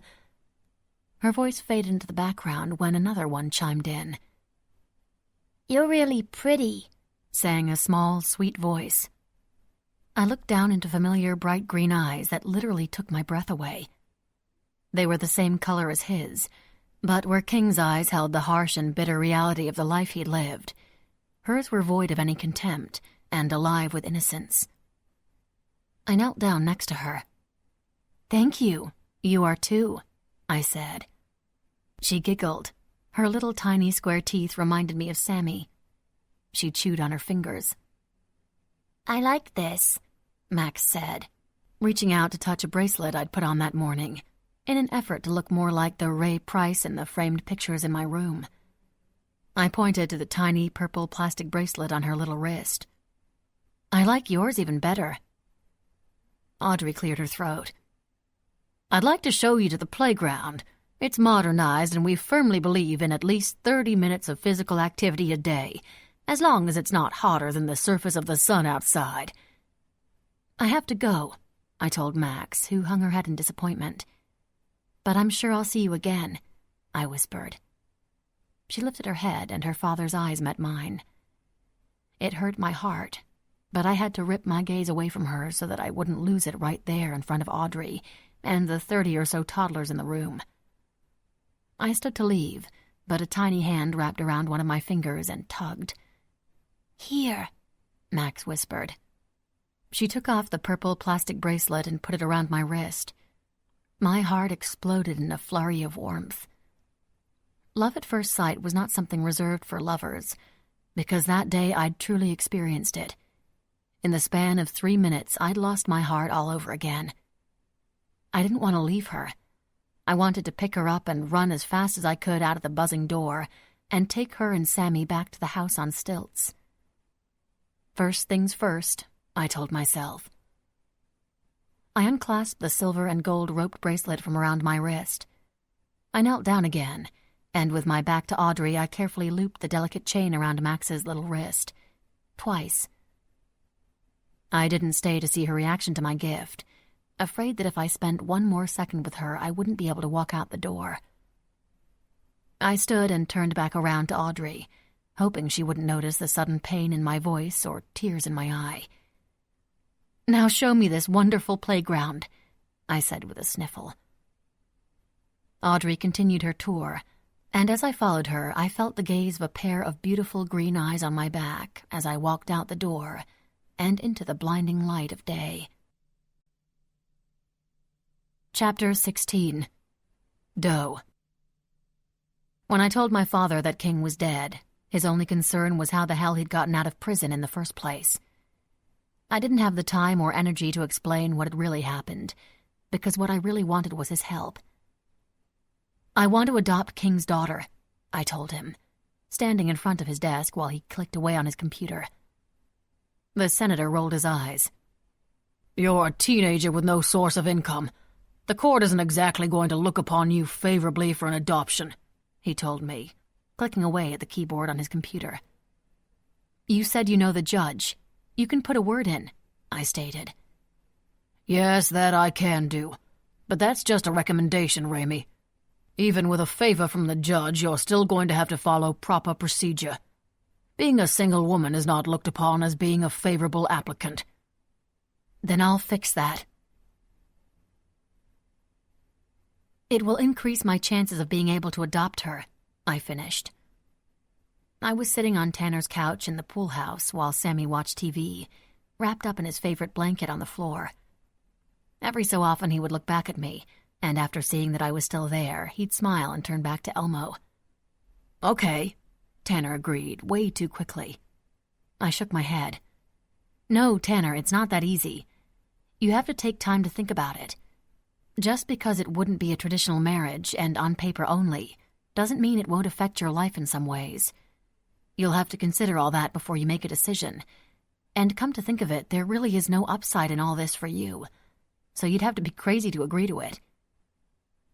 Tanner wagged his index finger in the air. And this is why you were never on the debate team, Ray, Tanner said. You're arguing the wrong side, he added. I'm serious, I said. This is serious. Tanner smiled. I know. And I know it doesn't mean much, but I really am sorry about King. That was the first time Tanner had said his name. Thanks. I want to do this for him, but for me too. Maybe it's selfish, but I want to keep a piece of him close to me. And see, that right there is the very reason I accept your proposal, Tanner said.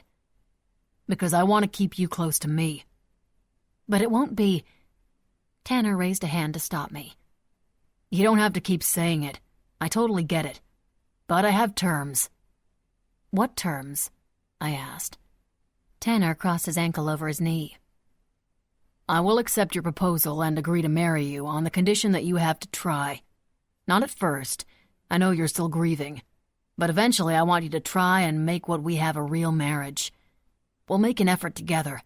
For us. For Sammy. He reached out and grabbed my hand. I promise if you try, and if after a year you still feel nothing from me, then I will back away as far as you want me to go. I started to argue. But then Sammy turned around and smiled up at me. I had been willing to whore myself out to a biker in exchange for protection. Why was I so unwilling to give a little part of myself for the only family I had left? Okay, I agreed. But I need time, Tanner. I mean it. I don't know when I'll be ready, I said. Tanner kissed the back of my hand and went back over to the kitchen where he retrieved the ring box he'd showed me the day he took Sammy and me to the alligator park. I guess this is yours again, then. He didn't try and get down on one knee. He didn't try to put it on my finger for me. He just tossed me the box. And it was the best thing he could have done, because just then, I had real hope that he really did understand why I was doing this. And maybe because he understood how important getting Max was to me, I could try and understand how giving our marriage a real shot in the future was important to him. I opened the box and stared down at the little diamond. I guess it is. Chapter 17. Doe. The morning of the party, I went to the courthouse with Tanner and picked up the application to start the process to become Max's adopted mother. It was also the morning I became Mrs. Tanner Redmond. And while I was dying inside, it was the thought of being there for Sammy and Max that kept me breathing. They were the ones propelling me forward, moving my feet, one in front of the other. King was willing to do whatever it took to get his daughter back. He proved that when he was willing to let me go. Now it was my turn to do this for him. Choosing something to wear to a wedding where I'd be the reluctant bride was a daunting task. I didn't want to pretend the marriage was something it wasn't. I skipped over the rows of knee-length sundresses, pausing for a moment at a white one with a halter top. But it was too wedding. And this wasn't a wedding. It was just paperwork, business, family business. I finally decided to pass on the dresses altogether, and instead chose a pair of dark jeans and a fitted black V-neck. I was doing this for King. I wasn't ready to be a show pony led around by her halter. King would have liked my choice of outfit, and the senator may have succeeded in containing me, but I was never going to be tamed. I wasn't about to wear white and pretend to be an angel when I'd lived and fallen in love with the devil. There was a wild part of me that flourished when I was with King. I liked who I was with him. I knew who I was with him. That part, the part that couldn't be controlled, belonged to King, and no matter where I was or where he was, or what either of us were doing, no one could ever take that from me. At the courthouse, I fully expected to sign some papers, signature and stampings. That was it. But when Tanner and I had finished signing the license and the woman behind the desk handed us our IDs, she stood and slid her chair back against the linoleum floor. To my great surprise and horror, she started to speak. "Do you, Tanner Redmond, take—" "Wait," I said. "I thought we could just do the paperwork." The woman looked down at me through her thick glasses in a manner that made me feel like I was 9 years old. "Miss, the ceremony is less than an hour long, and in the state of Florida, a ceremony needs to be performed to make the marriage legal. And since you checked the box that you'd like to file the license today, shall I continue?" "Yeah," I said. Tanner grabbed my hand and squeezed it. I was tired of him needing to feel like he had to reassure me. I didn't want reassurance. I wanted to stop having to go through things that required it. I nodded, and the woman started back up. She was right. The ceremony was short. Just under a minute. "Do you take Tanner to be your lawfully wedded husband?" They weren't romantic words, but nonetheless they were promises. Promises spoken out loud in front of the clerk and whatever god might be up there listening. I robotically recited my vows, lying to Tanner with each false promise I spoke. In order to push down the need to flee and make it through without running screaming down the courthouse steps, I imagined playing with King's daughter, pushing her on a swing set, building her a treehouse, running through the sprinklers with her. Then the picture shifted, and I was exactly where I was standing, in the courthouse reciting vows. But only it wasn't Tanner I was making promises to. It was King. And they weren't lies at all. They were real. My heart soared and I smiled, happily imagining that I was promising to love King in sickness and in health, in good times and in bad, until the end of our days. When the officiant said, "You may kiss the bride," I'd gone as far as leaning in before I came back down from my daydream, turning my head at the very last second so that Tanner only caught the edge of my mouth. When he pulled back, despite my obvious aversion to his kiss, he was smiling as if I really was his wife. Then it hit me. I really was. I must have looked like I was about to have the stroke I was almost positive was about to happen, because the officiant kept asking me if I was okay. "Mrs. Redmond, are you all right?" I nodded and smiled the best I could manage. Tanner paid the $42 fee for the license and filing. I didn't speak again. I couldn't. Because if I'd answered her question, if I'd opened my mouth to speak at all, I was afraid the truth would have come tumbling out of my mouth. So I kept quiet, and Tanner and I walked in silence from the courthouse and remained silent during the entire drive home. I didn't even say goodbye when he dropped me off at my house. I didn't speak again until I was alone on my bed in a room I didn't remember, in a life I didn't want, in a family that was built on a foundation of lies. I rolled over and pressed my face into the pillow. And just like millions of other brides before me, I cried on my wedding day. Chapter 18. Doe. I'd thrown up 3 times since that morning and was still queasy, threatening to expel whatever contents remained in my stomach, if any. I had no doubt that what I was experiencing was a full-body rejection of my current circumstances. The party, or fundraiser, was being held in the Tanner family's backyard, and it was the last place I wanted to be. The senator was in his element, shaking hands and recalling the names and occupations of each and every guest at the party, as if he were a best friend to every person in attendance. The Olympic-sized pool had been covered with plexiglass to create the illusion of walking on water. How appropriate, I thought as I saw my father cross over the pool. My mother held court by the bar with several women wearing varying shades of the same style sundresses and the same chunky jewelry and French twist hairstyle. They weren't doing half as good of a job pretending to be sober as she was. And as my father was, acting every bit the practiced and perfected politician. I was learning that my mother was every bit as equally practiced in the art of public intoxication. My 9th birthday. My mother stumbling into the backyard wearing a low-cut, tight blue dress and gold heels. She has a glass of wine in one hand and knocks over a table full of my birthday gifts in front of my friends from school. Nadine cuts my cake, and my mother tells everyone that we shouldn't eat cake at all because it is high in calories and will make our asses fat, and men don't like fat asses. Her wine sloshes over her glass, and the magician Nadine hired has to grab her by the elbow to save her from crashing into the pool when her heel catches on the pavement. Miraculously, she manages to catch her falling wine glass. "I saved it!" she shouts, holding it up to our little group like it's a trophy. "Totally saved it," she says again, before walking back into the house without another word. I guess she wasn't always that good. It was too hot for the white cardigan I was wearing, but I was playing by my father's rules tonight, which meant covering up any signs that I wasn't the picture-perfect daughter of the picture-perfect senator. Several people came up to me to welcome me home and shake my hand. I smiled politely and asked them how their summer was and what their plans were for the fall.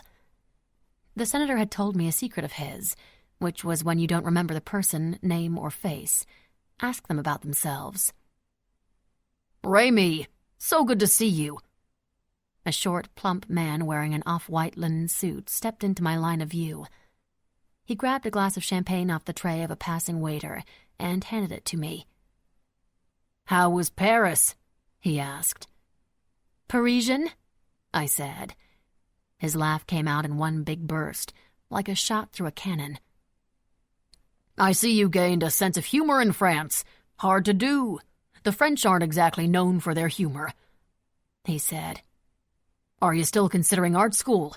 Francine said your drawings are quite impressive. How long has it been since you've seen her?" Crap. My father came over and stood by my side. With a smile still on his face, he waved to the passers-by who called out greetings and returned them with his own. With a stealth-like move, he took the champagne glass out of my hand and held it in his, like the drink was his own. Shit. Drinking age. Not allowed. I mentally chastised myself. "George, my friend, how have you been? Raimi was just saying how she and Francine needed to catch up, and art school is so far away in Rhode Island. I think now that she has a family of her own, she'll be sticking close to home." "Ah, then you will be joining your father on the campaign trail?" he asked me. "We haven't really talked about it yet," I answered as sweetly as I could manage. "Well, I think you should consider it. Seeing this man behind a podium is a wondrous thing to behold," George said, holding up his glass to my father. "Ah, you are too kind, George. Let's have lunch this week if you're up for it." "Always am," George said. "Ah, I see Nathan over there. He owes me 20 pounds of stone crab claws for losing our bet on the Rays game." "Oops," he said, covering his mouth. "I shouldn't tell our future president about my betting habits, should I? I'm a politician, George, not the police. And Nathan's stone crabs are the best, so I can't fault you for that wager." "I look forward to hearing you speak," George said. "Lovely to see you again, Raimi. I will tell Francine to give you a call." "That would be great," I said. When George was out of earshot, my father, with his smile still plastered on his face, leaned in so only I could hear him. "Champagne?" he asked through his teeth. "He handed it to me. I wasn't thinking," I said apologetically. "I'm trying here, so cut me some slack. I did what you asked of me. Besides, I have a kid and technically a husband, and I can't have a glass of champagne. Maybe you need to add that to your political platform. Yeah, and then I'll make sure to go ahead and legalize prostitution and call the cartels to see if maybe they want to set up some coke shops, like a 7-Eleven for illegal drugs. Holy shit! If you weren't such a prick, you'd actually be kind of funny, I said. A loud cackling ripped through the air, and the senator's eyes darted over to where my mother and the other women, who looked like Stepford wives and drank like members of the Beach Bastards, were reaching their limits. And if you're really dead set on the booze thing, maybe you should think about reinstating prohibition.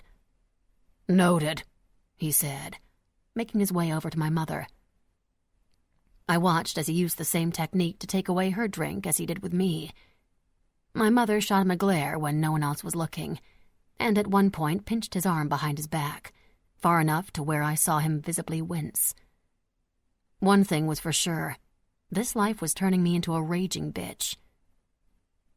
"Champagne, ma'am?" A familiar voice asked from behind me. I turned around and found myself eye level with a black dress shirt and a school bus yellow bow tie with pink stripes. I looked to the tray he was holding and could have sworn that I saw colorful tattoos peeking out on the upturned wrist holding the tray of champagne flutes. I sucked in a breath. Preppy? My hands trembled. Just as I was about to look up at the waiter's face, the screeching feedback from the microphone came blaring over the speakers. I covered my ears and turned around to where my father had made his way up to the makeshift stage, set up on the side of Tanner's pool house. The senator was tapping on the microphone and gesturing for someone off stage to come make the adjustment when I spun back around to the waiter. But he was already gone. And when I looked around for him, I found several of the same dark shirts and yellow bow ties, all holding trays with the same champagne flutes, fizzing with pink bubbles. I'm seeing things.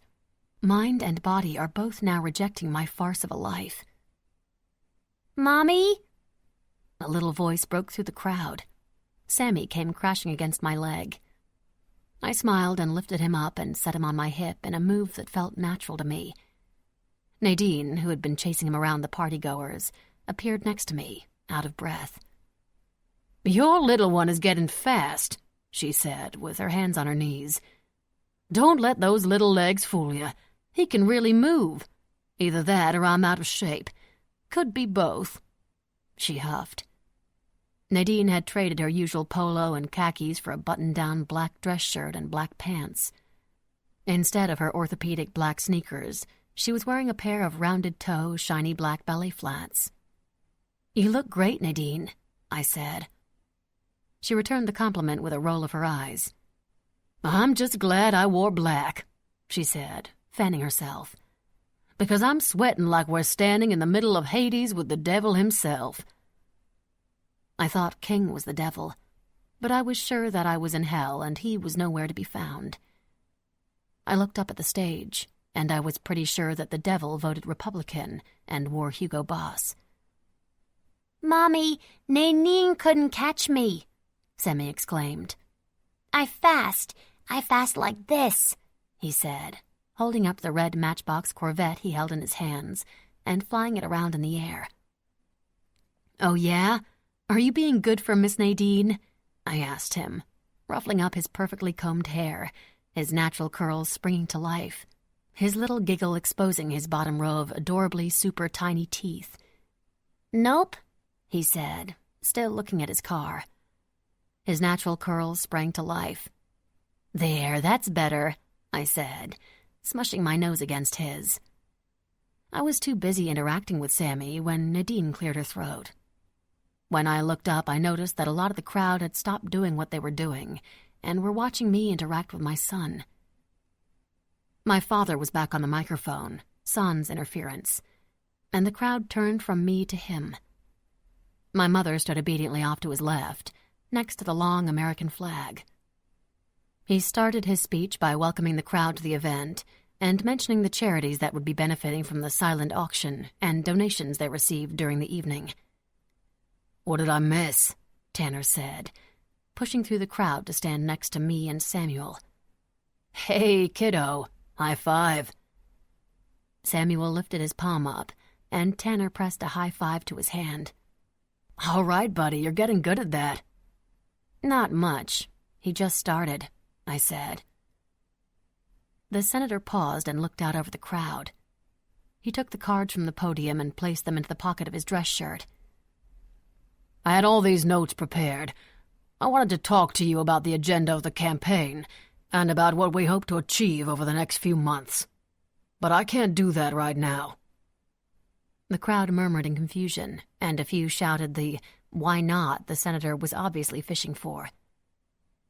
I've made no secret that family and traditional American and Christian values are one of the most important things to me to withhold during this campaign. The crowd applauded, and he held up his hand to silence them. But as you know, family isn't always predictable. It isn't something you can control, he said. As you all know by now, either through rumor or from reading it in the paper recently, a few years ago I became a grandfather. It was the first time I heard him reference Sammy as anything other than my son. Grandfather wasn't exactly the title I would have given him either. My daughter, Rami, and her boyfriend, Tanner, made the decision to enter into a relationship they weren't ready for at the tender age of 15. I'm not excusing their actions nor their behavior, but what some of you don't know is that Tanner was sick. Oh my God, he's telling them everything, I said, covering my mouth in shock. Tanner grabbed my hand and held it in his. I'm not surprised, he muttered. Did you really think he was just going to let them think we were two horny teenagers who had sex under his roof? Too much blame in that.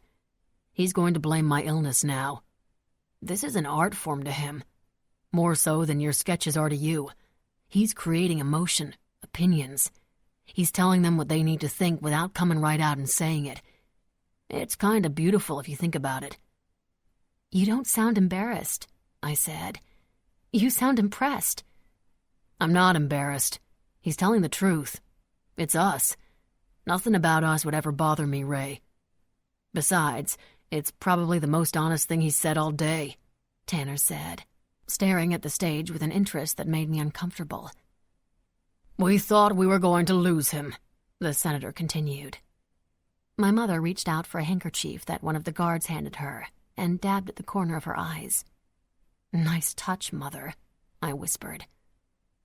The doctors all said the same thing, that there was no hope for him. They told his parents, Chuck and Renee, to make their final arrangements. The senator sought them out in the crowd and nodded toward them. Nice to see you two here, he said with a smile when he found them. We were all preparing for the death of my daughter's best friend. The crowd gasped. He had them eating out of the palm of his hand, and they were jumping up to eat every morsel he was throwing at them. It was a strange thing to be thinking about, especially since Margot and I know Tanner's parents as well, always thought that our two crazy kids would grow up to get married and have a family of their own. The senator's eyes went misty. He should win an Emmy. My mother walked up to him and dabbed at his eyes with her handkerchief. No, these two should win an Oscar. Sorry about that, he said, sniffling. He paused for a moment before looking out into the crowd. It's funny how God works. You never know what his plan is going to be. Chuck and Renee had given up the hope of ever becoming grandparents. Our hearts ached for our daughter and the future that was no longer a possibility for her. On the day that Tanner received the news that his time here on God's great creation of a planet was coming to an end, my daughter and Tanner made a decision that I don't agree with, that I don't support. But in many ways I see it now as part of the bigger picture. God's great plan that we, as his followers, don't ever have any hope in understanding. That decision resulted in my daughter and Tanner coming to me and my wife in my home office. They informed me that she was pregnant, and I openly wept. My own daughter, the daughter who I raised to clearly understand the values which the Price family stood for and believed in, had come to me and told me that she disobeyed my rules and God's law. It wasn't until later that night that I woke from a restless night of sleep and it dawned on me. This is God's plan. This was his way of providing Chuck and Renee with the grandchild they'd given up on having, and it gave me new cause. And this cause was to reach out to every specialist and doctor in this great country, and even the world, to see if they could save my daughter's hope for a future, a family of her own. Half the crowd was in tears, and Tanner leaned into my neck. This all sounds so much better than my daughter had pity sex with her sick boyfriend, and they didn't use a condom. My father's head snapped up, and he shot us a look that I knew was meant for me, as if he'd heard Tanner's remark, although it was impossible. With the help of Dr. Reynolds in Tennessee, we were able to bring Tanner back from the brink. The crowd started to applaud, and again the senator held up his hand. I am now proud to say that Tanner has been in full remission from his leukemia and continues to show no signs of the cancer that almost took him from us. This time he lets the crowd clap. Come on up here, you two. Bring Samuel. 100 pairs of eyes turned to us, and we had no choice but to make our way to the stage. Samuel clapped along with the crowd and laughed. I would have given anything to be shrouded in the same beautiful, ignorant bliss. We stood next to my mother, who made a show of taking Samuel from my hands and putting him on her hip, just as I had him. She turned to the crowd and waved, and Samuel mimicked her, which just made them grow more wild. Now, I haven't told you the best part, the senator said, motioning for the crowd to quiet down. He was the maestro, and they were his orchestra, playing to every one of his gestures. This was the grand finale, because I knew what was coming, and there was nothing I could do to stop it. This morning, in a small ceremony, surrounded by only family and their son, my daughter and Tanner Redmond were married. The applause from only a crowd of 100 or so people was deafening. The senator shouted into the microphone above the crowd. So I would like to take this time to introduce you to the new Mr. and Mrs. Redmond and their beautiful son, my grandson, Samuel. May God bless your union. He came over to me and cupped my face in his palms, pulling me in for a hug that made my stomach turn. You bastard, I said. This wasn't supposed to be a public display or a political tool. I was surprised, although I knew I shouldn't have been. The senator cared about the campaign first, campaign funding second, and campaign supporters third. It's a political tool, all of it, the senator said. You, me, Tanner, Samuel, your mother. It's all for the greater good. I honestly think he believed that crap. He released me and pulled Tanner into a hug of his own. Unlike the scowl I was wearing, Tanner was smiling from ear to ear, and genuinely looked like he was enjoying himself, accepting the congratulations as if the marriage were real. I'm so fucking stupid. Suddenly, I was so angry I couldn't breathe. I was angry at myself, at the senator, at King for leaving me, at Tanner for no reasonable explanation. My hands shook as I saw red. The senator waved to the crowd. Nadine came to the stage and took Sammy, who was wriggling in my mother's unfamiliar arms, and motioned to me that she was going to take him back to the house. I nodded. Nadine had a great sense of when shit was about to hit the fan, and I was glad for it, because shit was about to hit the fan. I stepped up in between where my father and Tanner were waving to the crowd, and I added a wave of my own. The senator looked at me suspiciously, and Tanner was still smiling like he'd just won the lottery and was accepting his giant check. It's hot out here, isn't it? I said, leaning toward my father, who furrowed his brow, and then corrected himself when he realized he made a negative facial expression in public. It's Florida during the summer.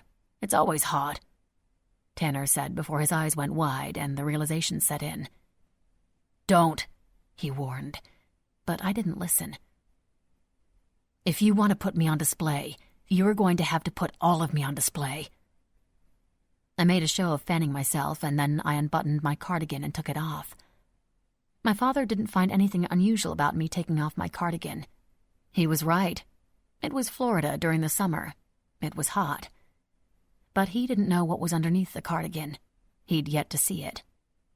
I held my sweater in my hands and heard a gasp from behind me that I assumed came from my mother. "Don't," Tanner repeated, and this time he sounded angry. I spotted a chair and turned to my father. "Can I rest my sweater on that?" I asked him. "What are you up to, Raimi?" he asked, looking worried. "Nothing at all, Daddy," I said. I turned my back to the crowd and bent over to place my cardigan on the chair. The tattoo King had given me was on full display for the crowd. There was nothing anyone could do. My father could rush to cover me up, but that would make it look like he didn't approve. He could address it, but that would make it worse.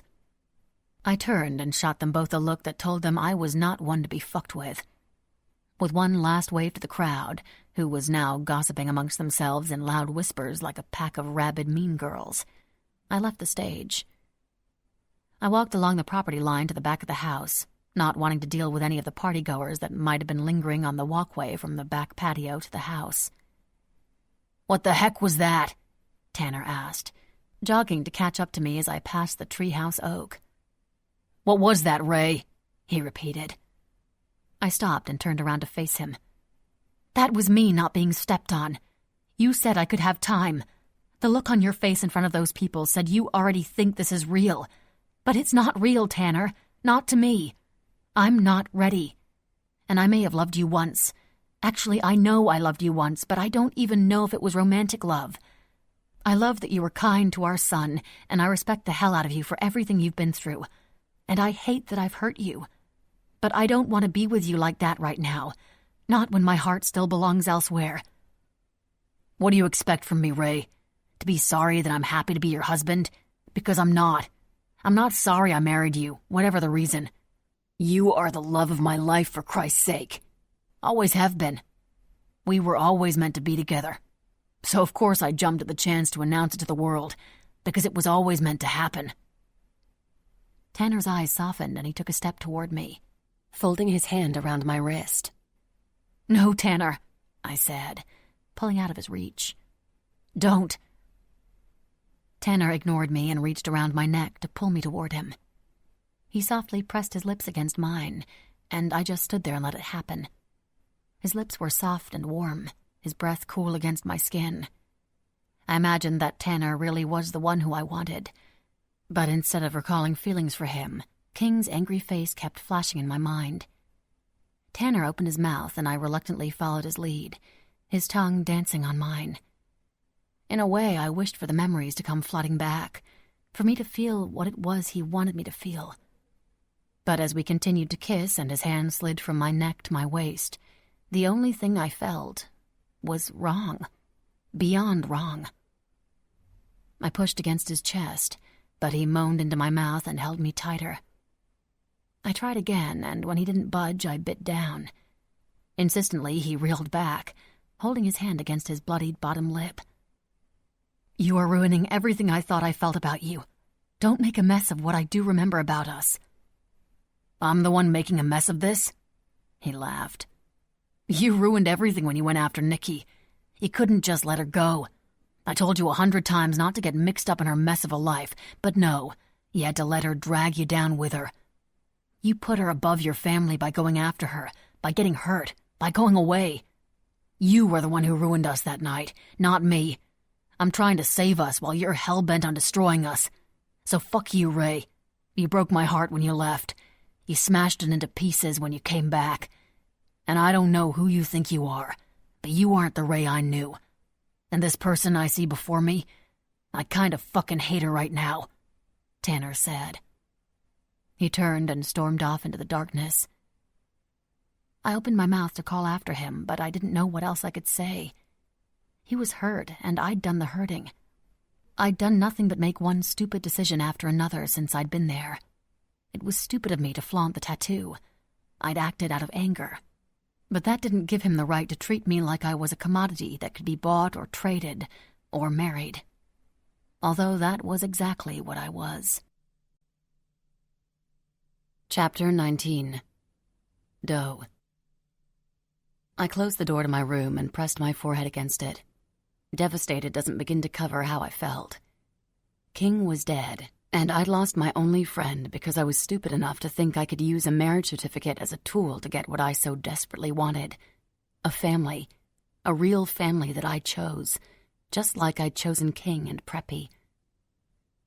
I let out a frustrated scream and clenched my fists, banging on the door until I was all out of fight. I rubbed my lips to erase the taste of Tanner until they felt raw. "Take your fucking clothes off," a deep voice growled. Awareness washed over me like static electricity. I gasped and turned my tear-stained face from the door.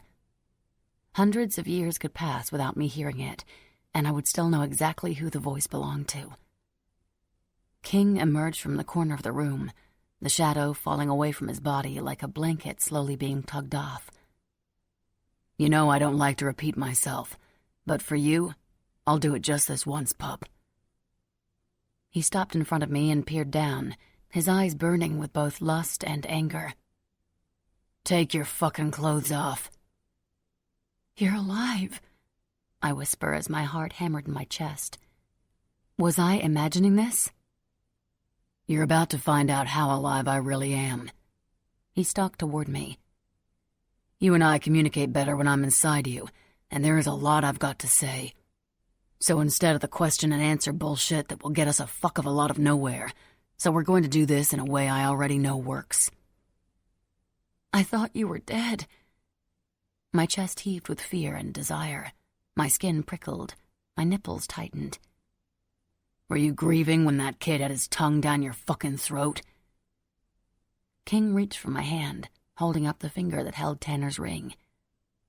"Is your grief the reason why you're wearing this?"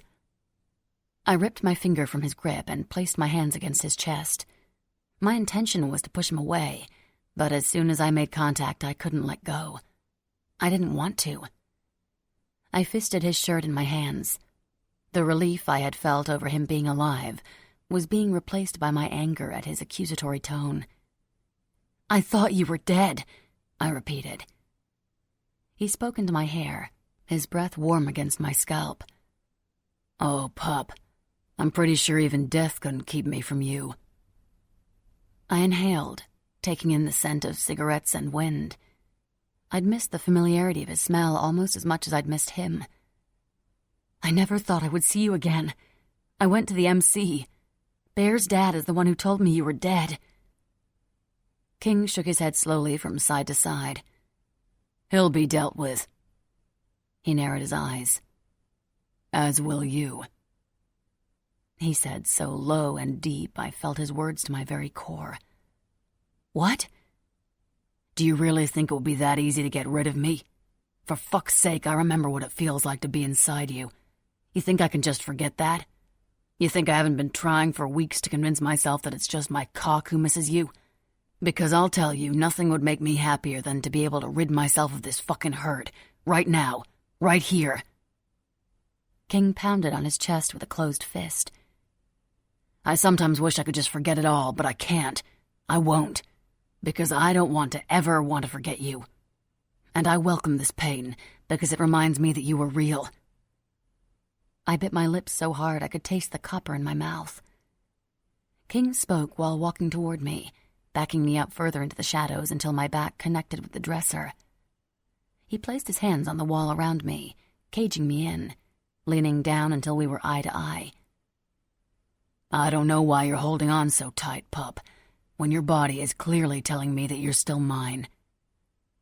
King inhaled me, like I did him. Closing his eyes, he rubbed his nose across my jawline. "Do you love him?" he growled, nipping at my neck with his teeth. "Yes," I admitted. King pulled back and scowled. I clarified. "It was never a love like he thought it was, like he wanted it to be. I loved him like a best friend, never like the way—" His eyes searched mine, eagerly awaiting the rest of my answer. "Weeks go by without a single word, and you show up out of nowhere, sneak into my room, and demand that I take my clothes off on the day I couldn't finish the sentence.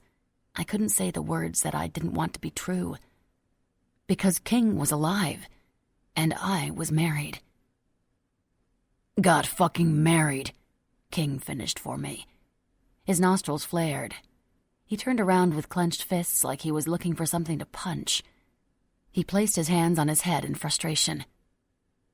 "I watched the entire fucking car crash out there.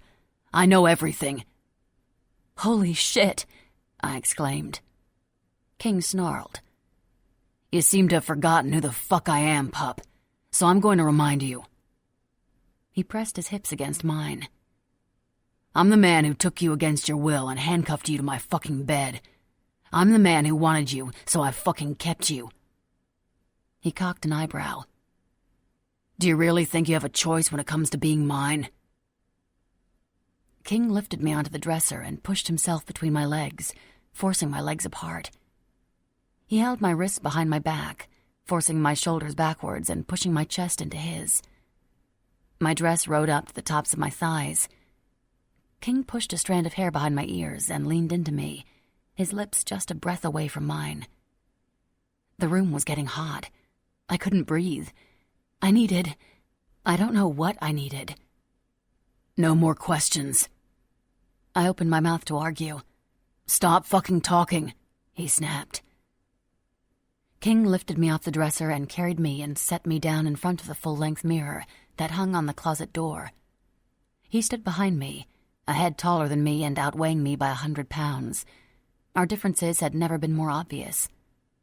His dark jeans and dark tank top were a stark contrast to my little white eyelet sundress, my pale skin next to his tanned, my white hair to his black. It was a sight that made my knees weak, because although the reflection in the mirror made our differences obvious, it also made me see how well the two fit together. "You see this?" King said, his arms wrapped around my waist, speaking to my reflection. "You see how this fucking works? We fit." He pushed my cardigan off my shoulders and it fell to the floor. He spun me around and grabbed a hand mirror off the desk and held it in front of me, the same way he did when he was showing a client their new tattoo. "Do you see this? What does it fucking say?" he asked, pointing to the tattoo he'd given me, the one I'd just put on full display despite my father and Tanner. "It says, I don't want to repeat my innocence. I want the pleasure of losing it all over again." "It's an F. Scott Fitzgerald quote," I answered. "No." He pushed on my head, shifting my perspective to a slightly sideways view. "Tell me again. Look in the crown, in the vines. What the fuck does that shit say?"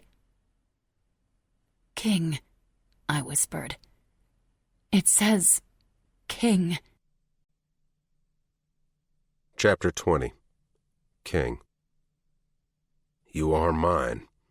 You always have been," I said unapologetically. Pup looked in the mirror with wide eyes, still staring at the tattoo bearing my name. "You tattooed your name on me," she said in disbelief. My gaze met hers in the mirror. "Marked you the first fucking chance I got. My only regret is not making it bigger, because maybe then that kid would have known better than to put his fucking lips on you." "It's not his fault," she said, glaring daggers at me. It pissed me off that she was defending the little fuck. He could call himself her husband all he wanted, because I found out all I needed to know when her breath quickened at my nearness, when she darted her tongue out and wet her lips in anticipation. The way her nipples hardened against the fabric of the little sexy as fuck conservative dress she was wearing. It wasn't just physical, though, because the air around us crackled with our almost palpable connection. I could practically taste it on my tongue. I wanted to taste her on my tongue. I wanted to put my face between her thighs and feel her squirm under my mouth while she scraped the top of my head with her fingernails until she came. I was so fucking hard it took every bit of self-control I had not to bend her over the dresser, flip that dress over her ass, and fuck some sense into my girl. I ran my hand over her mouth and her lips parted. Those beautiful pink lips of hers would have made my cock instantly hard if it wasn't already an iron rod straining against my jeans. I already wanted to slit the senator's throat for the stunt he pulled with Max, but when I saw him standing up there, wearing his better-than-everyone suit and his member of the club ridiculous gold watch, and heard him telling people you'd got fucking married to someone who isn't me. I wanted to unload my gun into his skull, then reload for the kid. My words might have been harsh, but they were true. I took the mirror from Pup and set it down on the dresser. For a second, I thought that maybe I just imagined this thing between us. I untied the halter of her sundress and let it fall to the floor, revealing a matching beige strapless bra and panty set. It was standard everyday stuff, but on my girl, she might as well have been wearing crotchless panties and carrying a whip, because she was the sexiest thing I'd ever fucking seen. My cock was in agony as I swept my gaze over her body. It was that look of yours that stopped me, I said. What look? She asked, spinning around to face me.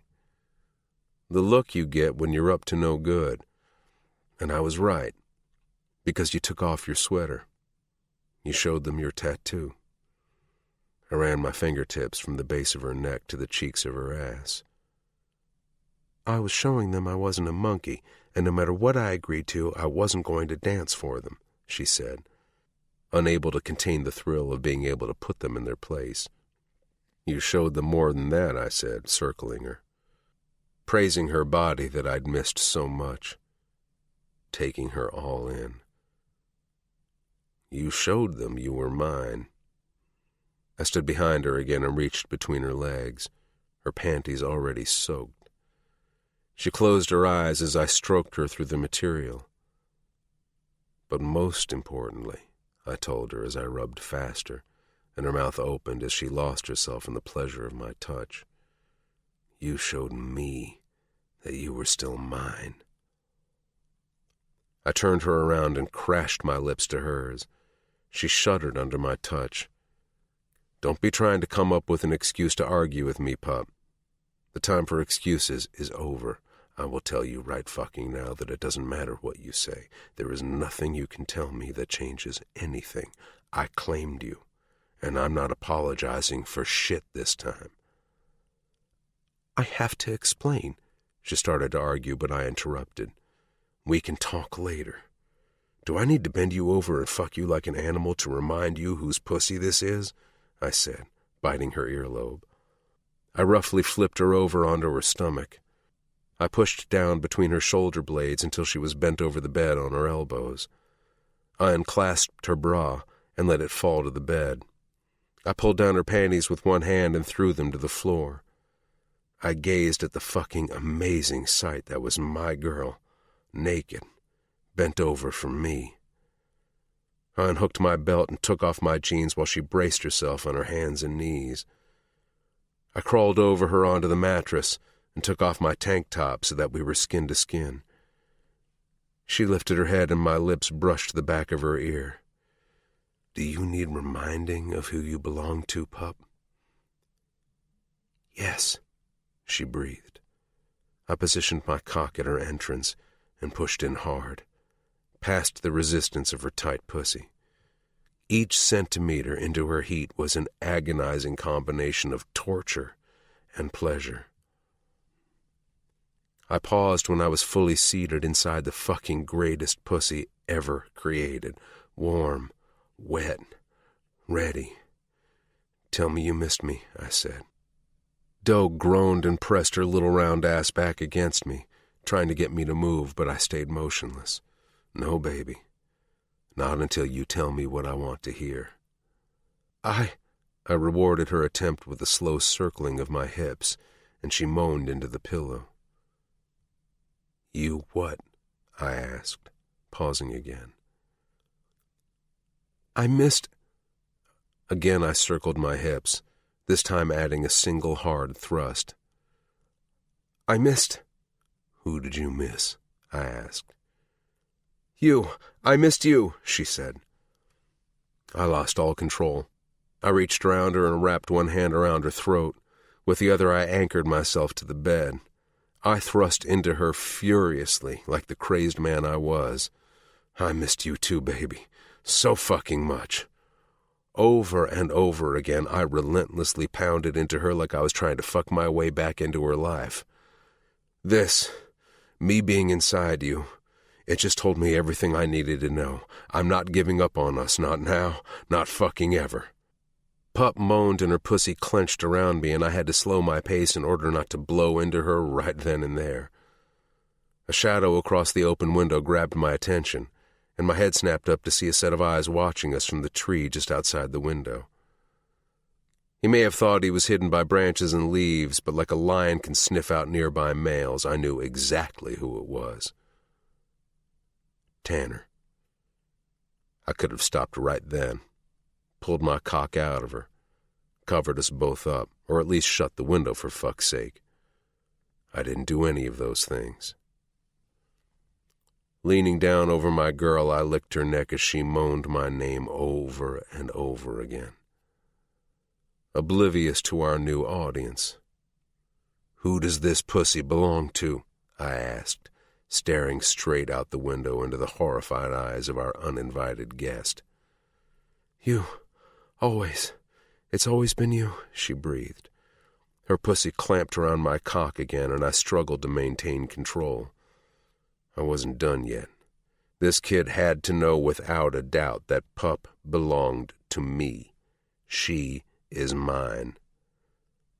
"I love you, Pup, so much," I told her, thrusting harder and harder. "Do you love me?" I asked, making sure I stroked the sensitive bundle of nerves in the front wall of her pussy that made her scream.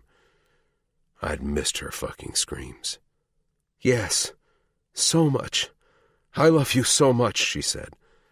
It started out as a whisper, but as her orgasm took hold, it became louder and louder, until she had to shove a pillow in her face to prevent anyone who might be in the house from hearing her. But someone had heard. When I felt the tingling sensation begin at the base of my spine, an idea took hold, and it was like my baser instincts took over. Once I thought about doing it, I couldn't think of anything else. I pushed into her twice more than pulled out of her tight heat. I jerked my cock in my hand, making a show of spurting my cum onto her bare back. Doe dropped onto her stomach in exhaustion, but I wasn't quite done. I looked out the window, directly over to where Tanner was unsuccessfully hiding. I ran my hands through the mess I'd just made on her, sliding it around on her back and her ass, marking her as mine. I pulled her up by her hair and stuck 2 cum-covered fingers in her mouth. She groaned and greedily sucked them clean. My message was clear. Tanner stood on the branch, no longer bothering to conceal his presence. For a long moment he continued to stare until finally he turned and leapt from the tree. Both Pup and Tanner now knew who she belonged to. And it sure as fuck wasn't him. Chapter 21. Doe. King fell on top of me, pressing me into the mattress as we both caught our breaths. The weight of him over my back was almost crushing, but I didn't want to move, afraid that if I did, I would wake up and this would have all been a dream. King sat up and leaned against the headboard, pulling me close to him. "Now can I tell you why?" I asked, still catching my breath. King nodded. "I thought you were dead," I started. "I'd panicked when I hadn't heard from you in a while. I went to Bear's clubhouse hoping they could get a message to you somehow. Bear's dad told me you were dead." King gave me a reassuring squeeze, encouraging me to continue. "And I missed you. I missed you so much." A tear ran down my cheek as I remembered how I first felt when Bear's old man had told me that King was dead. King leaned in, trapped the tear between his lips, catching it before it had a chance to drip from my jaw. "I went to see Max." King froze. "What? You saw Max?" he asked in disbelief. I nodded. "Yes, and she's so beautiful. She has your eyes, your smile. She gave me this." I held up my wrist to show him the plastic purple bracelet, and King ran his fingers over it as if he were examining the Queen's jewels. "I knew right away she needed to be with me.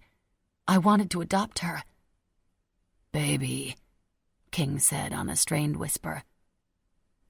I wiped at another tear spilling down my other cheek. I wanted to increase my chances of making that happen. The senator said single women looking to adopt are often passed over. I turned to look him in the eye. I didn't want that to happen. I would have done anything. For her. For you. But to be honest, I was doing it mostly for me. Because she's a piece of you. And I wanted that piece with me. Always. I laughed. So I did what I had to do. You married Tanner. For me, King said. There was no more anger, no judgment. If anything, he sounded in awe of what I'd done. Gently reaching out to cup my face, he leaned forward and pressed a kiss to my lips. Where most of our kisses are full of heat and passion, this one was all tenderness and love.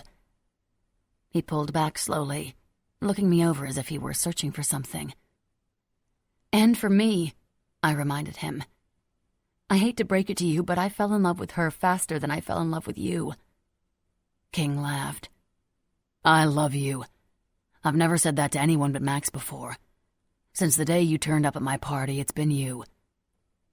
He kissed me again, then rested his forehead on mine.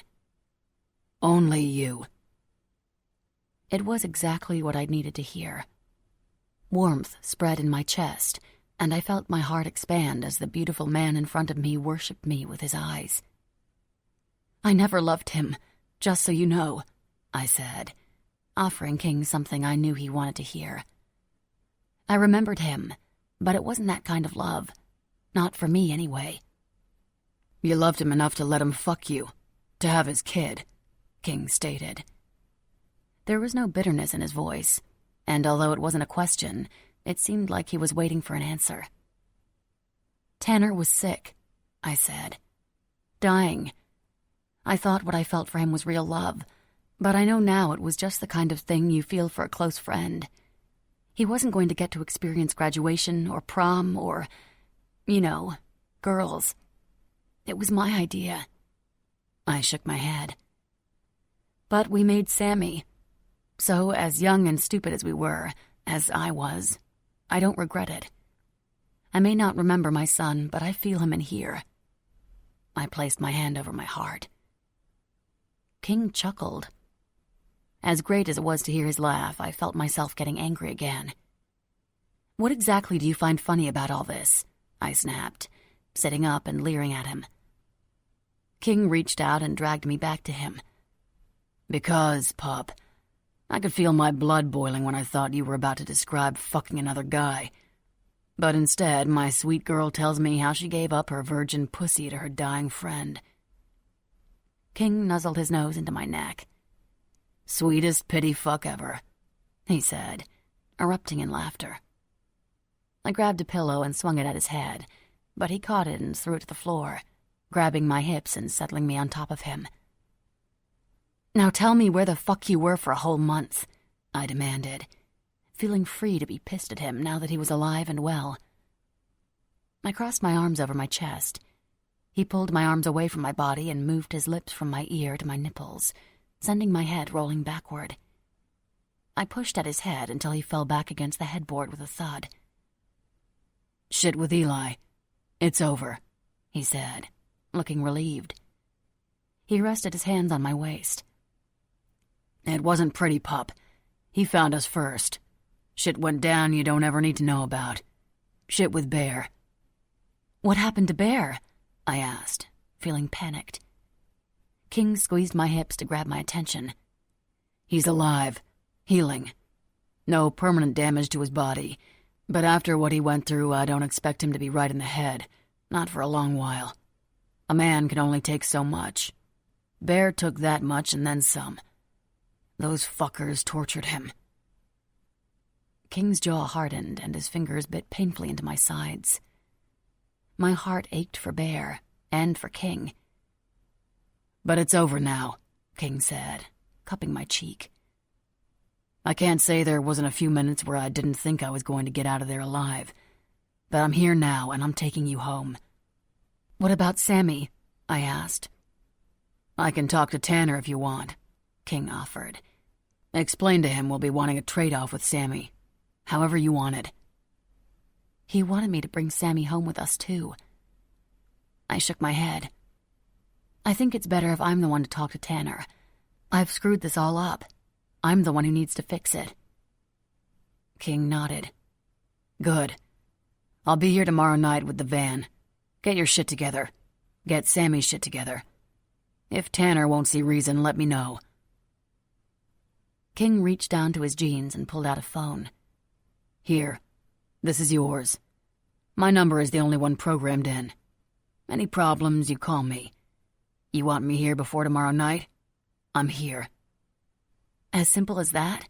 I asked, feeling like I'd just been given a second chance at life. And in a way I had, because King was alive and I was still his. Nope, not that simple. You tell him you want an annulment, and you want that shit yesterday. He so much as squawks at it, you tell him to come fucking see me. King pressed his lips to mine and inhaled deeply. In this world, there is very little I believe in, pup, but I believe we belong together. You don't believe in God? I asked. No, pup. The only thing I have faith in is you. King slipped out sometime after I fell asleep in his arms. When the morning light flooded my room, I rolled over to avoid its rays. When I finally opened my eyes, I saw something on the nightstand that made my heart flutter and soar. My smile was nothing short of ridiculously huge. I loved it immediately. It was just like the one he'd left for Grace on her hallway table all those months ago. On my nightstand, on top of the phone that King had given me, was a tiny white ceramic rabbit. Chapter 22. Doe. The morning after King left, I felt both elated and utterly miserable. I had King back. He was alive, and I was so grateful to whatever universal being was responsible for keeping him safe. But at the same time, I'd led Tanner on. Not just by the big, fat, obvious mistake of marrying him, but while he was on his quest to help me remember, occasionally I'd let him sit too close to me on the couch. I'd let him hold my hand.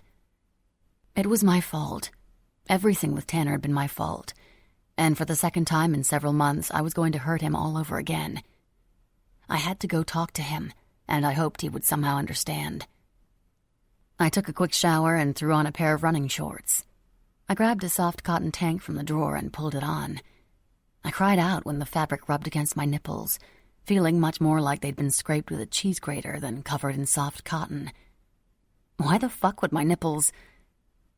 I sprinted over to the desk calendar and spent an embarrassing amount of time doing the math. But with my hands shaking and my head spinning, even the simplest of calculations didn't compute. I pushed the calculator away and pulled out a piece of paper. Maybe a word problem would help me make it clearer. Throwing up frequently, plus no period this month, or maybe even last month, plus cheese grater nipples, plus sex with King in the water by the boathouse, plus no protection of any kind, equals... holy fucking shit. Chapter 23. Doe. I found Tanner sitting on the roof of the houseboat. You know, I'm beginning to think it was you who made the senator keep this rust bucket, I said. You're always out here. Tanner turned around. There was an obvious sadness in his eyes, but there was something else, too. Something I couldn't quite pinpoint.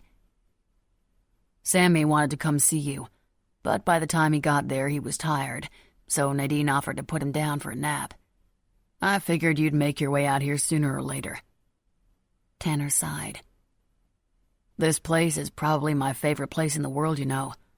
The three of us spent all our time out here when we were kids. The only thing I could do for him was to listen, because over the past few months he'd done his share of listening to me. I want to apologize about the party.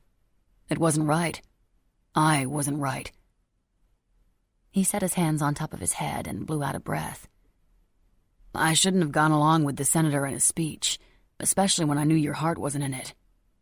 He looked up to the sky and closed his eyes as if he were gathering his thoughts. He turned back to where I stood on the dock. I just wanted it to be true. I got carried away. I'm sorry, Ray. You don't have to apologize. I feel like we're always apologizing to one another, I said. Probably because we are. He hopped down from the roof onto the dock. He stood in front of me with his hands in the front pockets of his jeans. I know why you're here. You do? You're leaving, Tanner said, shifting his weight from one foot to the other. Yeah, I am, I answered. It's never felt right for me to be here, and the more I remember, the more I know the right decision is for me to go. He's alive. You're going back to him, Tanner said.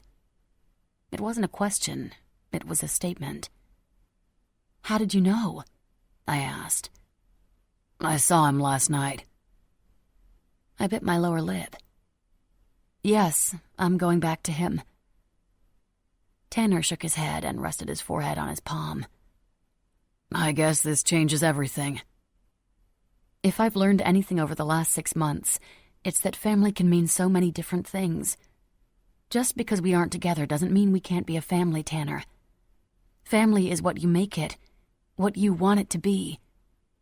That's not true, because I want it to be you, he said, reaching out for my hand and lifting it in his as if he were studying it, as if he wanted to look anywhere but in my eyes.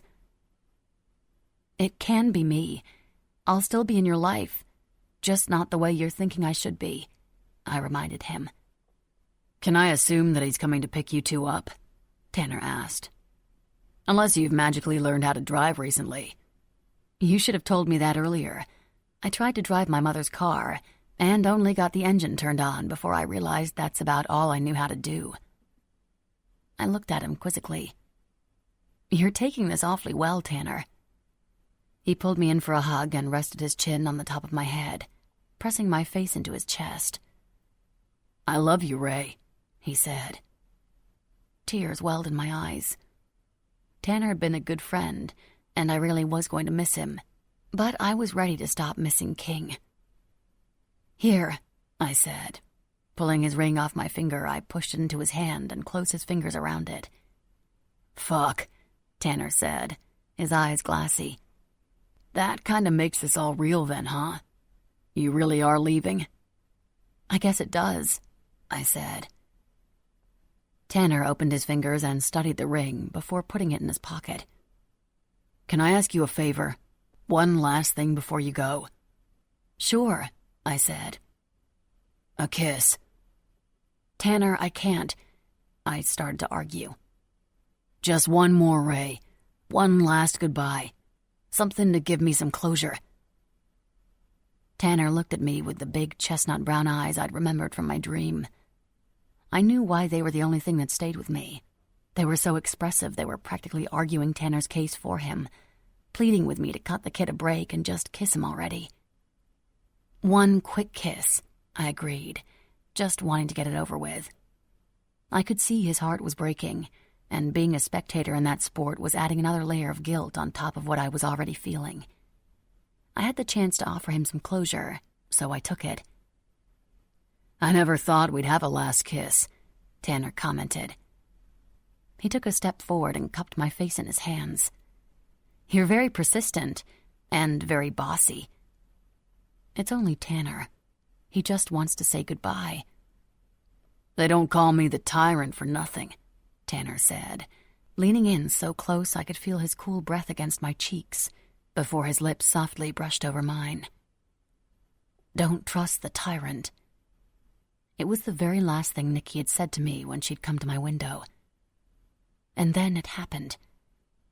First, it was like lightning bolts going off in my brain, sparks of light zapping on and off like a fluorescent office light struggling to turn on. Then it was like my brain was a carnival where someone had located the power cord and plugged it back in, turning the entire carnival on. Lights, music, merry-go-round, and all. My memory. All of it. Tanner pulled away as a very clear memory came bounding into my brain. Of a very different Tanner. Sammy refused to close his eyes until I read him at least 3 bedtime stories. He looks up at me with those puffy eyes, rimmed in red, and rubs them with the back of his hand. He is fighting a losing battle with the need for sleep, although he is putting in an admirable effort. After 3 stories and 2 songs, my boy has drifted off, clutching his favorite blanket, the one with the pattern made entirely of the shadows of different types of motorcycles. "Sweet dreams," I say, kissing him on the forehead. After closing his door as softly as I possibly can, I run into Nadine in the hallway. She is carrying a basket of already folded laundry. "Ray, why don't you go see Tanner tonight? I'll keep the baby monitor in my room. You 2 kids haven't had any time together in a while. Might do you some good to remember that you are actually kids." "Are you sure?" I ask. She is right. I could use some time just being a kid. Between raising Samuel and worrying over Nikki, there's little time for much else, and I miss Tanner. We hadn't just hung out in a while. "Of course," Nadine says.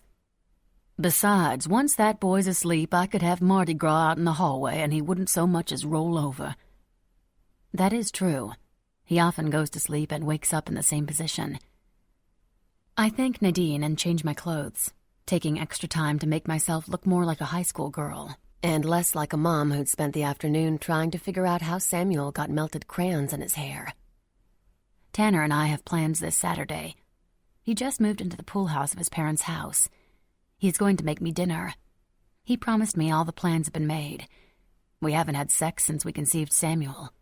We're too young, and our lives have become so complicated that we'd agreed to wait.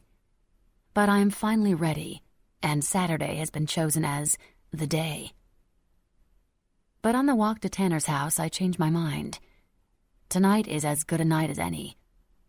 I call Tanner, but there's no answer. I sent him a text, but he doesn't respond.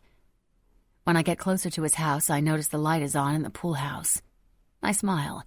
Maybe he fell asleep studying. I'm planning how I could crawl into his bed and snuggle up next to him when I hear a voice. An angry voice. "What the fuck did I tell you about going to her?" Tanner asks.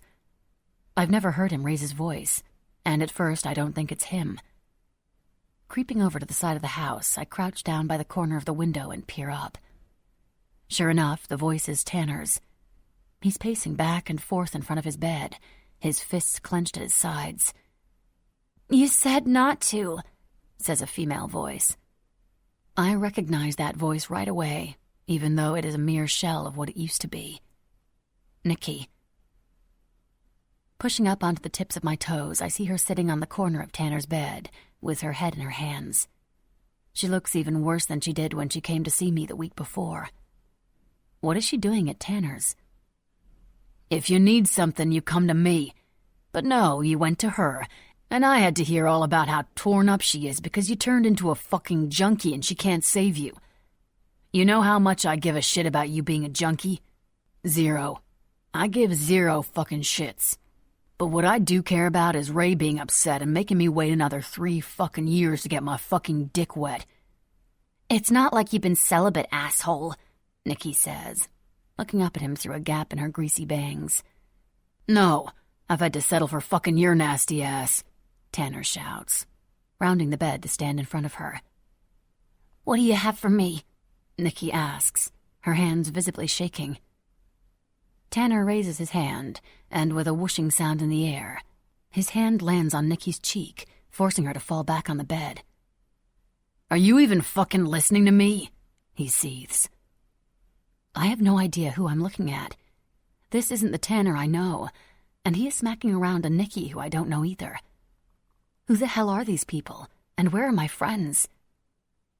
Nikki groans but doesn't say a word. "If you do anything to prevent me from being balls deep in Ray Saturday night, I'm cutting you the fuck off. Do you hear me?" Tanner crawls up onto the bed and pushes Nikki down, straddling her shoulders. He pulls a small baggie out of his shirt pocket and waves it in the air. Nikki springs to life when she sees it like she was just given an adrenaline shot. She tries to grab it out of his hands, but Tanner pulls it out of reach. "After," he says, putting the baggie back into his pocket. Tanner leans forward and rests his hands on the headboard as Nikki undoes his belt. I don't want to watch anymore. It's like a horror movie, but I can't peel my eyes away. But when Nikki pulls Tanner's dick out of his pants and wraps her mouth around it, my stomach rolls. I turn to the side and heave into the grass. "What the fuck was that?" Tanner asks. Nikki pulls off of him, but he grabs the back of her head and starts thrusting into her throat. Her eyes water and she gags every time he pushes in. "Did I tell you to fucking stop?" Silent tears stream down my face as I witness two people who bear no resemblance to the kids I grew up with. The girl I wanted to be my sister, the boy I wanted to marry someday. Destroy everything I thought I knew about them, about our friendship. It was all lies. All of it. "This isn't fucking working," Tanner says, pulling out of Nikki's throat and flipping her around while grabbing something out of his back pocket. "Let's see if that snatch of yours has been completely ruined by now, or if it still feels as tight as it did when you were 12. Holy shit. My entire life is a lie. This monster is the father of my child. I can't breathe. My stomach rolls again. Nikki lifts the scrap of fabric that barely covers her ass up to her waist and reveals that she isn't wearing any panties. Tanner rolls on a condom, grabs her hips roughly, and pushes himself inside her. Nikki cries out and fists the sheets in her hands. "I'm going to teach you a fucking lesson, slut. You need your fix? You come here and you're going to suck my fucking cock for it, take it in the ass like you are now. But you'll get what you want, and I'll get what my future wife thinks she can deny me." That's it. That is all I could take. Bile rises in my throat. I turn to leave, but I'm suddenly dizzy. I fall onto my knees, my hands landing on the side of the house with a thud. I listen for any commotion, or a sign that they might have heard me, but I don't hear anything. I stand again and struggle to put one foot in front of the other. Each step is a harrowing adventure. The 3 blocks home seems like an impossible desert crossing. I've only made it a few steps when a voice from behind startles me. When I turn, I lose my footing, falling backwards onto the grass. I look up as Tanner stands over me. "Like what you saw, did you?" You're a monster," I say, using my hands and feet to crawl backwards, away from the boy who only minutes before I thought I loved. "Oh, Ray, you have no fucking idea." "Are you okay, Ray?" Tanner asked when I'd pulled back abruptly. I wiped my mouth on the back of my hand. "No, it's okay," I lied. "I've got to go pack." I nervously twisted the hem of my shirt in my hands. I plastered on a fake smile and took a step back. "Are you sure you're okay?" Tanner asked, taking another step toward me. I held up my hand. "Of course. I'm just, overwhelmed," I said as I backed off of the dock. "And I haven't even told the senator yet that I'm leaving. Not like he cares." "He's not home. Nobody is but Nadine," he reminded me. "So I should at least call him then, right?" I asked in a much higher-pitched tone than I intended. Why did I have to be such a bad fucking liar? "Sammy should be up from his nap soon. Go pack, and then I'll drive you guys," Tanner offered. "No, you don't have to do that. King's—" "Oh, come on," Tanner said, continuing to advance toward me. "Besides, you said we're still a family, right? No harm in a little car ride together." Except there was. I tripped over the spot where the dock met the soft ground, falling backward on my ass. I'm such a klutz. I was about to stand up, but Tanner startled me by moving quickly to my side, hoisting me off of the sand. "I've got you," he said, and when I turned toward him and my eyes caught his, I saw a quick flash of the Tanner from my memory. I took a steadying breath. "Thanks," I said, trying to appear casual by brushing the sand off of my legs. "And yeah, you're right. A ride sounds great. Just let me get cleaned up and get Sammy's stuff together." Tanner smiled and pushed a strand of hair behind my ear. All the little hairs on my neck stood at attention, and not for the same reasons they did with King. There was something cold behind his words. Haunting.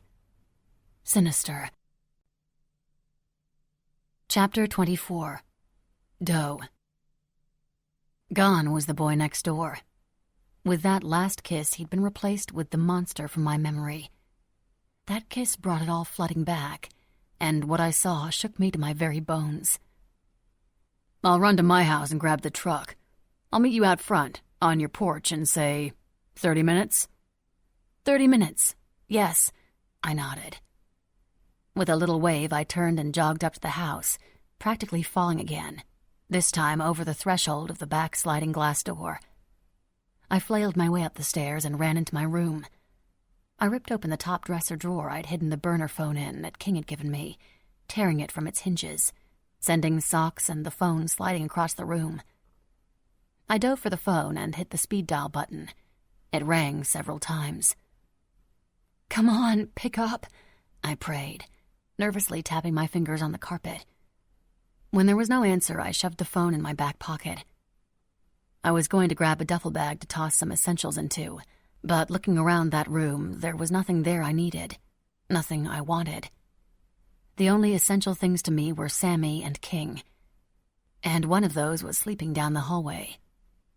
I'd try calling King again after I got Sammy from his room. "Nadine?" I called out down the hall. The only sounds were coming from downstairs, the hum of the refrigerator and the spinning lull from the running dishwasher. "Nadine," I called again. "I need you to pull your car around. I'll explain when we're on the road, but we have to leave now." I opened the door to Sammy's room. I turned the knob as quietly as I could, closing it again behind me with a soft click. I'd hoped Nadine had heard me and was pulling the car around.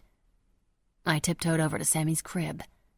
Leaning over the railing, I expected to see my sleepy man with his hair pointed in a million directions, clutching his favorite motorcycle blanket. Sammy wasn't in his crib. It was empty. The light clicked on, and every hair on my neck and arms stood on end. "It was that fucking weak kiss that gave you away," a voice said, startling me so much I jumped and knocked into a pile of Sammy's toys, which came to life in a burst of music and flashing lights. "Tanner, I thought you were meeting us out front. Where's Sammy?" I tried to hide the shakiness in my voice. I fell backwards and landed against something soft but unmovable. When I turned around to see what it was, I was eye to eye with a motionless Nadine. Her eyes unfocused and staring straight ahead, her mouth still opened as if she'd been surprised. Dead. Nadine was dead. "What the fuck did you do?" I cried. Tanner stood from where he'd been sitting on the rocking chair I used to rock Samuel to sleep. "Where the fuck is my son?" Tanner knelt over me and smiled, but it wasn't the same toothpaste commercial smile I'd seen before. There was no perfect boy next door behind the menacing expression and crazed look in his eyes. "You used to kiss me like I was the most important person in the world," he said as he reached out and ran his thumb over my lips. I jerked my head away, but he grabbed my chin and yanked it back to him. "You used to love me," he spat. "At some point I probably did." I shook my head. "But I don't remember," I lied. Tanner reared back, delivering a punishing backhand across my face. "Liar!" It stung so bad it rattled my cheekbone, and I swore I could hear it vibrating in my ear. "There is no probably about it. I know you remember. Do you want to know how I know?" "Where's Samuel?" I asked again. "Let me up, Tanner." I tried to stand. "No," Tanner shouted, pushing me down on my shoulders, pinning me to the floor. "You will stay right the fuck there while I'm talking to you. I'll ask you again. Do you want to know how I know you remember me?" Tanner hissed through gritted teeth. I slowly nodded, giving in and playing the game of question and answer Tanner was so hell-bent on playing. "Because, Ray, I felt your fear. I felt your lips tremble against mine, and the only reason they would do that would be if you remembered the last time you saw me. You mean the night I caught you fucking Nikki? The night I saw you give her drugs? Hit her? You mean that fucking night?" I yelled, pushing up on him. All the anger and rage from that time rushing back into me. Tanner pinned my wrist to my side and laughed in my face. "Yes, that's the night." Tanner reached up to my throat. "But I refer to it as the night I killed you. At least I thought I did." He squeezed my throat, cutting off my airway. And then the unexpected happened. It started as a flash of white light, followed by small staccato bits of recollection from right before I'd lost my memory. Tanner standing over me, raining down blow after blow on my face and body, as Nikki screams for him to stop. The feeling of being dragged over gritty concrete and hoisted into a pile of trash. The slanted image of the back of Tanner's legs as he casually strolls from the alley. The feel of a finger under my nose, searching for signs of breath. The sound of Nikki whispering apologies. The blue and red lights flashing in the distance. Sirens getting louder and louder as they approach. Nikki apologizing one last time before the feeling of her frail frame curled up against me disappears. Being loaded up onto a stretcher as people shout orders all around me. And then a final memory, but this one different. This one was from weeks after I woke up in the hospital. One I was seeing from an entirely new perspective. I wake up and open my eyes to Nikki standing over me, eyes furrowed in confusion. "Ray?" "Huh? I'm sorry, do I know you?" For a few seconds I thought she was someone from my past, but then her expression turned annoyed, almost cold. "No, you don't know me, but you're on my fucking bench." And then it all made sense. Why Nikki didn't tell me who she was, who I really was. Why we went to King's party that night. Why she insisted that the solution to all of our problems would be the protection of a biker. The entire time we'd spent together, she hadn't been lying to me. She was trying to protect me. The least I could do was fight to protect myself. I lifted my knee, and with all my might, I landed a blow right between Tanner's legs. When he reached down to cup his balls, I held his head between my hands, and then there was a deafening crack as my head connected with his. Blood, warm and thick, dripped into the corner of my eye. I stood on shaky legs. "You fucking bitch," Tanner wailed. Holding onto Sammy's crib in order to keep myself upright, I attempted to put one foot in front of the other, and I just about made it to the door, but I wasn't fast enough. Tanner grabbed my ankle, and on the next step I landed chin first on the carpet, my teeth cutting into my tongue, filling my mouth with the taste of copper. "I'd rather have you love me, but I'll settle for you being afraid of me." Tanner flipped me over onto my back. My head hit the baseboard, and the side of my cheek smacked into the side of Sammy's dresser. I rolled from side to side, trying to clear the ringing in my head. "You are nothing but a fucking cock tease, Ray. The only time I succeeded in fucking you was when I was a dying 15-year-old. I thought that us having a kid would tie us together, bring us closer. I thought at least then you would let me into your fucking pussy on a regular basis. That's why I made sure I put holes in the condom we used that day. Shocked the hell out of me when it actually worked, too. And I guess that makes you the lucky one. You were the only one special enough to carry my baby, because I'd made Nikki get ours cut out of her." Tanner had the audacity to wink. "But even then, with my kid in your belly, you wouldn't wear my ring. Wouldn't wear it after, either. Said you had plans. Plans you..." Tanner used his fingers to make quotation marks in the air. "Didn't know if they would include me as more than your best friend and the father of your kid," he said, using a high-pitched voice, mockingly swaying his head back and forth from side to side. "Well, golly gee, Ray, sign me up. That sounds fucking swell." "Fuck you," I spat. "Get off of me. You're a fucking monster." "Now you get it. It's about fucking time, too. Do you even know how exhausting it is pretending to be something I'm not? The fucking all-American kid next door. Your father even liked me, and that asshole doesn't like anyone. He wasn't even fucking pissed when I knocked you up. Do you know how hard that was to fucking pull off?" Do your parents know what a fucking freak you are? I asked, struggling underneath him. I looked around on the ground, but there wasn't anything I could use as a weapon. You know better than that. They're more oblivious to me than the senator is to you. Tanner pulled the hem of my tank top up over my breasts, and I kicked my feet out to push him off me, but he pushed my knees together and straddled me, paralyzing the use of my legs. But that's why I had Nikki. She let me fill every fucking hole of her since we were 12. And when she started experimenting with drugs, it was like winning the lottery. Because in exchange for a taste, the bitch would let me do anything. Cut her, burn her, choke her, tie her up until her wrists fucking bled. Nikki. I remembered. All the time she'd shown up to my house with marks all over her body. She'd always made excuses. She cut herself on a nail on the houseboat. She walked into a door. She got bucked off of her cousin's horse. Nikki had always been clumsy. She didn't ever have a boyfriend to be suspicious of, and her parents were the modern-day Cleavers. There was nothing to make me question that her excuses were lies, but every single sign that something was very wrong was there. I'd failed her. I'd failed her because I was too busy with my perfect little life to even think about the fact that something was far from perfect in hers. I cringed when I thought about all the times I'd bragged about Tanner, about how attentive he was to me, about how great he was with Sammy. She's the only person I could talk to about being nervous to commit my life to someone when I was still just a kid myself. You should thank Nikki, really. She was the only reason I let you have your space. The reason why I was the perfect patient boyfriend. She took every single thing I wanted to give to you.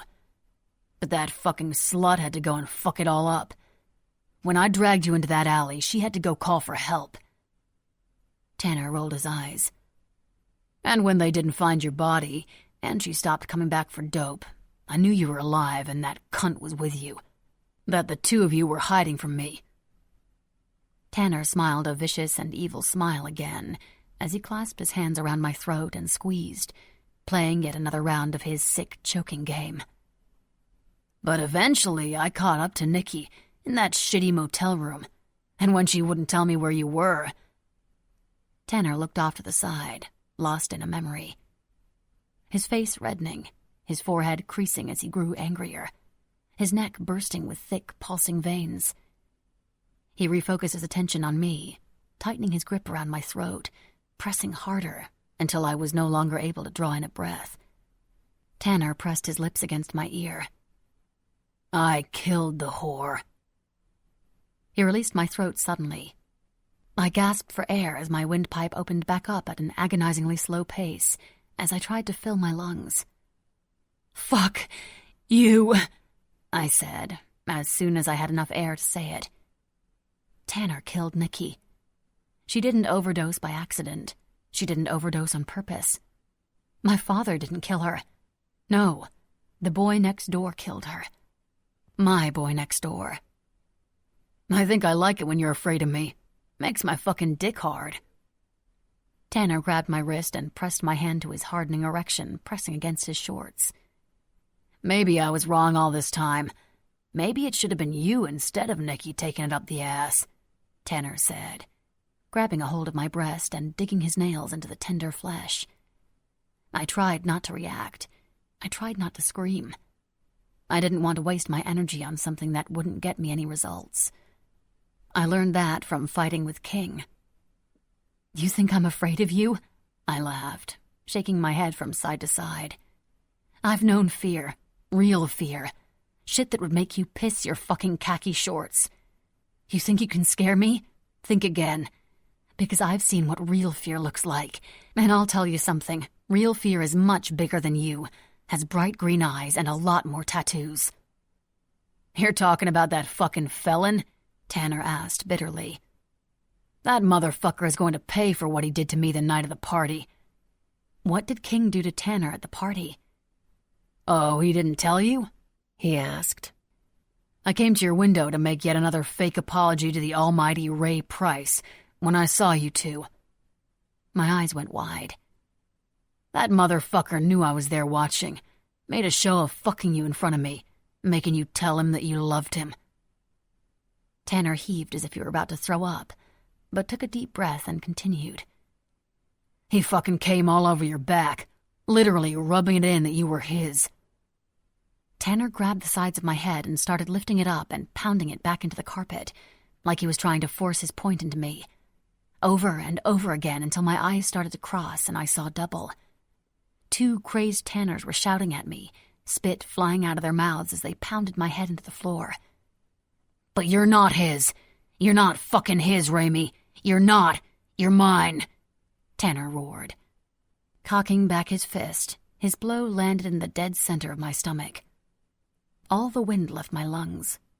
A sharp pain tore up my spine. I turned on my side and folded myself in half, hugging my middle. I prayed that he hadn't taken away the life that King and I had made. Are you afraid of me now, bitch? Stop! Don't!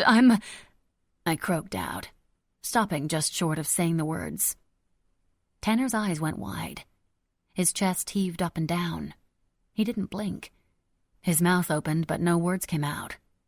Then suddenly it was as if he'd registered what I'd said, because he stood from the floor and kicked the side of the dresser, sending the baby monitor and the contents of Sammy's diaper-changing station crashing to the floor around my head.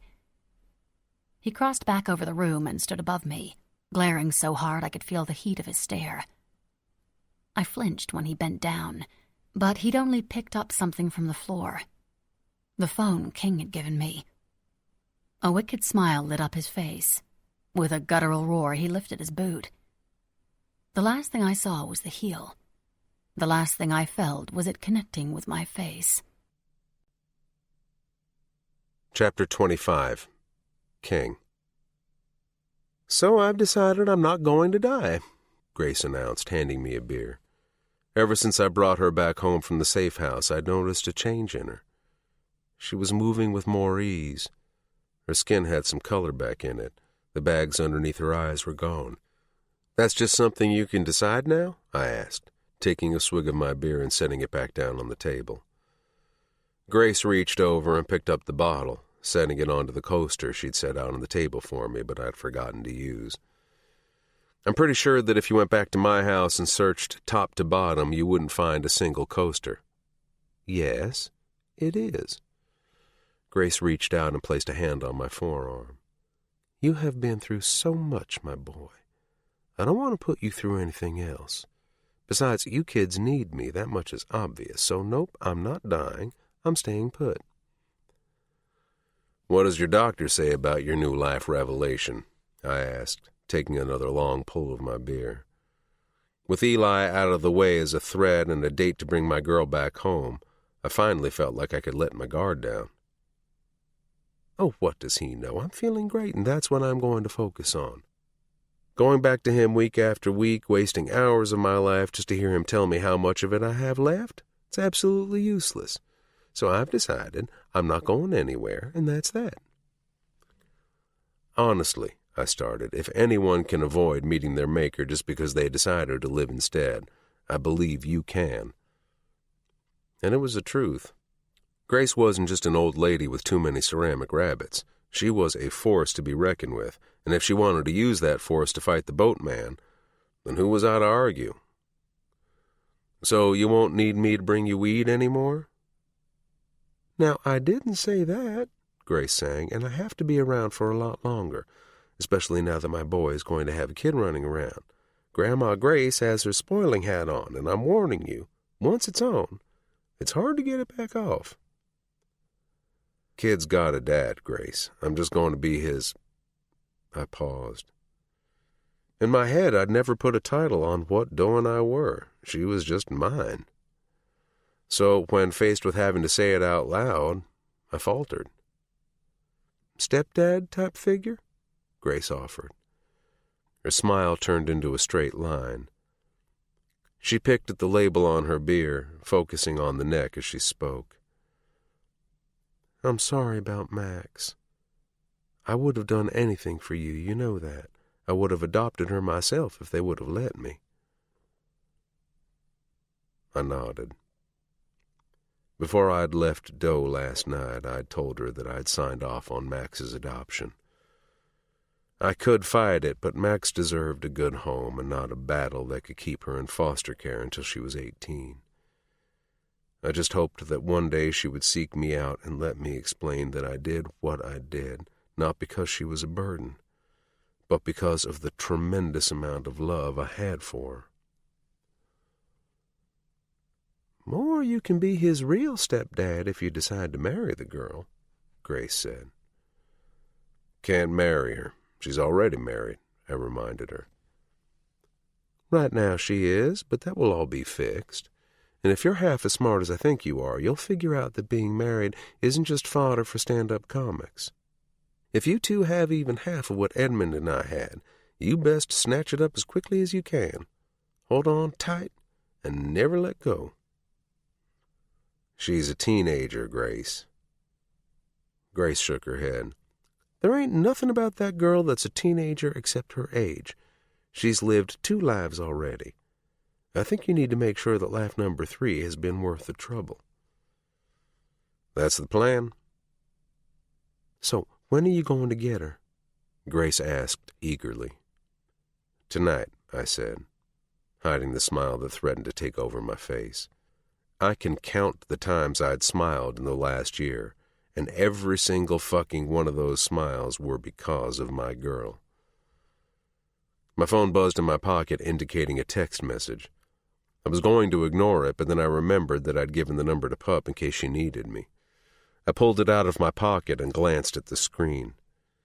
I had a missed call from her. Fuck, I cursed. I hadn't even felt it vibrate or heard it ring. Pup had also sent a text. Well, it was from her number. I clicked on the icon. What I saw made my heart drop and my blood boil. There on the screen was a broken, bloodied, and bruised version of my Pup. The hair that fell into her face was streaked with red. She was tied to a chair, her mouth wide open, her jaw set to one side like it had been punched repeatedly. Her clothes were torn and hanging off her body. Then I noticed that the picture had a sideways triangle in the middle of it. "What the fuck is it?" I asked out loud. Grace came to stand at my side to see what it was that had struck me completely silent. I pressed the triangle, and the horrible scene I thought was just a picture played out in front of me in video form. Pup, being hit over and over again in the face with a man's closed fist.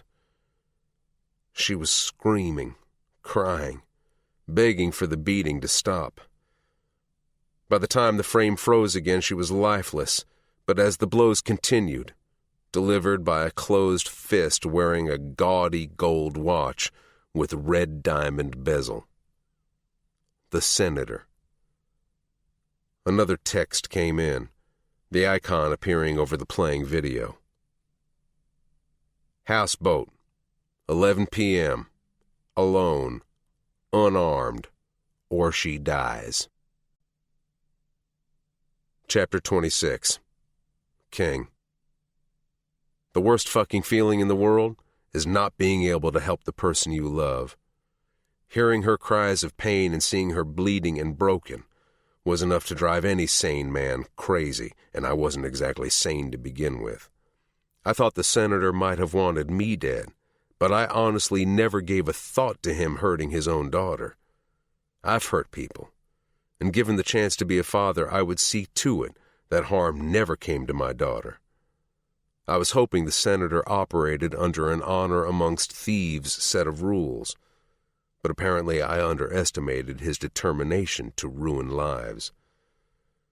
I was going after her, and I didn't care if I died. I didn't care if he shot a cannon at my head, but I was going to save Doe, and then, if I was still breathing, I was going to make sure that before I killed the Senator, he suffered pain and fear like he never knew existed. The funny thing happens when you fear for the worst. Some people give in to their panic and freeze when a situation seems dire. Others stay and fight, even if the situation is hopeless. The prison psychologist called it fight or flight response. I'm a motherfucking fighter. Always have been. From the playground to the prison yard. The message said to come alone, but that didn't mean I didn't need backup on standby. I looked down at my phone. 8 p.m. I had time, and thank fucking God, because I would need every single second of it. I dialed Bear. No answer. I slammed my fist on the steering wheel and rested my forehead against it. Of course not. He'd been even more fucked up in the head since the shit with Eli went down. He was probably fucked up to no end and cocked deep in beach bastard pussy. I looked up from the wheel, and staring me right in the face was a sign for the exit for Coral Pines. It was a sign, but I took it as a sign. Because there was only one person I knew in Coral Pines, and he was exactly who I needed. I spun the tires in the wet grass. I barreled off the ramp and toward the only person I knew who could help in a moment's notice. No, the only person who could kill in a moment's notice. Jake Dunn was a killer for hire, or at least he was before getting married and settling down. Only a few people in this world knew that about him. If he didn't have the tattoos and the attitude, at first glance you would think he's just another clean-cut kid from the beach.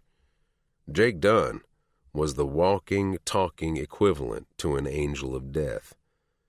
And the only reason I even knew about that part of his life was because we had a mutual acquaintance who put us in touch while I was in prison. The Dutchman called Jake the moordenaar, the murderer.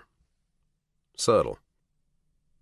When I pulled up to Jake's little Mayberry house, I didn't even have time to really take in the absurdity of Jake Dunn living in a house with little pink shutters and a swing set in the front yard. I leapt out of the truck and up the front steps, frantically knocking on the door. "Just a minute," a woman's voice called out. I knocked louder. "Just a freaking minute," she yelled again. The door came flying open, and the little redhead who appeared was about to say something, like she had assumed she knew who would be on the other end, until she looked up and her mouth closed. She never expected me. "I assume you're not here to check on the status of your artwork," she said flatly, crossing her arms and leaning up against the door jamb. She was wearing little jogging shorts and a clingy tank top that made the fact that she wasn't wearing a bra obvious. "I need Jake," I said. I wanted to throw her aside and barge in to find him, but Abby was the only thing in the world Jake actually cared about, beside his daughter. So the chances of me doing that and still receiving his help and not end up at the bottom of the swamp were slim to none. "Yeah, I assume as much. He's out back." She looked down at my muddy clothes. "Go around," she said, pointing to the side of the house. I turned around, but her words caught me. "You okay?" "No, I'm not okay at all. My girl's in trouble," I said honestly. I didn't have time for mind games. I didn't have time for anything. I only had until 11 p.m. to figure out how I was going to save my girl. "I'll take you there."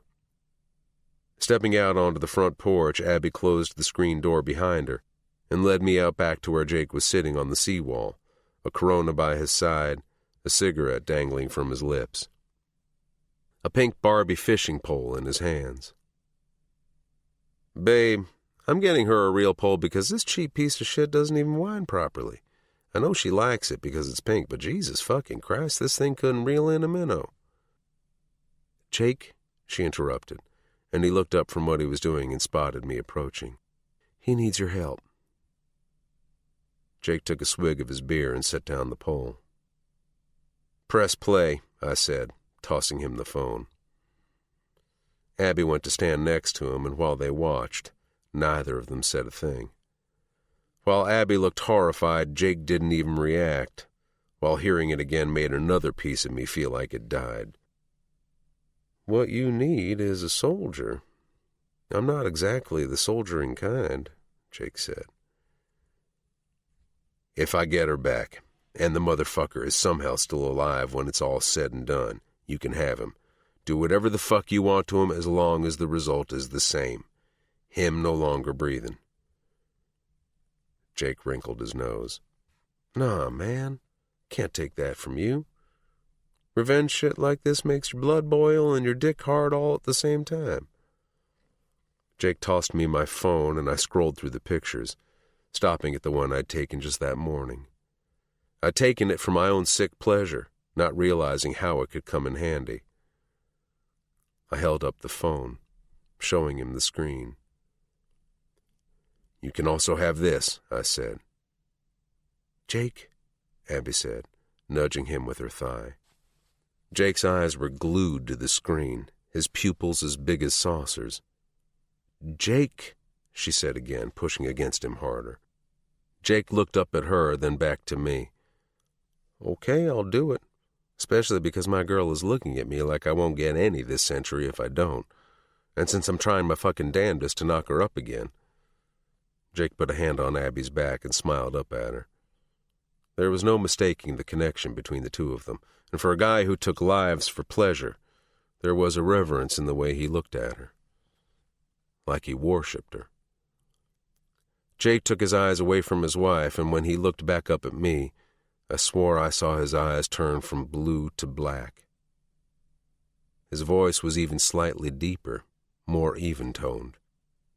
You got yourself a soldier, he said, blowing smoke out through his nose into the night air like a fire-breathing dragon. I'll get your jacket, Abby said, jogging back up to the house. Jake followed her with his eyes until she disappeared behind the sliding glass doors. Your girl? Jake asked, handing me back my phone. The video of Doe paused close up on her face. She anything like that? He pointed to where Abby had just disappeared behind the sliding glass doors. Like what? She better than you, but for some stupid reason doesn't get that? Sounds about right, I said. Jake tossed his cigarette into a pink bucket marked, Daddy, put your nasty cigarettes in here so yous don't kill the mantees. Just take my suggestion, and when all this shit is over, and she comes out with a heart that still beats and lungs that still pull air into them, make that shit legal. Marry her. Knock her up. Anything you can do to selfishly tie yourself to her for life. Abby came back out and handed Jake his leather jacket. Keys are in the pocket, she said. Jake stepped toward her and grabbed the back of her neck, pressing his forehead against hers. Check on G. Tell her that her daddy won't be gone long. He touched the pendant on some sort of necklace she was wearing, and Abby covered his hand with her own. After a minute, they pulled apart, and Jake shrugged on his jacket, leading the way back toward the front of the house. I've got my truck, I said as we reached the driveway. Message said you best be there by 11 tonight? Yeah. Jake shook his head. I'm going to grab my bike, ride around for a bit, clear my mind on the ride. I'm going to head to the clubhouse, see if Bear's around. I can't get him on his damn phone. Meet you at my place in an hour, I said, turning toward my truck. Jake lit a cigarette. He straddled his bike and turned the key, the engine roaring to life. With a quick tip of his chin to me, he rode off down the shell driveway and onto the road, kicking up white dust into the black night air as he sped down the road. I looked at my phone. 9 p.m. 2 hours. 2 hours until I would see my girl again. Dead or alive. Chapter 27. King. I pulled up to the clubhouse, and the skinny prospect manning the gate, a little shit they called Thor, stood from his ripped bar stool to slide open the gate. I drove in and parked next to Bear's bike, leaving the keys in the ignition and the door wide open. I jumped from the passenger seat and headed to the courtyard. King! Thor called from behind me. When I turned around, the skinny kid from the gate was running toward me. Stop! He shouted, coming to a breathless halt in front of me, resting his hands on his knees to catch his breath. He held up his index finger. I ain't got time for you to learn how to breathe again, kid. What the fuck do you want? I asked him harshly. I forgot. I ain't supposed to let you in here no more. You can't be here, Thor said. Who the fuck told you that? Prez, he said you ain't one of us, so you can't be coming around here no more. And I smoked a joint and I got fucked up, and I totally fucked up. He's gonna fucking kill me. What the fuck does your VP think of that order? I asked, crossing my arms across my chest. The kid's eyes went wide as I stared him down. Don't know, man. He's been holed up in his room, rotating the BBBs in and out. He doesn't come out except to grab another bottle and buy blow from Wolf. Won't talk to no one, neither. But seriously, you got to leave. Prez is going to kill me, and worse than that, I'll never get my patch. What are you afraid of more, him killing you, or not getting your patch?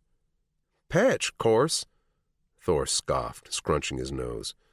Stupid little shit, I muttered, heading toward Bear's room. Seriously, man, if you don't turn around, I got to shoot you or they'll shoot me. So fucking shoot me, I called back over my shoulder. Fuck, man, he groaned. Just don't be long and don't let no one see you. Fuck.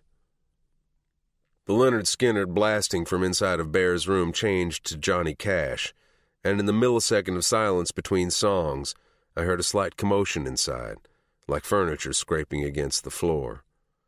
I pounded my fist on the door. Bear, get your fucking ass out here! Looking around, I didn't spot anyone but a few of the BBBs in the balcony across the courtyard who winked and crooked their fingers at me. I pounded again. When he still didn't come to the door, I walked over to the end of the hall to the old elevator shaft, which no longer housed an elevator, and pulled at the crumbling knee wall in front of it until I found a piece of concrete that was big enough to accomplish what I needed. I walked back over to Bear's room, pulled my arm back, and launched the block through Bear's window. A woman inside screamed as I stepped through the window, ducking underneath the jagged shards of glass that still clung to the frame. Bear was lying on his bed, naked except for his cut. A petite Asian girl was straddling him, the source of the scream. Get the fuck out, I told her. She hopped off Bear and pulled down the scrap of material that had been bunched up above her tits until it barely covered her ass. She ran past me, grabbing a pair of 7-inch clear platform heels on her way out the door. You ain't supposed to be here, Bear said. The bruising on his face was still as bad as if he'd received the blows only hours before. His movements were stiff at best. Yeah, Thor told me that right after he let me in. Tight fucking ship we're running here. Bear let out a frustrated breath and ran his hand through his messy mane of blonde hair. And I'm supposed to be captain of the SS Fucked Up when shit's sinking faster than the fucking Titanic. An alarm sounded. The sound of muffled voices from the floor below rose up to Bear's room. Alarm sounded, Bear said flatly. Cavalry's a-comin'. He rolled onto his side and pulled a cigarette from his pack on the nightstand. He lit it and leaned back onto the bed, pulling off a condom and tossing it into the trash. Pop said I can't play with you no more, Bear laughed, taking a swig from a bottle of whiskey he picked up off the floor next to the bed. I figured that when he didn't answer my calls, when we were in the weeds with Eli. Bear flinched at the mention of his name. And I don't give a fuck what your old man thinks right now, because we got a fuck of a lot of trouble and no fucking time. So cover your fucking cock and get in the truck, and I'll fill you in on the way. We always got trouble, Bear mumbled. What the fuck is new about that? He swung his legs over the side of the bed and rubbed his eyes with the heels of his hands. This is what's new, asshole, I said, tossing him the phone. You came all the way here. Stormed your way in, practically ripped perfectly good Asian pussy off my cock, and more than likely cost Thor his patch because you wanted to show me your new phone? Bear asked, slurring his words. He held his cigarette over the floor and ashed it directly onto the carpet. An unused ashtray sat less than 2 feet away on the small 2-person dinette table. Press play, I said, losing the bite in my voice. Bear rolled his eyes at me and clicked the screen. The light from the phone flashed on his face as the video played, and although I couldn't see the screen, the reflection on his skin told me what he was seeing. I took a couple of deep breaths to push down the urge to reach out and strangle something, anything, someone, anyone. As Bear watched the situation unfolding in the palm of his hand, and the reality of what was going on set in, his entire demeanor shifted. He turned rigid, his shoulders stiffened, and his eyes focused. His brows furrowed in confusion at first, but by the time the video was over and the screen went dark, his fists were clenched in anger. "If you care about her half as much as I think you do, then get your ass up, tuck your dick into your pants, and get in the fucking truck." Bear stood from the bed and pulled up his pants. He walked over to the dresser and pushed it off the wall, exposing a hole in the drywall. He reached inside and felt around, producing 2 pistols, making sure both of them were loaded before placing them in the holsters under his cut. "Let's fucking go," he said, shoving his feet into his boots, which had been sitting by the open door of the tiny bathroom. He didn't bother with the laces. Bear shoved me aside and left the room first, leading the way toward the back staircase, the opposite of how I'd come. The sound of boots coming up the stairs on the other end of the courtyard echoed underneath the flimsy overhangs. "I guess it doesn't matter what rules I set, boy. You ain't going to listen to a damn one of them anyway." Chop stood at the bottom of the stairs. "Had high hopes for you. But how the fuck am I supposed to pass the gavel to a VP who doesn't respect his brothers, his president, or the rules we live by?" "We can argue about all this shit later, Pops," Bear said dismissively. "King's girl's going to get herself dead in about an hour if we don't get to her, so we can have our little heart-to-heart when I get back from making sure that doesn't happen." "In trouble again? Girl looked spooked when she came here a few weeks ago, too," Chop said, sucking on his upper teeth. "She was here?" Bear asked, stepping back up to Chop. 2 of his men flanked his sides when they saw me approach, pushing back their cuts to show me a flash of their pistols, reminding me they were armed. But so the fuck was I. "Yeah, she was here. Wanted to talk to Bear," chimed Wolf, who was standing beside Chop, his arms decorated with colorful graphic tattoos of Jack the Ripper, along with the hookers he was famous for murdering in varying levels of dismemberment. It was some sick shit to put on your arms for the world to see, but it was great work. Some of my best. "Why didn't anyone tell me she came looking for me?" Bear asked, his chest heaving with anger. "First off, 'cause we were on lockdown while you were out doing fuck knows what with this one." He waved his hand at me. "And 'cause I gave orders. This is still my club," Chop said. "And the simple truth is that she ain't club business, son. She ain't no one's old lady, and she ain't coming here to suck anyone's cock. So I sent her packing." "Yeah? You also told her I was fucking dead," I said, feeling the rage building. Chop had the fucking audacity to laugh. "So fucking what? I told her both of you were dead." "Fuck you!" Bear roared, launching himself at his father. If Pup weren't in immediate danger, I'd have thrown caution to the wind and taken them out, biker by biker. But this wasn't my fight, and even if it were, I didn't have fucking time for it. "That ain't your call to make." "Yes, it is my call. That's what you don't seem to fucking get. Every decision involving this club is my decision to make. I'm the fucking president. But you don't seem to remember what that title means these days. I want to pass you the fucking gavel, but you spit in my face every time you turn it down." Bear turned down being president? I grabbed Bear by the shoulders, catching him before he reached Chop.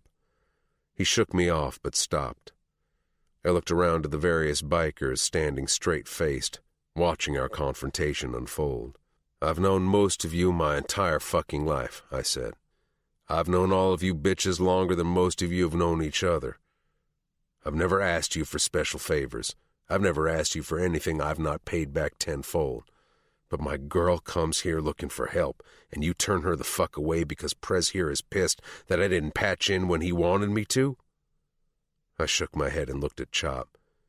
If this is how you treat someone you've known for decades, then I made the right fucking decision by not patching in. You're mad at me because some blood was spilled on your doorstep? Be mad at me. But it's not your fucking blood that got spilled. It was mine, my friend, my family. So you can take this self-righteous brotherhood and go fuck yourself with it, because I know what brotherhood is. I took one last glance at the men around me. When any of you have ever needed something, I've never turned a single one of you motherfuckers away from my doorstep. Preppy knew what brotherhood was. Bear knows what brotherhood is. You? I pointed to Chop. You don't know shit. You better watch your fucking mouth, boy, Chop seethed. He pointed to Bear. Whatever his girl's got troubling her doesn't concern you, or us for that matter. Neither does he. Chop turned his attention to me. You had a chance to be a beach bastard, boy. Lots of chances. But you didn't want this life. You turned your back on the chance to have the loyalty and protection of this club. He turned back to Bear. Yet you still give it to him like he walks around wearing a goddamn invisible cut. He looked me up and down like I disgusted him, then turned back to his son. He don't deserve your loyalty, boy. Your brothers could have been meeting their makers because of him. And you either don't fucking get that or you don't fucking care, and honestly, I don't fucking know which one pisses me off more. Chop stepped up into Bear's face. They were shoulder to shoulder, staring into identical blue eyes as they both puffed out their chests and shifted their weight from side to side. Isaac was here because someone in our club let him in, one of our brothers. One of the people I'm supposed to be the most loyal to made sure that Isaac was in place to take us all out, not just King or Preppy, but me too. Whoever let him in was one of our own brothers, and he didn't give a fuck that the end result was supposed to be a bullet in my motherfucking head. Chop opened his mouth to speak, but Bear wasn't finished. And don't you dare fucking speak to me about loyalty. Just ask Mom. Oh, wait, you can't. She's fucking dead because of you. You ungrateful motherfuck. Chop wrinkled his nose like he was about to breathe fire from his nostrils. Are you questioning my fucking loyalty to this club? I have taken bullets for you. I have killed without question. I have been nothing but in 150% since the day I put on this cut. It's you who needs a reality check, Pops. Bear took a step back. Prep, King, they were more family to me growing up than you ever were. And if you really want to talk loyalty, then let's talk loyalty, because if Prep was still here, I would take that bullet for him. I would gladly give my life for his. And now King's girl is in trouble, might already be dead, and I would step into her place in a heartbeat so that he wouldn't have to live without his girl. Chop took another step forward, his forehead almost touching Bear's. I'm not talking about them. I'm talking about your fucking brothers. So the fuck am I, old man, Bear said, sidestepping his father and heading toward the gate. So the fuck am I. Bear nodded to me. Let's fucking go. It's your decision, boy, his dad called out. But if you leave right now, then you leave your cut here. I fucking mean it. Without hesitation, Bear shrugged out of his cut and held it up, exposing his bare chest and the double gun holster that his vest had easily hidden. Fine by me, Pops, 'cause this thing we have here? Bear looked around to the balconies, which were now full of spectators. This whole thing is supposed to be about family. But as much as I want that to be true, it isn't. Hasn't been for a real long fucking time. The only real family you got is me, boy, Chop hissed, his face reddening as he focused on the cut in Bear's hand. That's where you're wrong, old man, 'cause whether he wears a fucking cut or not, King is my brother. And if you can't respect my family... Bear looked up to the biker-filled balcony. Then he walked over to a broken plastic chair leaning haphazardly against the chipped stucco. With one last reverent glance down at the scrap of leather that meant everything in his world, he set his cut on the chair. Then I can't respect yours. Let's go, man, I said to Bear. I'd been around the beach bastard since I was 15. Long enough to know I needed to get Bear the fuck out of there as fast as fucking possible. Not just because time was ticking for Pup, but because I knew that once your prospect time was up and you were patched in as a full member of the Beach Bastards, there was no walking away from your brothers.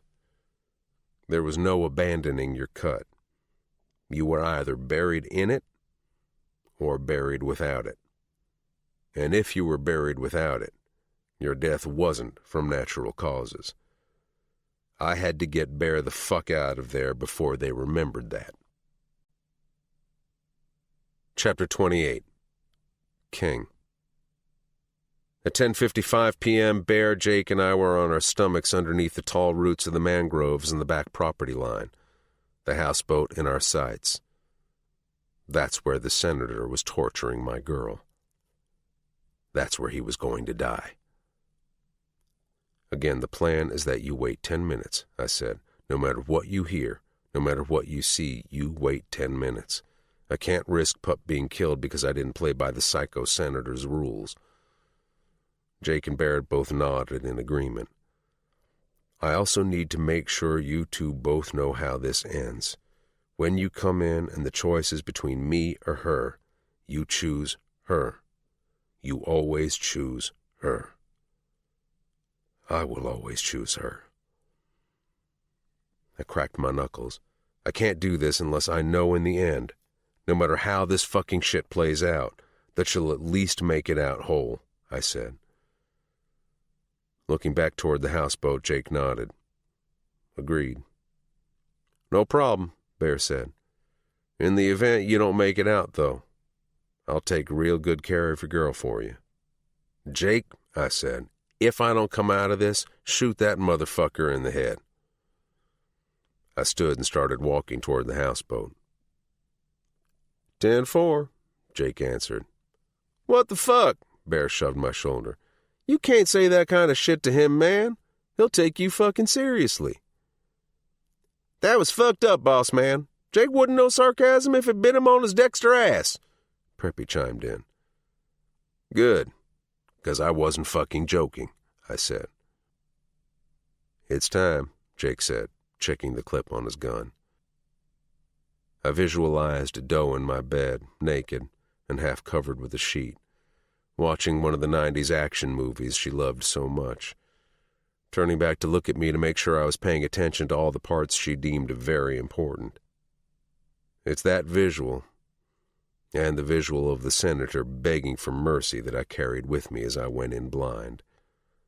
I cracked my knuckles again and handed Bear my gun. Fuck yeah. It was finally time to get my girl once and for all. No matter what, I wouldn't be leaving without her. Chapter 29. Doe. I knew I was in a dreamlike state, and no matter how hard I tried, I couldn't wake from it. I couldn't open my eyes. I tried to move my hands, but I couldn't feel them. I felt like I was floating, and I no longer had use for things like limbs. For a moment, I thought I heard my father's voice. Raimi, wake up, he was saying. But I couldn't talk to him.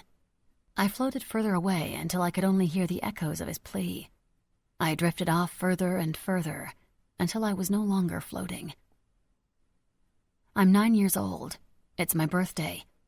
My mom just came out and embarrassed me in front of all my friends. She's drunk again. She just finished telling my friends that no one wants a fat wife, so we shouldn't eat my cake. She goes back into the house, and Nadine finishes cutting slices that none of my friends touch. The music we had playing is turned off, and although we'd been taking turns selecting songs, nobody chimes in that it was their turn to pick another one. My father appears at the back sliding glass door. He's wearing a suit. It's the only thing I've seen him wear for as long as I can remember. I don't think he owns anything else, He rarely even takes off his jacket. Once we were at a country fair when he was giving a speech in order to support the future farmers of America, and his jacket was off. His assistant was holding it folded over her arm, as if she were holding the crown of the Queen of England. His sleeves were rolled up. The sight baffled me so much that when his speech was over, I'd asked him if he was sick. He'd laughed and ruffled my hair until it stuck out in all directions and fell into my face. That morning, my mother had insisted on blow-drying it perfectly straight, burning my scalp in her quest to make me look every bit the picture-perfect political poster child. "That's better," he said, before being whisked off the stage to the awaiting press. My father slides the door open to the backyard. In his hand, he's carrying a big bouquet of yellow roses. I think they're for my mother, but most nights they don't even sleep in the same room, and it's been months since either one of them has bothered apologizing to the other after one of their shouting matches. They don't even really fight anymore. They ignore. I preferred the fighting, because at least then they were communicating on some level, even an angry and bitter one. My father smiles and walks up to me where I'm sitting on the edge of the pool in silence, while Nadine tries to raise the spirits of my classmates and friends. "Happy birthday, Princess," my father says, handing me the flowers. "For me?" I ask, pushing my bangs out of my eyes. "It's your birthday, isn't it?" "Yeah, it is." I sound as defeated as I feel. "You're 9 now, and that's a big birthday. I was thinking of getting you another stuffed animal, but I figured that flowers would be a much more appropriate gift for a young lady like yourself." My father stuck his nose inside the bouquet and inhaled, only to pull away abruptly to close his eyes and cough. I giggled. "People always say these things smell so good. To me, they smell just awful." My dad laughed when he saw my smile and handed me the bouquet. "But nonetheless, they're for you, my sweet girl." The green tissue paper is melting underneath my wet hand that isn't big enough to fully circle the stems. The flowers tipped in my hand, and my father caught them before they fell into the pool. He held them out to me, and I pressed my face into the bouquet and inhaled like he had, but didn't have the same reaction. I decided right then and there that roses were my new favorite smell, my new favorite thing ever. "Why do all the party-goers look as if they just played pin the tail on the donkey and the donkey kicked them?"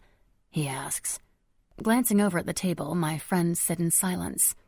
I don't want to tell him that Mom crashed my party in every way, but I don't have to, because the sliding glass door opens and my mother walks out in a black bikini and floppy hat. She's still holding a glass, except this one is full to the brim. "Margot," my father says in a warning tone. "What?" she snaps loudly. My father stands and holds onto my mother's elbow as he guides her back inside. His jaw is tight, and I can't tell that even though his mouth isn't opening and closing, that he is doing that thing where he talks through his teeth because his lips are moving. "Fine!" comes a shout from inside the house, followed by a crash. A few minutes pass and he hasn't come back outside. I just gave up and was about to just tell my friends they should leave before things get worse, when the door opens and my father comes running out of the house. Not in a suit, not in a jacket, not in a tie. Nope. My father, senator to his very core, was wearing long black swim trunks and nothing else. Shirtless. My father, shirtless. "Cannonball!"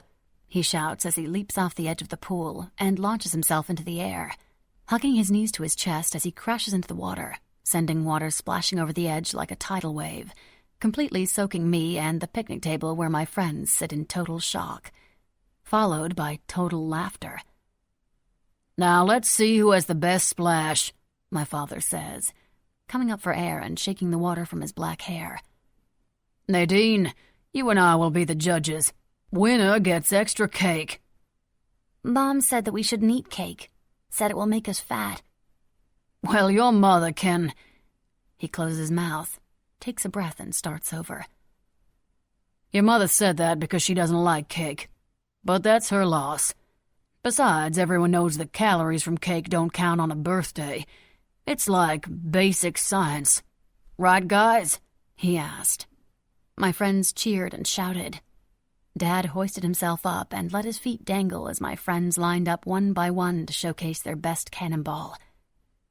Raimi, you're first. Now make it a good one. The Price family is famous worldwide for their cannonball skills, so don't let me down. I go first and emerge from the water to clapping and cheers. See? Didn't I tell you guys? It's in her blood. After the competition, my father's assistant enters the backyard through the side gate and informs him of an upcoming teleconference that he is almost late for. With another happy birthday and a kiss on the top of my head, my father wraps a towel around his waist and is gone. I look over to the picnic table where my friends are happily shoveling cake into their mouths and arguing over who had the better splash. My roses are in the center of the table, in an old gray paint bucket serving as a makeshift vase. It was the best day of my life, and although he'd only been part of it for less than an hour, it was the best day with my dad I'd ever spent. Because that hour wasn't about politics, values, campaigns, my mother, how we looked to the public, agendas. It was just about me and my birthday. "Your dad actually jumped in the pool," Nikki exclaims, dumping a scoop of ice cream onto her third piece of cake. "I know," I whisper, still not believing it myself. Unlike the other party-goers, only Nikki and Tanner know that this wasn't normal behavior for my dad. "I wish my dad was more like yours," said Stephanie, twirling a strand of her curly red hair in her fingers. "Because your dad's the best." I catch a glimpse from the side of the house of my father emerging from the garage in his standard uniform of suit and tie. But before he gets into the awaiting town car, he turns, and our eyes meet. He waves and blows me a kiss. I catch it in the air and press it onto my cheek. He flashes me one last smile and wave before ducking into the car. Yeah, my dad's the best. I agree. And on that day, in that moment, for the first time in my life, I'd meant it. Raimi, wake up! Wake up! I opened my eyes, but only one cooperated. The other was swollen shut. And although my head was still spinning, my vision finally focused in on my father, who was kneeling over me. I tried to lift my arms, but they wouldn't separate. I glanced down to find them bound together in a weave of elaborate knots. "Dad?" I asked, still thinking I might be caught up in my memory. But as a drop of sweat beaded from his forehead and dripped onto my arm, I knew it was really him. "Who the hell did this to you, Raimi?" my father asked with genuine concern in his voice. He jostled my wrists around, trying to untie the impossible-looking binding. I opened my mouth to speak again, but my tongue felt heavy in my mouth, dry and thick. All I could manage was a few groans and grunts. "It's going to be okay. I'm going to get you help." I needed to warn him, to tell him about Nadine. "Tanner," I croaked. "Tanner." "Where is Tanner?" my father asked, still pulling on the ropes. "He is the one who told me to come out here. He texted me, said there had been some sort of accident. I borrowed my secretary's car and raced over here. And where is Samuel?" I was brought fully back into the present at the mention of my son's name. I sat up and the room spun. "Dad, go find Sammy, please. Don't bother with me, just go find my son," I pleaded. My words coming out garbled but understandable. My father gave up on the knots at my wrists and snaked his arm around my shoulders. He lifted me up off the floor. It wasn't until I was upright that I realized we were in the houseboat. "Dad, Sammy, because Tanner, Nadine..." I started again, but the series of names in no way formed the warning I was trying to relay. "What happened to Nadine?" my father asked, still working at the ropes. "She's dead. Tanner..." "What about me, Ray?" Tanner asked, entering through a large rusted hole in the side of the boat. In his hand was a shiny silver pistol with a long, wide barrel and a black handle. "Are you talking about that slut, Nadine?" It was aimed at us. "What did you do?" my father asked, sounding horrified. His face paled. "Turns out that bitch was keeping an eye out on your daughter for the fucking pedophile your daughter is so obsessed with." Tanner clicked his tongue. "Nothing to worry about now. Bitch got what was coming to her." "Son, you don't have to do this." Tanner laughed. "Son?" He waved the gun from side to side. "Ray doesn't want me to be your son anymore. Watch your mouth, boy, and lower that pistol. Ray's hurt. I'm taking her to the hospital. You and I can talk when we get back," my father argued, his southern accent coming out in full force, which made me realize that in public he took great steps to hide it. But now, not concerned about pre-planned speeches or impressing constituents, his drawl was much heavier and thicker than I remembered. He hadn't lost his accent. He'd just been hiding it. "Step aside, Tanner." My father took a step toward the door, and I limped beside him. Tanner aimed his gun at the ceiling above our heads and fired off a shot which tore a skylight-sized hole in the roof that rattled the houseboat, echoing in the small space, sending rust raining down on us. Tanner again took aim at us. "The only thing you're going to do is set her down, or you can watch as I kill her first." My father didn't budge. Instead, he pulled me in closer to his side, my head resting on the shoulder of his suit jacket. "There is no need to do this," my father started, his accent filtering out of his voice, his cool and calm political persona taking over. "You have a lot going on for you and a bright future ahead of you. You don't want to throw it all away just because my daughter broke your heart. No, not because she broke my heart, because she's been toying with it since we were fucking kids." Tanner took a few more steps into the room. He was in the kitchen area, and we were facing him with our backs to the sliding glass door. "But she hasn't left me. Not yet. I got to her just in time." Tanner cocked the gun. "Now put her the fuck down, Senator. I won't be repeating myself again." Reluctantly, my father loosened his grip around me and gently set me back onto the floor. "Good. Now step aside." My father looked down at me, and with a pained expression on his usually unreadable face, he took 2 steps to the side and raised his hands in the air. "I can help you, Tanner," the senator offered. "Just like when you were sick and I got you help. I can do that for you again," he said calmly. "I can help you." Every movement of Tanner's was jittery.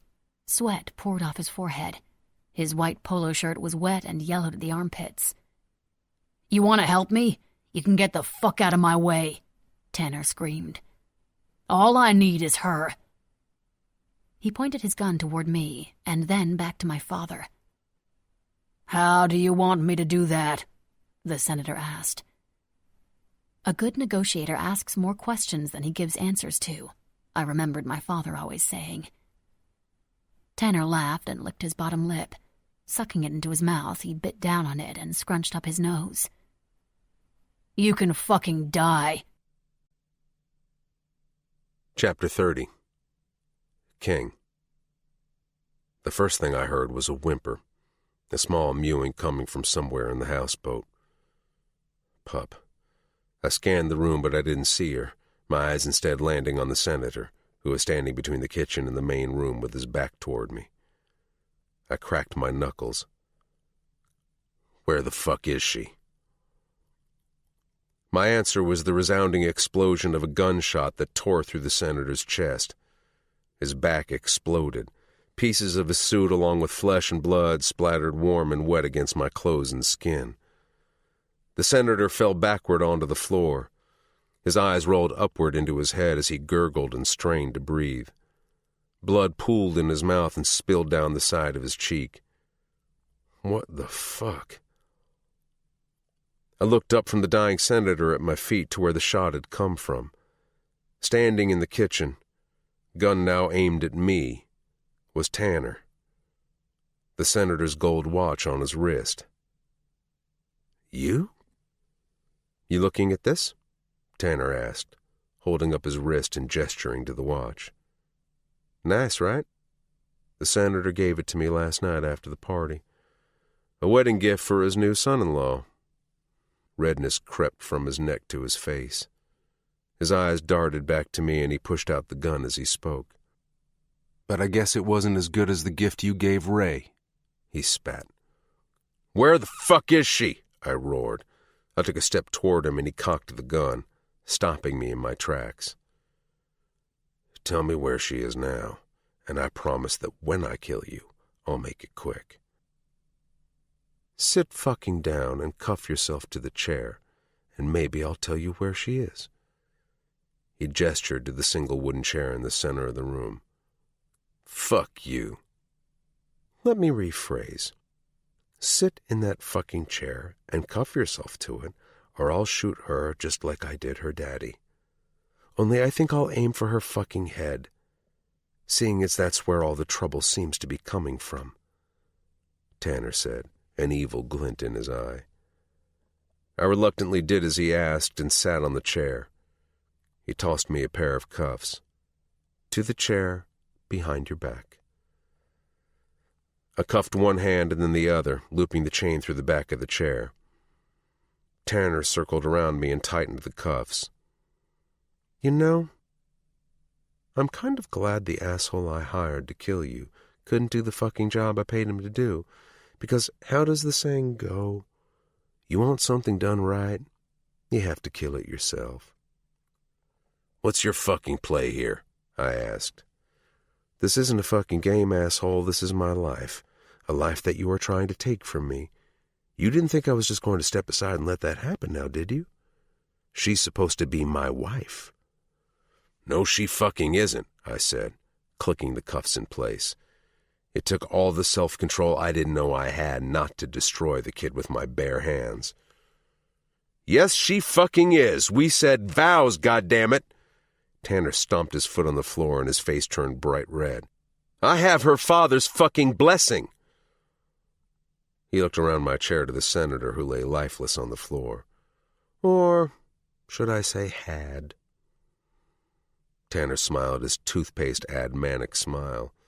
His eyes were bloodshot and rimmed in red. I pulled on the cuffs, itching to damage him in any way I could, but they didn't budge. Listen, you fucking amateur, there ain't no way you're getting out of this without feeling blowback from someone. Even if you kill me and her, you don't get out of this clean. Me? I'm not getting away with anything. I'm just the son-in-law. I was just as shocked as everyone else to hear about the senator's murder. He exaggerated his surprise with his hand over his mouth.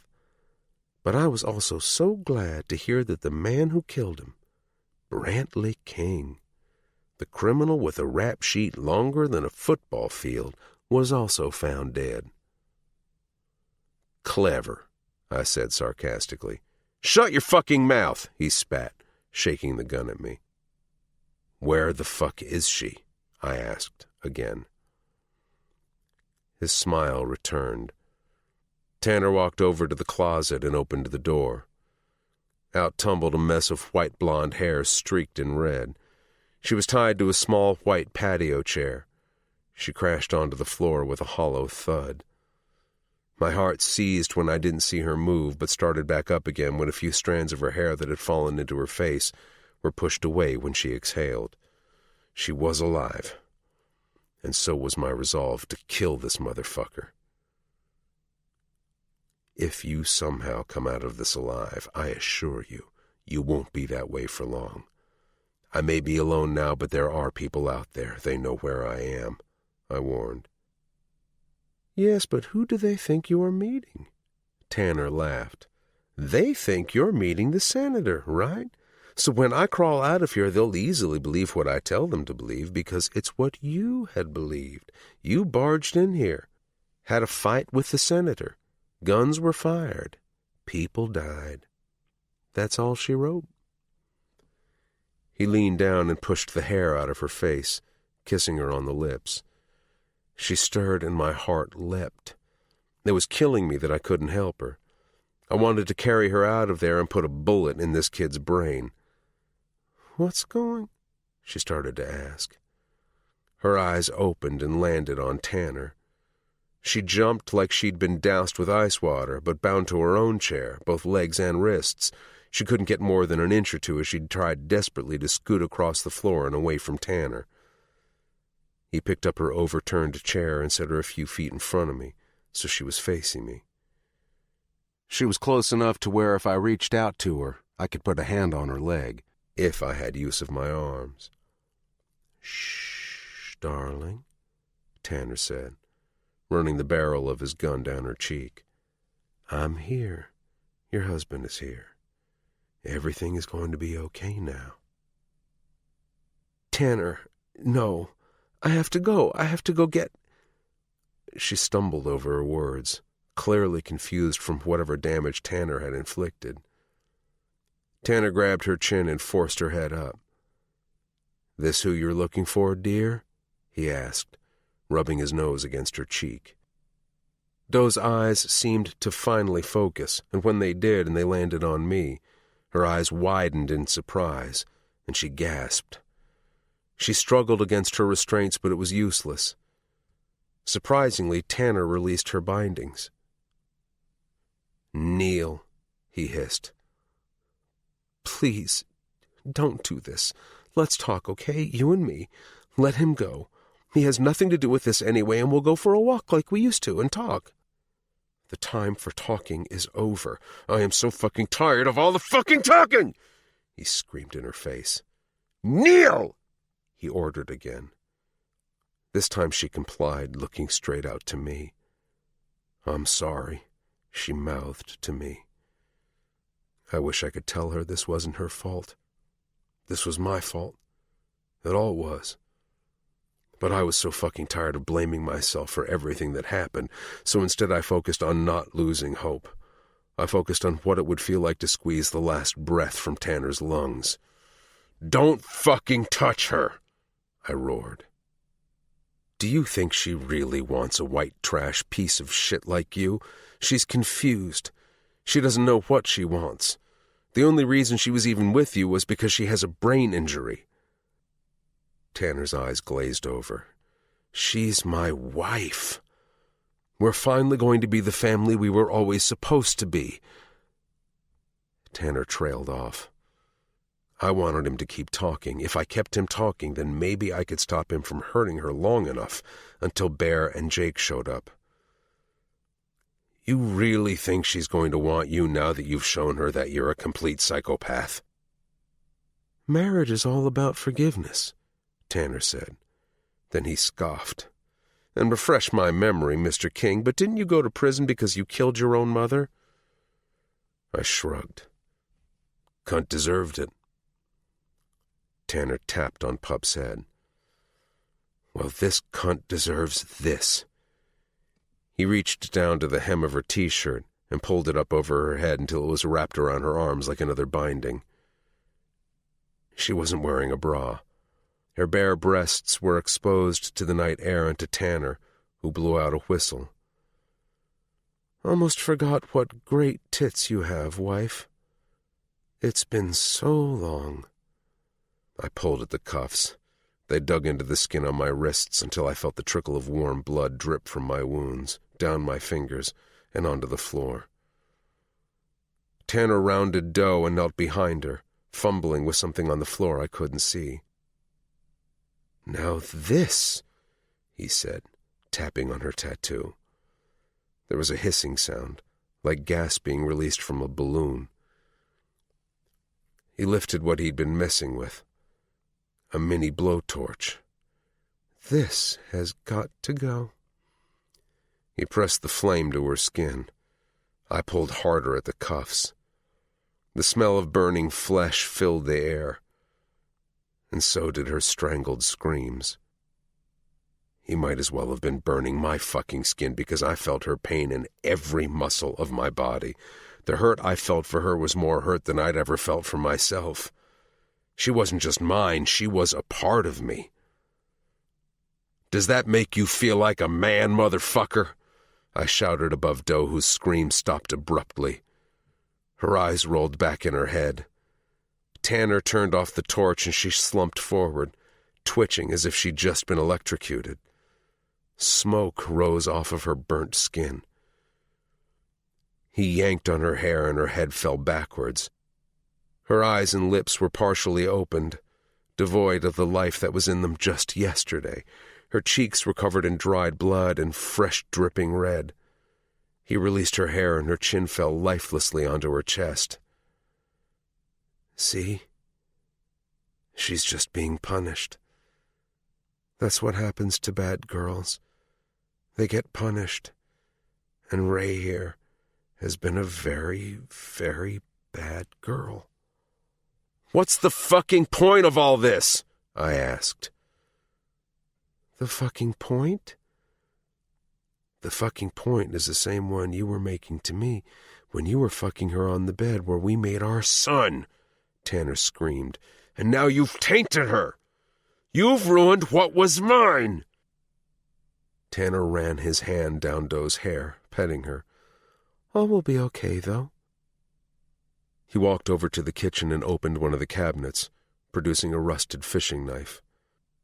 As soon as I resolve one last problem. Tanner ripped her shorts and panties down her legs. He pushed her knees apart, exposing her pussy. What the fuck are you doing? I growled as Tanner knelt down in front of her and held up his knife. Oh, you didn't know? Seems my wife here has gone and gotten herself knocked up again. He looked back at me over his shoulder.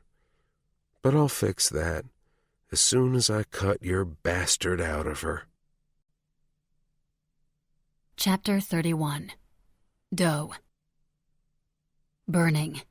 Inside and out, I was burning up.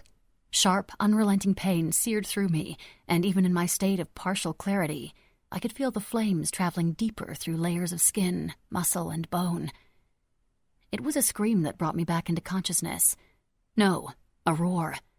A guttural roar with such strength behind it, it literally dragged me back from the precipice of the unknown. Through the narrow slit in one eye that wasn't swollen shut, I saw Tanner leaning over me. But just beyond the blonde curls, there was King.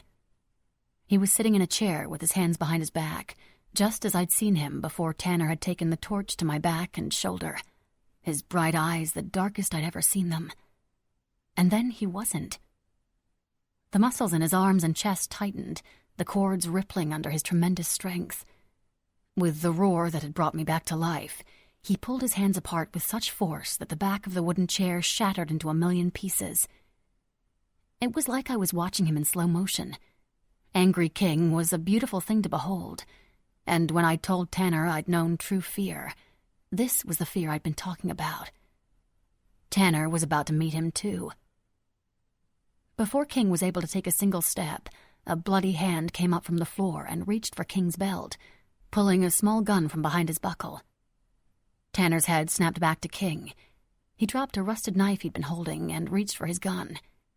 He stood, fumbling with it, unprepared for King to be unrestrained, unprepared for my father to still be alive, and armed.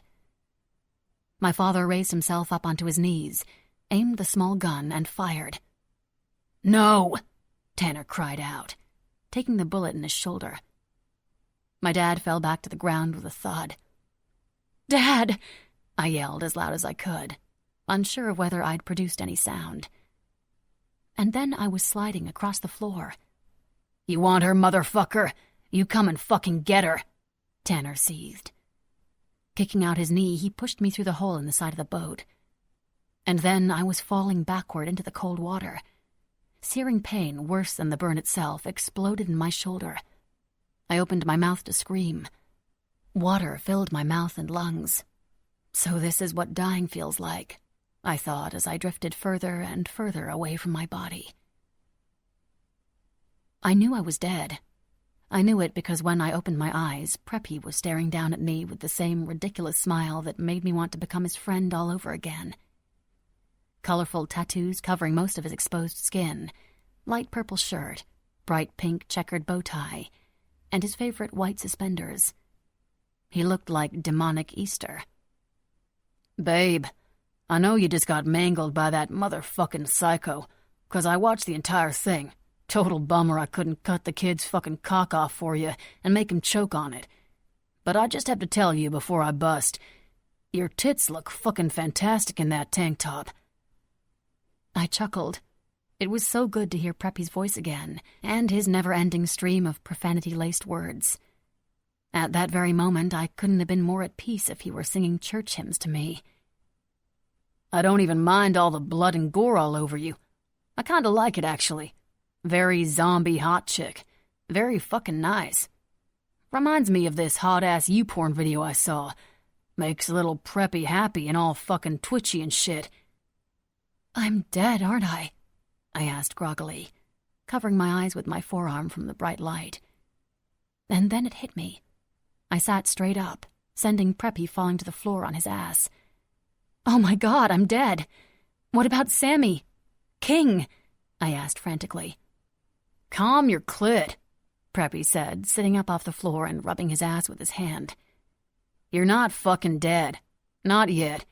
But I tell you, babe, if you go first before my motherfucking muscle-bound best friend, me and you are going to finally have that date."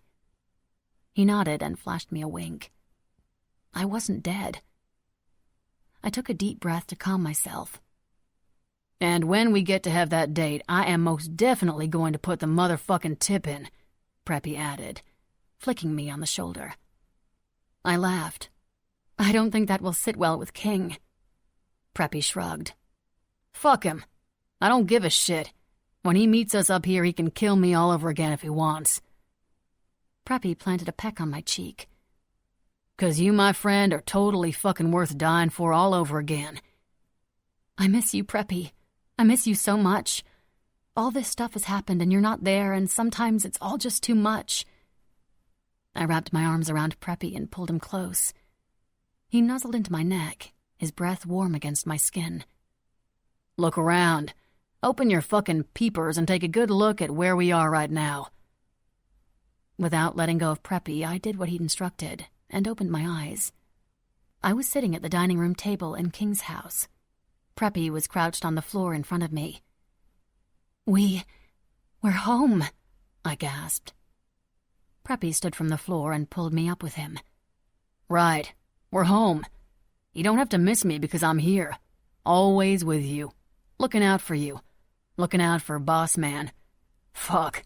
I'll even look out for Bear as long as he does what he promised he'd do if I ever croaked before him and erase my motherfucking hard drive like a good little biker boy." "But you're not here. Not really," I said. "Fuck yeah, I am. I'll always be here. You can't make me leave if you got the priest from The Exorcist to come remove me, 'cause I'm one step above demon. I'm Preppy." "I'm still going to miss you." "It's okay to miss me, but you've got so much with King, Bear, the kids. You're going to be so fucking busy you're not going to have time to miss me. But I'll tell you what. I'll make sure you know I'm around. Can't find where you put your fucking car keys? That's because Ghost Preppy put them in the freezer. Can't find the remote but the channels keep changing? That's because Ghost Preppy can't remember what channel American Ninja Warrior is on."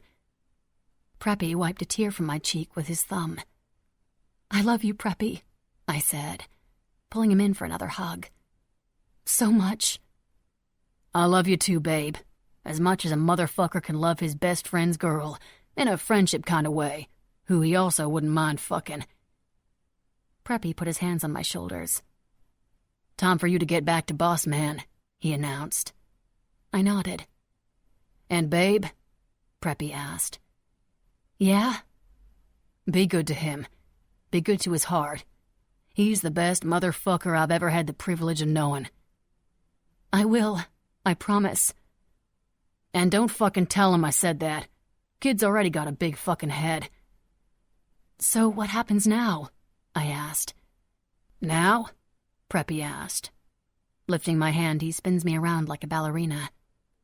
"Now you fucking live." Chapter 32. King. I ran over to the hole in the boat. Stepping over Tanner, I dove into the water, barely registering the sting of the bullets as they connected with my arm and hip. The water was dark but shallow. Pup's white hair floated around the surface. The rest of her was submerged under the murky water. I lifted her up by the shoulders and cradled her against me as I waded over to the shore, kicking through the water as fast as I could. I set her down in the sand, and although the water had washed away most of the blood, the black and purple bruising around her eye and jaw were much more pronounced. Her face was so swollen I could barely recognize her. I tipped her head back and opened her mouth. Pinching her nose closed, I took a deep breath and then covered her mouth with mine, blowing my air into her lungs with all the force I could manage.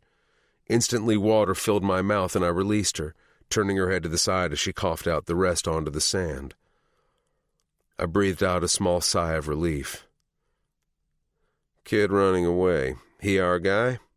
Jake asked flatly as he came jogging up the beach with Bear by his side.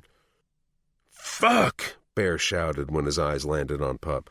"I told you we shouldn't have waited 10 minutes. It was 10 fucking minutes too long." I looked to Jake and tipped my chin. "Get the fucking kid," I growled. Jake's eyes gleamed with something so dark and so brutal that I wouldn't want to ever find myself on the wrong end of that stare. He turned and disappeared through the trees. I lifted Pup into my arms, trying to be as careful as I could not to touch the wound on her shoulder. She was breathing, but still unconscious. "I'll pull the van around," Bear said. "And I know you're busy saving the girl and all, but do you know you've been hit?" "I don't give a fuck," I said, fully registering that I'd been shot, and more than once. Bear ran off, and by the time I made it to the front of the house with Doe, Bear was already there with the van. He opened the back door and jumped in as I reluctantly handed Pup over to him and climbed inside, shutting the doors behind me. Bear set Pup across the back seat and I climbed over, wedging myself between the front and back seats so that I was eye level with Pup. "The boy!" I shouted, remembering Pup's son just as Bear hopped back in the driver's seat. "We need to find him. He's 2 or 3 and he's—" I started to describe him when Bear cut me off. "You mean this guy?" Bear pointed a tattooed finger to the passenger seat where Pup's kid had gotten up onto his knees and peeked his head over the seat. "I don't think anyone's had the stranger danger talk with him, because rule number 1 is that you don't jump into strange unmarked vans with the bad guys," he said, throwing the truck in drive. "Hi, Mommy," the boy said. "You sick?" Sammy asked. "Mommy just had a fall. She needs some sleep," I said softly, trying to quell the panic rising in me with each second that my girl was unconscious. Sammy smiled, revealing his tiny little teeth. "'Kay," he said, before turning around and plopping back down on the seat. "Seatbelt, kid," Bear ordered. Sammy stretched the belt over his lap but was lifted off the seat when it sprang back. Bear leaned over and inserted the belt into the buckle for him and took off down the road. Pup stirred, just a small moan, and her one eye fluttered before opening slightly. "Preppy?" she asked in a whisper, glancing up at the rearview mirror. "No, Pup. Preppy's gone," I said. "Am I dying?" Pup asked. "You're very much alive," I whispered, pressing my lips to her forehead. "No, I'm dying," she argued. "Why do you say that?" I asked. "'Cause," she pointed out, "I see Preppy." She trailed off. "Stay with me, babe. Stay with me," I told her as we pulled up to the hospital. But it was too late. Her eyes rolled back in her head and she slipped back into unconsciousness. When Bear pulled in under the emergency overpass, he rushed out to open the door for us. He stayed back with Sammy as I ran through the glass doors. A nurse saw us coming and motioned for us to follow her to a room where they placed Pup on a gurney. Sir, are you family?" Another nurse came up to ask me as I watched a guy in a white coat cut off Pup's clothes and push an IV needle into her vein. I didn't know how to respond. Of course, she was my family, but how the fuck could I make the nurse understand that? "She's pregnant. I'm the father," I said. She pointed a gloved finger to a chair in the corner. "Sit," she ordered. She shouted over to the people in scrubs and informed them of Pup's pregnancy, which erupted into a chorus of voices, all shouting special instructions over one another. When the nurse noticed that I was still standing, she placed a hand on my stomach and pushed me toward the chair. I took a few side steps toward it, but still wouldn't sit. When the nurse noticed that her white glove was coated in red, she lifted her other hand and pointed to the bloody palms. "Where is this coming from?" she asked, looking more annoyed than concerned. "Don't matter," I spat. "Just take care of her." I craned my neck around the nurse, who then stood up on the tips of her sneakered toes, waving the bloody glove in my face. I grunted. I didn't care if I died, as long as she lived. The nurse snapped off her gloves and then snapped her fingers in front of my eyes. "I suggest you take a seat on the gurney right there, Mr. King. You can still see her from there while I look you over and patch you up." She finally got my attention. "How do you know my name?" I asked, leaning a little too close in an effort to make her back the fuck off, but it didn't work. The bitch tossed her hair over her shoulder and took a step toward me, trying to intimidate me with all 110 pounds of pink scrubs. "How do you know my name?" I repeated. She rolled her eyes and bent over at the waist. She lifted the hem on one of the legs of her scrubs, revealing a small daisy tattoo on her ankle. "This, you idiot!" I recognized my work right away. She released the fabric and shook the material back in place. Behind her, the chaos continued around Pup. They placed a mask over her face and plugged a tube into one of the beeping and blinking machines surrounding the gurney. "Staring at her isn't going to make it better. We need to fix you up." I shook my head.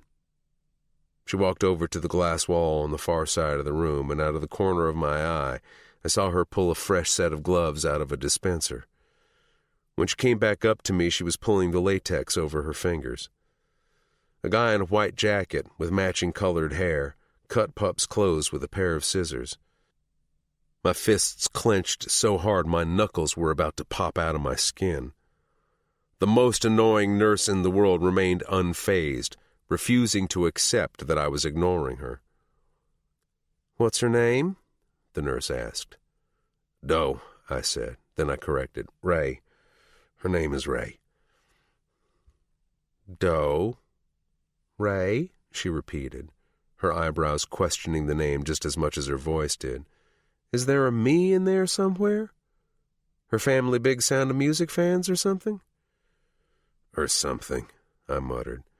"Tell me, Mr. King, how the hell do you plan on taking care of Miss Doe Ray when she's better, if you're standing here in my OR riddled with bullet holes, letting yourself bleed to death all over my white linoleum?" she argued. The annoying bitch had a point. If Pup came out of this, when she came out of this, she was going to need me more than ever. Reluctantly, I backed up and sat on the gurney as the nurse looked me over. I tried to concentrate on the words I'd just said a few minutes earlier instead of the things they were doing to her that made me want to slam my fist through the fucking wall. She's pregnant. I'm the father. I wished right then and there, with everything I had, to any god from any religion that wanted to listen, that both Pup and the baby were going to be okay. Our baby. That my girl was going to be okay. I wished that when this was all over, and she was hopefully stable, that I have the strength left to tear Tanner's fucking head off with my bare hands. You do not fuck with what's mine. It was a lesson he was going to find out the very fucking hard way. Chapter 33. King. Stable. It was the word I was waiting for before I could finally let out a long-held breath. The nurse who had finally said it left the room. I sat next to Pup, holding her hand, making promises to her that I'd never thought I'd utter to anyone. I promised her a home, a life, a family. I promised her a safe place for our kid to grow up. I told her how much I loved her and how much she meant to me. "Grace is here, in the waiting room," Bear said, coming into the room. He was speaking to me, but his eyes never left Pup. He stood over her with his hands in his pockets. She's watching the kid. My phone vibrated in my pocket. I pulled it out and was about to hit ignore until I saw who it was on the other end. I pressed talk and held it to my ear. "Got him," Jake said. "Barn out on 86 past the We Are God billboard." The line went dead. "Jake?" Bear asked. I nodded. "Stay here with her in case she wakes up. I'll be back." I kissed Pup on the forehead, and although they'd given her medications to keep her sedated, I'd hoped she could somehow still hear me when I said, "I love you, baby." Blow by blow, I rained down my fury upon the sick fuck who dared lay hands on my pup. His pale white skin swelled and ripped open, spraying red from where my fists connected, over and over again, until his features morphed into something unrecognizable. His deceiving all-American boy bullshit good looks were gone. The motherfucker now looked like the piece of shit monster he was. This wasn't a controlled rage, far from it.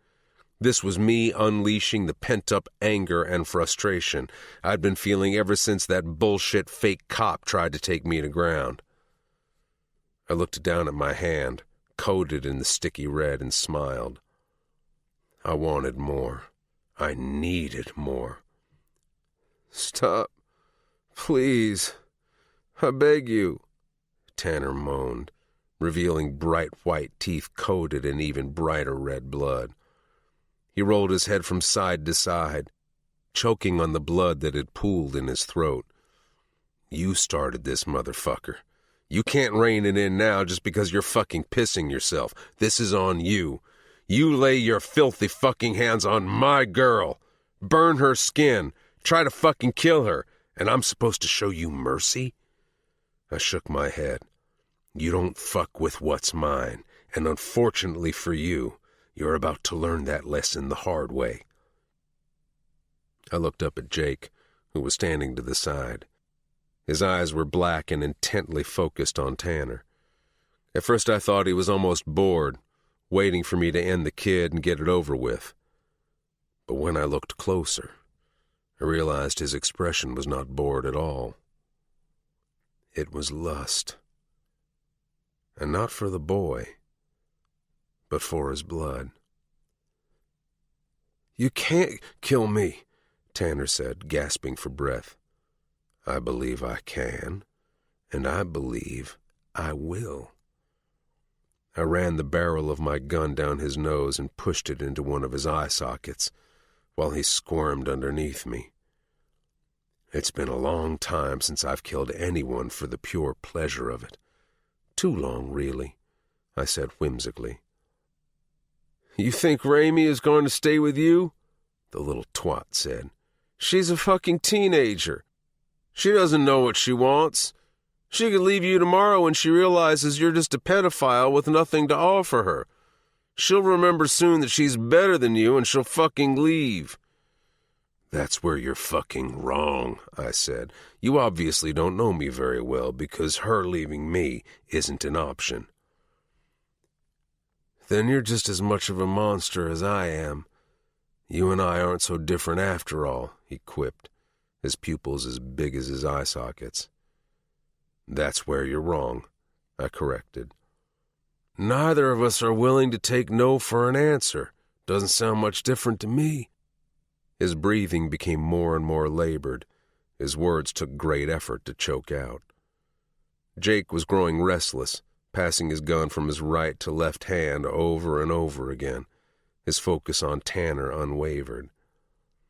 I chuckled and ran my hand over my head. "Well, for starters, tomorrow I'll be breathing, and you won't be." Jake nodded and tilted Tanner's head, pressing the heel of his hand against his jaw. He cracked the bones in his neck. Tanner's eyes darted from me to Jake, his strained voice turning to panic. "Raimi would never forgive you if you killed me. I fucked up, I admit. I totally fucked up. But she still wouldn't want me dead. I'm the father of her son, for Christ's sake." Wrong again. Shows how much you really don't know her. Not only will she forgive me, but she'll thank me when we're home and she's back in my bed where she belongs. I scratched my head with the barrel of my gun and stood up. But just in case you're right, I won't kill you. I holstered my gun in the back of my jeans, and Tanner breathed out a sigh of relief. I turned around, knowing full well what was going to happen next. I'd only taken 2 steps toward the door when I heard the sound of a single gunshot. Jake will. Chapter 34. Doe/Ray. 1 month later.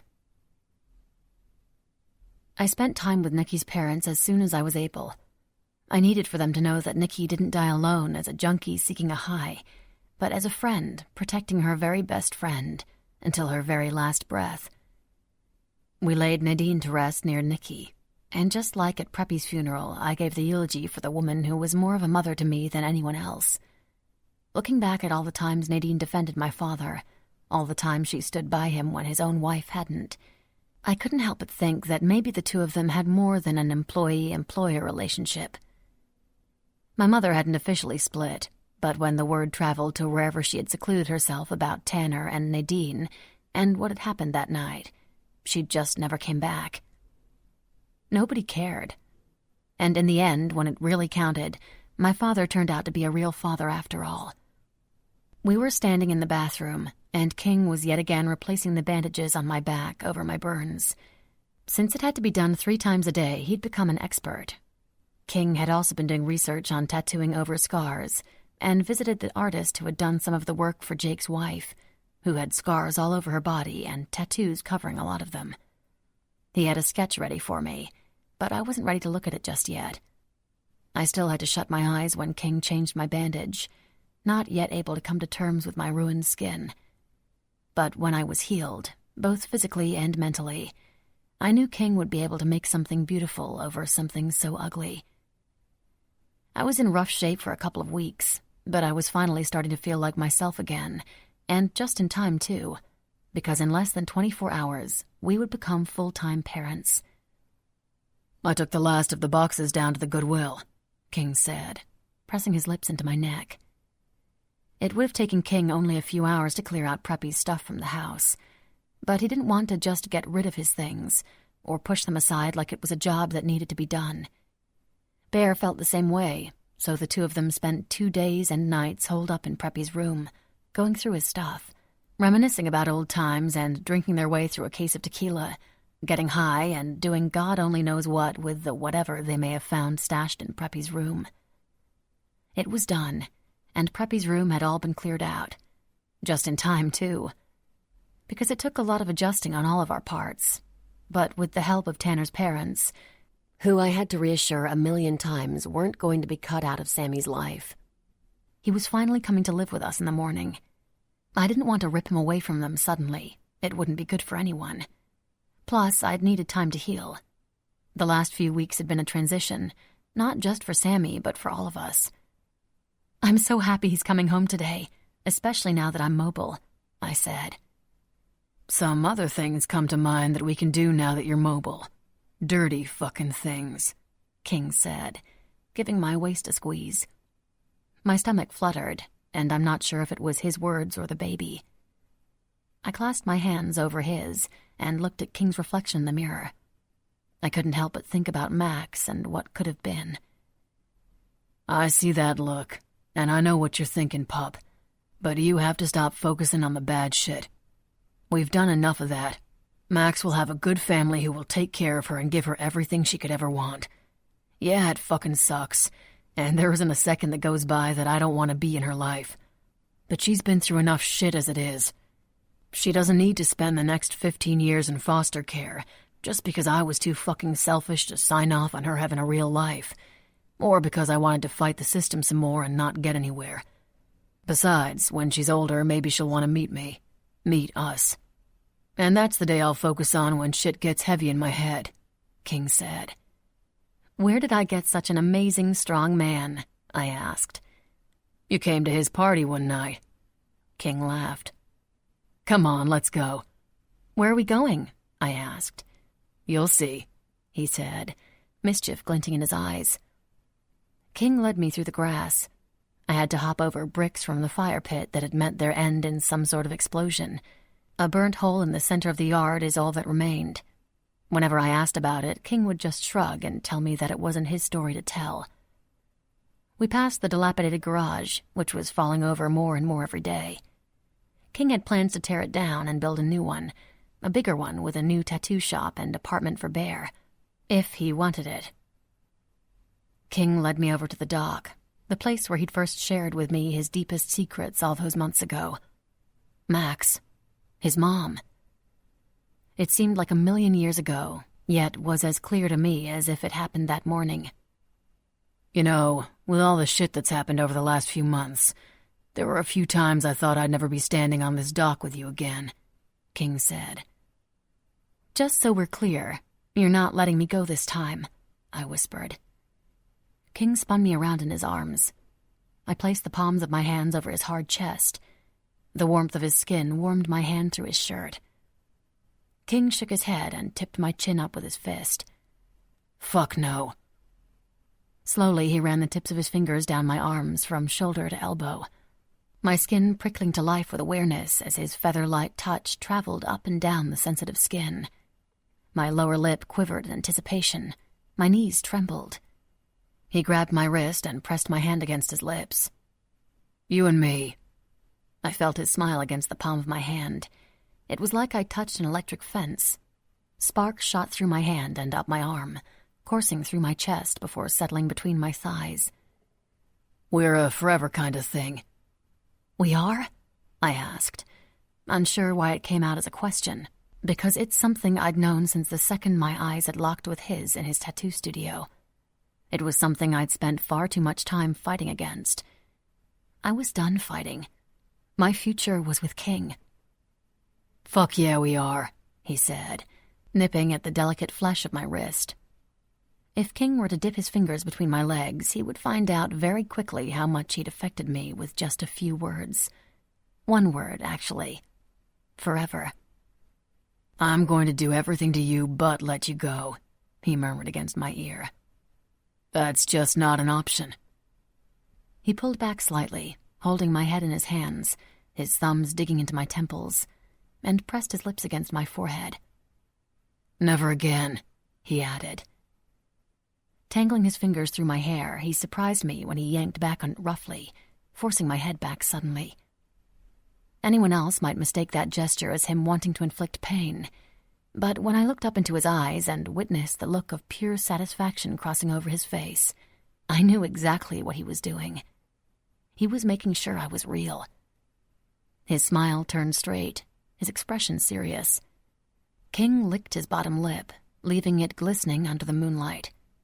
Pure, primal hunger. In my life, I'd been hungry before to the point where I'd felt like I was on the verge of death.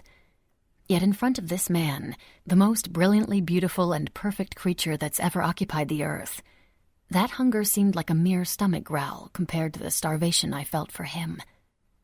I wanted to lie in bed naked with him and watch movies on a Sunday.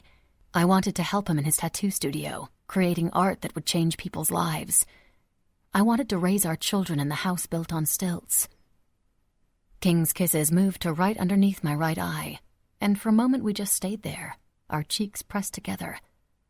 I didn't realize how much I missed the feel of his stubble against my face, how much I missed having to crane my neck to look up at him. I missed that he could toss me around like a rag doll, while at the same time worshiping me like I was the most precious object in the world to him. We stayed there, lingering in the feel of one another, existing in one another's space, breathing each other in, until it was no longer enough. Because with us, it never was. He was real and right in front of me. I was like an addict who'd not just fallen off the wagon but leapt off blindly while it was still in motion. In that moment, I was willing to do just about anything to feed the insatiable hunger that was erupting inside of me, occupying every sense I had. I wanted to touch him, taste him, smell him, drink him in. I wanted it all. We weren't starving for one another. We were fucking ravenous. We were still kissing when he reached behind him and yanked his shirt off over his head. But he didn't do it fast enough. I needed to see him. I needed to feel his warmth against me. I needed to taste the sweat on his skin, on my tongue. When he was free of his shirt, he tossed it on the dock. King was even less patient. He didn't remove my shirt entirely, just yanked it up to expose my breasts. That was exactly how I felt. Exposed. Being vulnerable in front of King was a risk I was more than willing to take. His gaze dropped to my breasts. He growled from deep within his throat, looking down at me with both animalistic need and something that I didn't expect from King. Appreciation. "I love your fucking tits," King said, dropping to his knees. He wrapped his full lips around the very tip of my nipple, licking ever so slightly. I moaned at the contact, needing more, so much more. King chuckled. "I got you, baby," he said. Flattening his tongue, he slid it over my stiffened peak in a long lick that made me want to cry out. Then he did it again, at a pace that was so tortuously slow, I'd rather him bite me and draw blood than continue the lazy lapping of his ridiculously talented tongue. So fucking perfect. He released me just long enough to speak the words against the swell of my breasts, before he started back up again on the other breast. This time he started off slow, but then increased the speed until he was interchanging licks for light sucking, leaving me almost unable to stand on my own. Sensing my imbalance, King held me upright by my waist. I writhed against him, holding on to the top of his head. His short hair bristled against my palms as he brought me to the edge of oblivion. And then he stopped. King was still holding onto my waist, but his attention was elsewhere. His gaze firmly fixed on my belly. Tentatively, he reached up and placed his hand flat against the slight roundness of my stomach. "It's so crazy," he whispered. He traced circles around my belly button, pressing a kiss to the skin right below it, inhaling as he made his way back up to my neck, lifting himself off his knees. There was a certain reverence in his eyes, but that didn't dim the fire. If anything, it blazed brighter, hotter. I was almost overwhelmed by the way he was looking at me, so when King took a step toward me, I took a hesitant step back. "You running from me, pup?" he asked with low ferocity in his voice. "Maybe I am," I teased, turning and bolting up the dock back toward the house. King caught up to me and spun me around, the barbarity in his gaze forcing me to retreat again until my back pressed up against the wall. He was being rough, but cautious at the same time, taking great care to make sure the burn on my back stayed out of harm's way. It was then I realized I wasn't backed up against a wall. It was a pillar. The pillar. The one where King and I had first had sex. Angry, hot, hate-filled, love-fueled sex. "There," King said. "Much fucking better." "Reminiscing, are we?" I asked, biting my bottom lip. King reached around to the back of my neck and tipped my head up to him. "Maybe," he whispered. "And later, when I'm done with you out here, I want to take you upstairs and reminisce some more. Maybe cuff you to my bed." He traced my lower lip with his, and when I made a move for more contact, he pulled back. "Would you like that, pup? Do you want me to cuff you up so you can't move? Run my tongue between your legs? Make you come so hard it fucking hurts? Or should I use a belt again? Wrap it around your neck so I have you right where I want you?" He kissed the corner of my mouth, tasting me, teasing me, making me wild with lust. Anyone could have walked by us and I wouldn't have paid them any attention. They could fucking watch for all I cared. All I wanted was for him to touch me in a way that didn't leave me throbbing and trying to press my thighs together for relief. He ran his tongue behind my ear, sucking the sensitive skin into his mouth. I practically launched myself at him, throwing my hands around his neck in an effort to get closer. But again, he denied me what I was seeking, what I needed. "Not yet, pup." I was going to strangle the asshole. "Are you trying to piss me off?" I asked, my chest rising and falling with my impatience. I was going to be the first person in history to ever die from lust. Female blue balls. Maybe, but I remember how hot it was to fuck you when you were angry, right here against the house. I get so fucking hard every time I think about being inside you that first time. All the while you wanted to claw my fucking eyes out. I wanted to make it all okay between us, but at the same time, I wanted to make you even angrier, make you burn hotter. You were so fucking pissed off, but so fucking beautiful. You burned so hot it was like your pussy was begging for my cock to punish it. Punish you. Yes, punish me, I whispered. Please, punish me. I was past having any shame and had moved into begging. And then, if he ever did fuck me, afterward I was going to drown him in the bay. King grinded his huge erection against my thigh. You see what you do to me? Do you feel how badly I want you? All I could do was nod. I wasn't even sure what he was asking. At that point, the answer to everything was going to be yes. Don't fucking move, he ordered. Inserting 2 fingers in the waistband of my shorts, he pulled them down my thighs. On his way back up, he pressed his nose between my legs and inhaled deeply, darting his tongue out for a lick. Holy shit, you're fucking dripping. He sucked my clit into his mouth. I miss the way you taste, pup. Fucking sweet and innocent. You taste like more. His words vibrating against my core, which was so beyond ready for him to put the monster throbbing against my leg to good use. Instead, he stood back up, forcing me harder against the pillar. He reached between us and between my folds, spreading my wetness, pushing his thick middle finger inside of me. His finger was barely halfway in, but I was already clenching around him. Your pussy missed me, King said, his voice rough and strained. The confidence he possessed just moments ago now an obvious struggle as he attempted to stay in control. I dropped my head back against the pillar. He pushed all the way in and hooked his finger slightly. When he began to pump, I writhed against his hand. Each and every time he pulled out, it felt just as amazing as when he pushed back inside. He started to pump faster, steady at first, then more erratic, more desperate. More like King's only mission in life was to tear an orgasm from my body. I was lost in the sensation of the in and out, the push and pull, the clench and release, the throb and pulse, the fucking mind-blowing amazingness of being able to not only see this man again, but to kiss him, touch him, have his baby. There was a time not that long ago when I truly thought I'd never see him again. I certainly never thought he'd be finger-fucking me back against the pillar where it had all started, where we had started.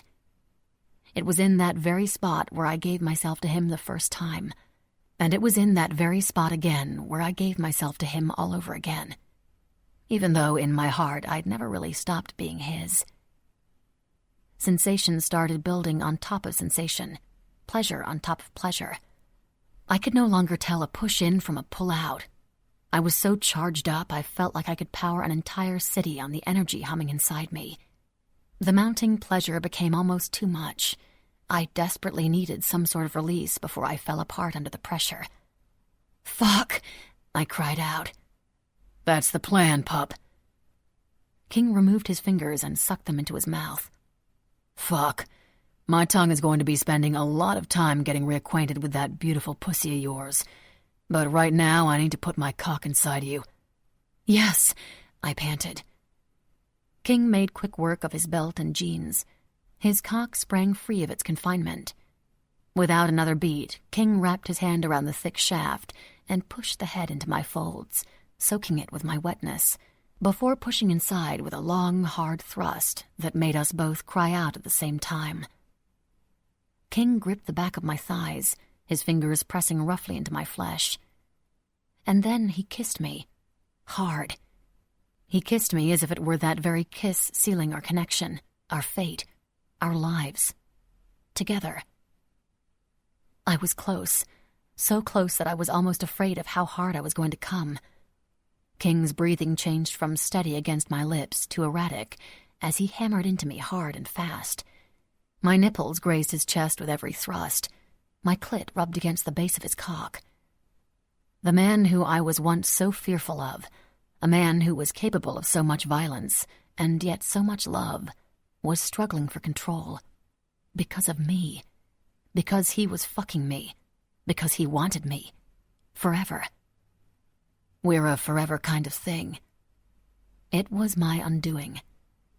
The tension that had been building inside of me tightened to the point of pain before it finally broke, sending every single part of my body into spasm after spasm, rolling over me in brutal waves of blinding white-hot pleasure.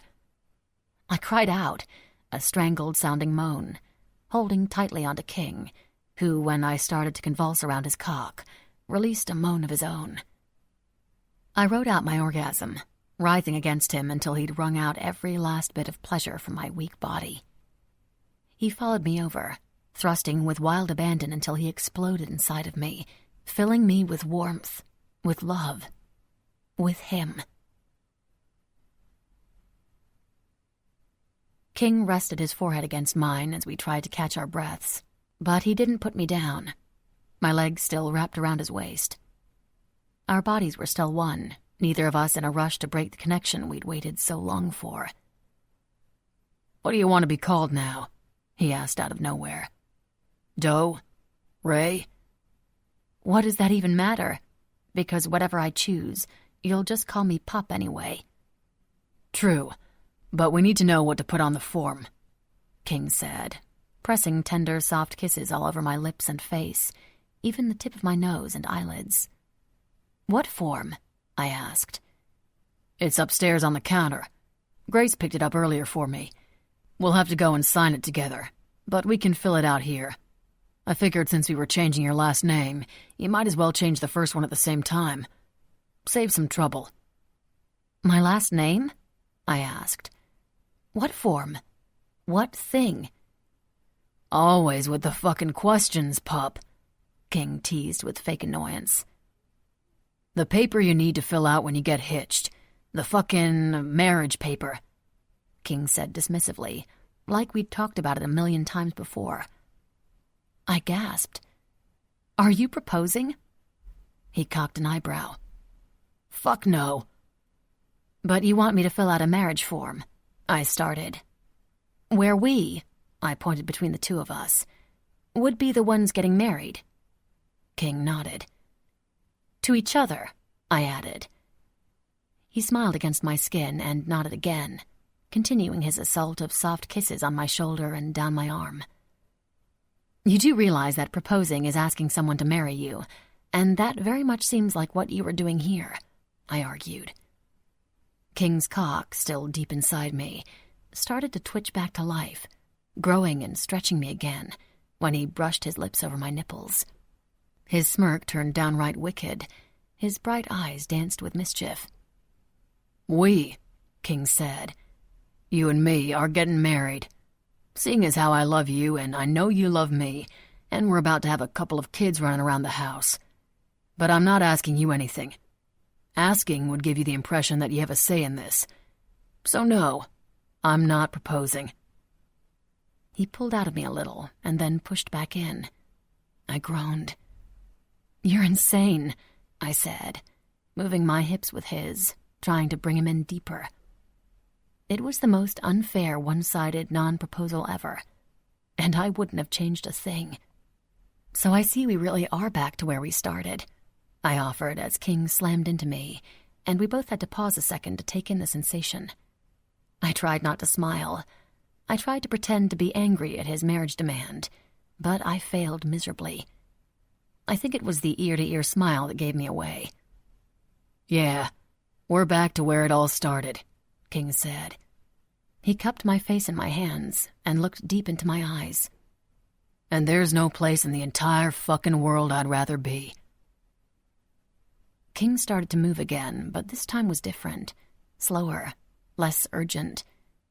He rolled his hips and my mouth hung open as I drank in every lingering sensation of his slow thrusts. He punctuated each one with a slight twist of his hips until we were both seeing stars again. King didn't tear his eyes from mine when he made me come for the second time. He didn't look away when he found his release deep inside me either. And as my orgasm began to fade, there was only one thought running through my mind. I felt free. With King, I was the me I wanted to be, the me I was supposed to be. And that girl belonged to King, body and soul. Chapter 35. King. Bear is teaching him how to snort blow-off strippers, I answered sarcastically when Pup asked me where Sammy was. She playfully punched me in the shoulder. Ouch, I said, holding onto my arm as if she were actually capable of hurting me. Physically, that is. Okay, maybe the stripper thing was a slight stretch, I admitted, but I did leave him with Bear. He's showing him his bike. I just wanted to come inside and make sure you were okay. You've been in here a while. I've been in here for 2 freaking seconds. I was just getting Sammy's sippy cup, she said, pushing me toward the door. Overprotective much? Me? I asked. Never.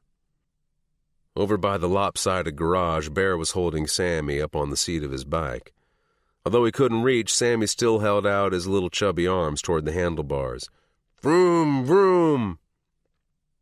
Hey, big man. Looking good on that bike, I said, scooping him off the seat and flying him around in the air like he was Superman. He giggled and clapped his hands together.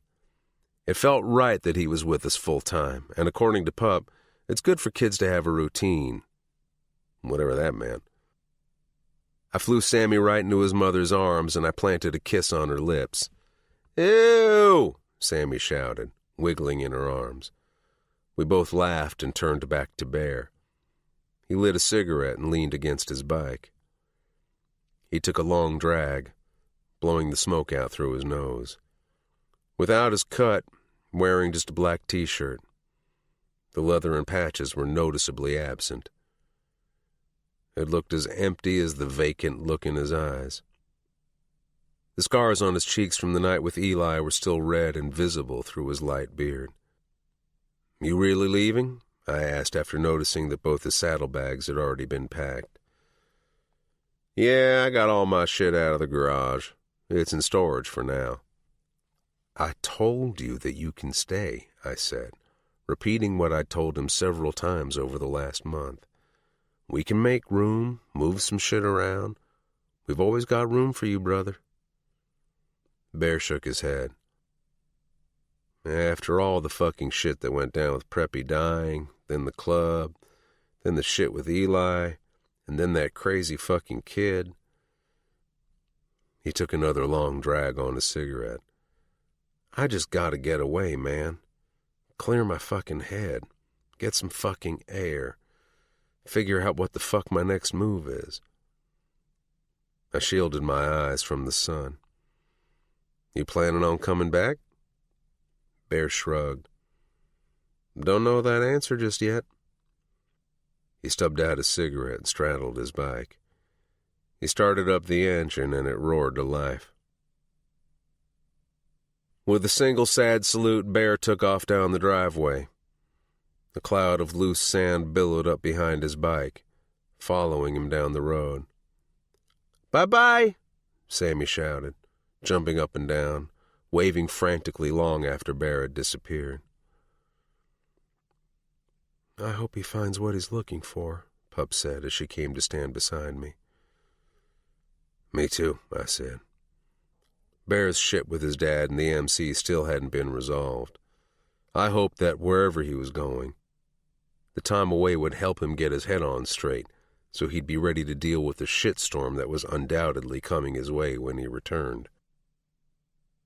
Doe. Look, Samuel said, pointing to where a beige Lexus with dark tinted windows was coming up the drive.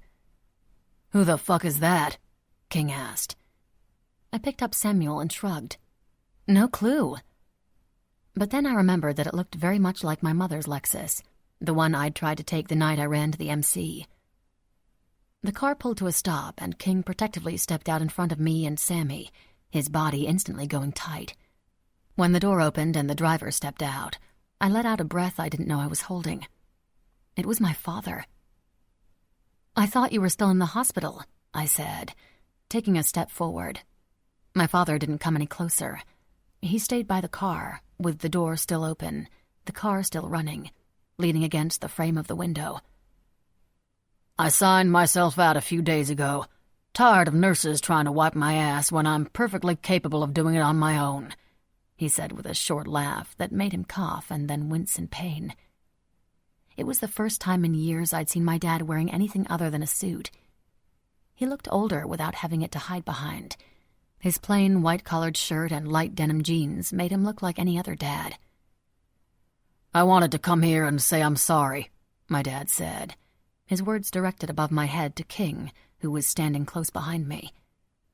King folded his arms over his chest. After my father tried to rescue me from Tanner, I knew that King wasn't gunning for him like before. He wasn't ever going to like him or trust him, but in time I think he could work his way up to tolerating him. "To both of you," he said, tears glistening in his eyes. "I let a job I love come before the job I love most, which was being a father." I reflected back on my childhood, to a time when my father was just a computer programmer who was happy volunteering for the mayor's office, stuffing envelopes on the weekends in our living room. My mother had always been withdrawn, unhappy with the life she chose for herself. Most of the time it was just Dad and me. He folded the flyers and I licked the envelopes. We were an amazing team. We were happy for a time. It was only when he started in politics when he started to withdraw from me too, throwing himself into it heart and soul. I made do with being a family of one with the help of my best friends, Tanner and Nikki. Looking back on my childhood, I still couldn't pinpoint when the switch had been flipped, and the Tanner I knew turned into the monster he became. Though his poor parents, with the help of a counselor, seemed to think it started after his initial leukemia diagnosis. It was common for patients who had come so close to death themselves to develop a sort of morbid curiosity about death. It was also common to develop mood disorders, violent tendencies, and compulsive obsessions. Tanner developed all those things, to the extreme. The shock of it all came from how good he was at hiding it. The leukemia might have been the tipping point, the fork in the road to the land of no return for Tanner. But I knew he'd started abusing Nikki as early as age 10. In hindsight, there were signs no kid would have ever picked up on. But that fact didn't change that I did have guilt, so much it felt like I was carrying a ton of bricks on my back. Nikki had always been happy and outgoing. She was bossy, confident, and a bit of a tattletale. It all changed very slowly. Over the course of 8 years, the Nikki I knew slowly slipped away and was replaced by the Nikki who needed drugs to cope with the abuse. One day, Nikki was pointing her finger in Tanner's face, calling him out when he'd obviously cheated in a game of Monopoly by skipping spaces with his little race car, advancing 9 spots instead of the 7 he rolled. The next, Nikki was looking at the board blankly, shrugging her shoulders when Tanner had obviously cheated. And although Tanner turned out to be a monster, I couldn't help but grieve for the boy he used to be, one of my best friends. I still went to his funeral with King by my side. I decided that the Tanner who did all of the horrible things he did wasn't worth the effort of remembering. And when I thought of my childhood and my best friends, every time evil Tanner started to creep into my mind, I killed him all over again. When King came back and told me that it was over, it was like a switch had been turned on in my mind, closing off that part of my life. I didn't ask. I didn't want to know. I just wanted to live. "I don't know about you, but I'm kind of over apologies," I said. My father nodded. "But I don't think I'll ever be done apologizing," he said, adjusting his glasses. "Why don't you come in the house? We were about to make some breakfast," I offered. King stiffened by my side and I elbowed him. My father smiled.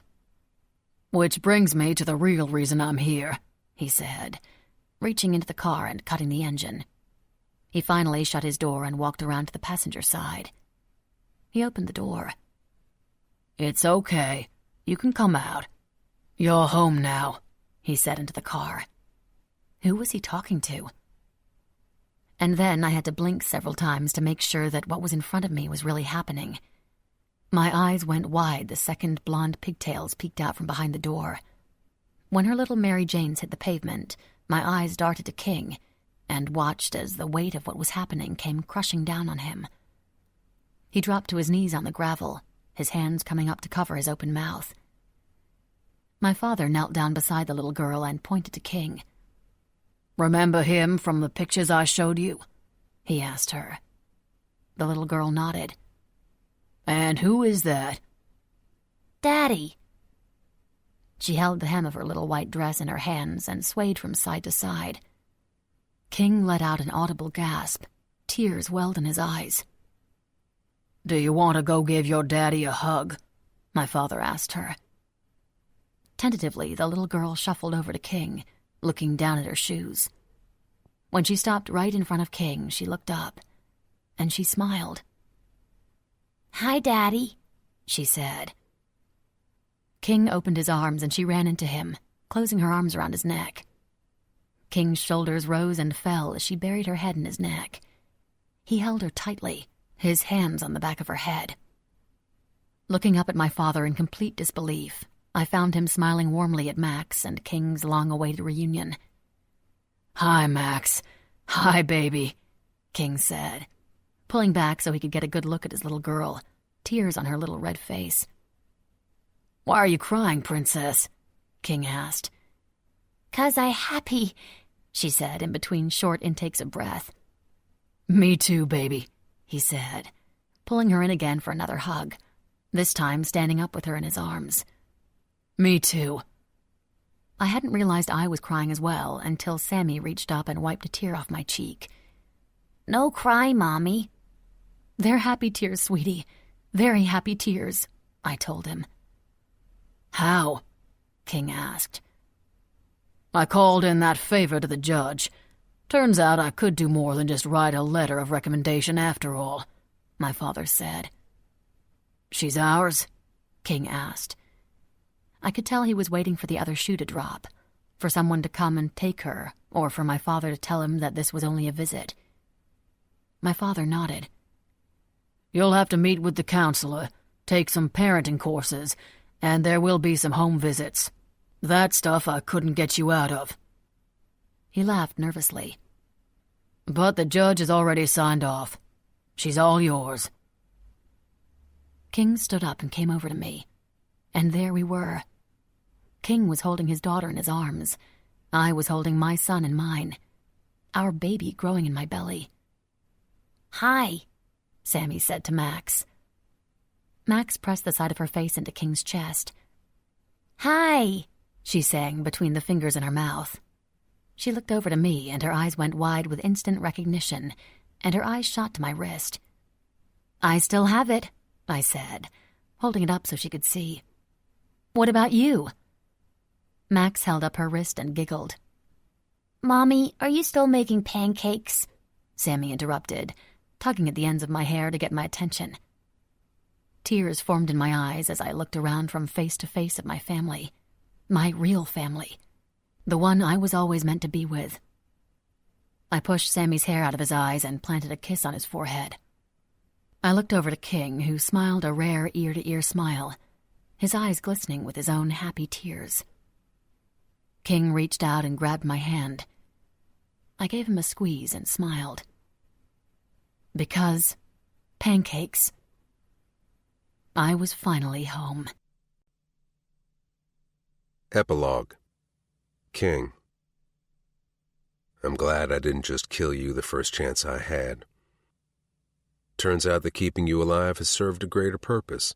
So in a way, I'm grateful that you're here right now, still breathing. I leaned over the chair and stared into the motherfucker's black soul. "You're going to let me go?" Eli asked, his face swollen and bleeding, covered in burns from the fire pit explosion. "Not a fucking chance, you piece of shit. You're going to die, but not right now, and not by my hand. I've got special plans for you." What are you going to do?" Eli stammered. "I'm going to hand you over to a friend of mine, who in exchange for a little playtime with you this evening, Helped me kill another stupid motherfucker who decided to fuck with the wrong trailer trash. I stood and cracked my knuckles, clearing room for Jake to step up. Eli's eyes went wide. "I know you," Eli said. "They call you the Mordinar." "Good," I said, clapping my hands together. "Then you two are already acquainted." I pushed off the wall and headed for the door, leaving Jake staring silently down at Eli, his eyes black, the demon within him ready to do what it does best: kill. "But you just said that I wasn't going to die right now," Eli called frantically to me as I opened the door of the shed. "You're not," I said. "Jake here is cleared to schedule." I tipped my chin to Jake. He's got all fucking night. With miles and miles of nothing but the Everglades in every direction, Jake could make Eli scream as loud as he wanted. Which was exactly what he did, because I hadn't walked 10 steps before Eli's scream tore through the night. I stopped to light a cigarette and smiled to myself. I whistled the entire way to my bike. That night, with my girl tucked in close to me, my hand over her growing belly, Max and Sammy sound asleep in Preppy's old room, I was able to take a very long-awaited deep breath. The sounds of Eli and Tanner begging and screaming for their lives lulled me into a very deep and very happy sleep. Doe. 5 months later. I was sitting at the kitchen table, working on a sketch of a tattoo for one of King's clients, my swollen feet propped up on one of the other chairs, when King came bursting into the kitchen looking frustrated. "Baby, have you seen my keys? They were on the table and now I can't find them," King said, searching through drawers and cabinets. I looked up from my sketch. "No. Did one of the kids take them?" "I don't see how they could have. I had them an hour ago before I dropped them off at Grace's." I rested my hands on my belly. The baby, another little girl, had the hiccups so fierce my stomach jumped every few seconds. "Did you try—" My thought was interrupted when a burst of sound from the living room caught both our attention. We slowly turned to face the TV, which was changing from channel to channel. "What the fuck?" King asked. Walking into the living room, he picked up the remote off the side table and started pushing buttons. But the TV kept changing channels at the same pace, before finally coming to a stop. Holy fucking shit. American Ninja Warrior. "Check the freezer," I said. "Why the fuck?" King started. "Your keys. They're in the freezer," I said, turning to face King, who looked at me like I was as crazy as I felt. Reluctantly, he walked over to the kitchen, and sure enough, he produced his keys from the freezer and dangled them in the air. "Who the fuck put them in there?" King asked. "Fuck yeah, I'm here. I'll always be here." "A friend," I said, wiping a tear from my eye. "My best friend."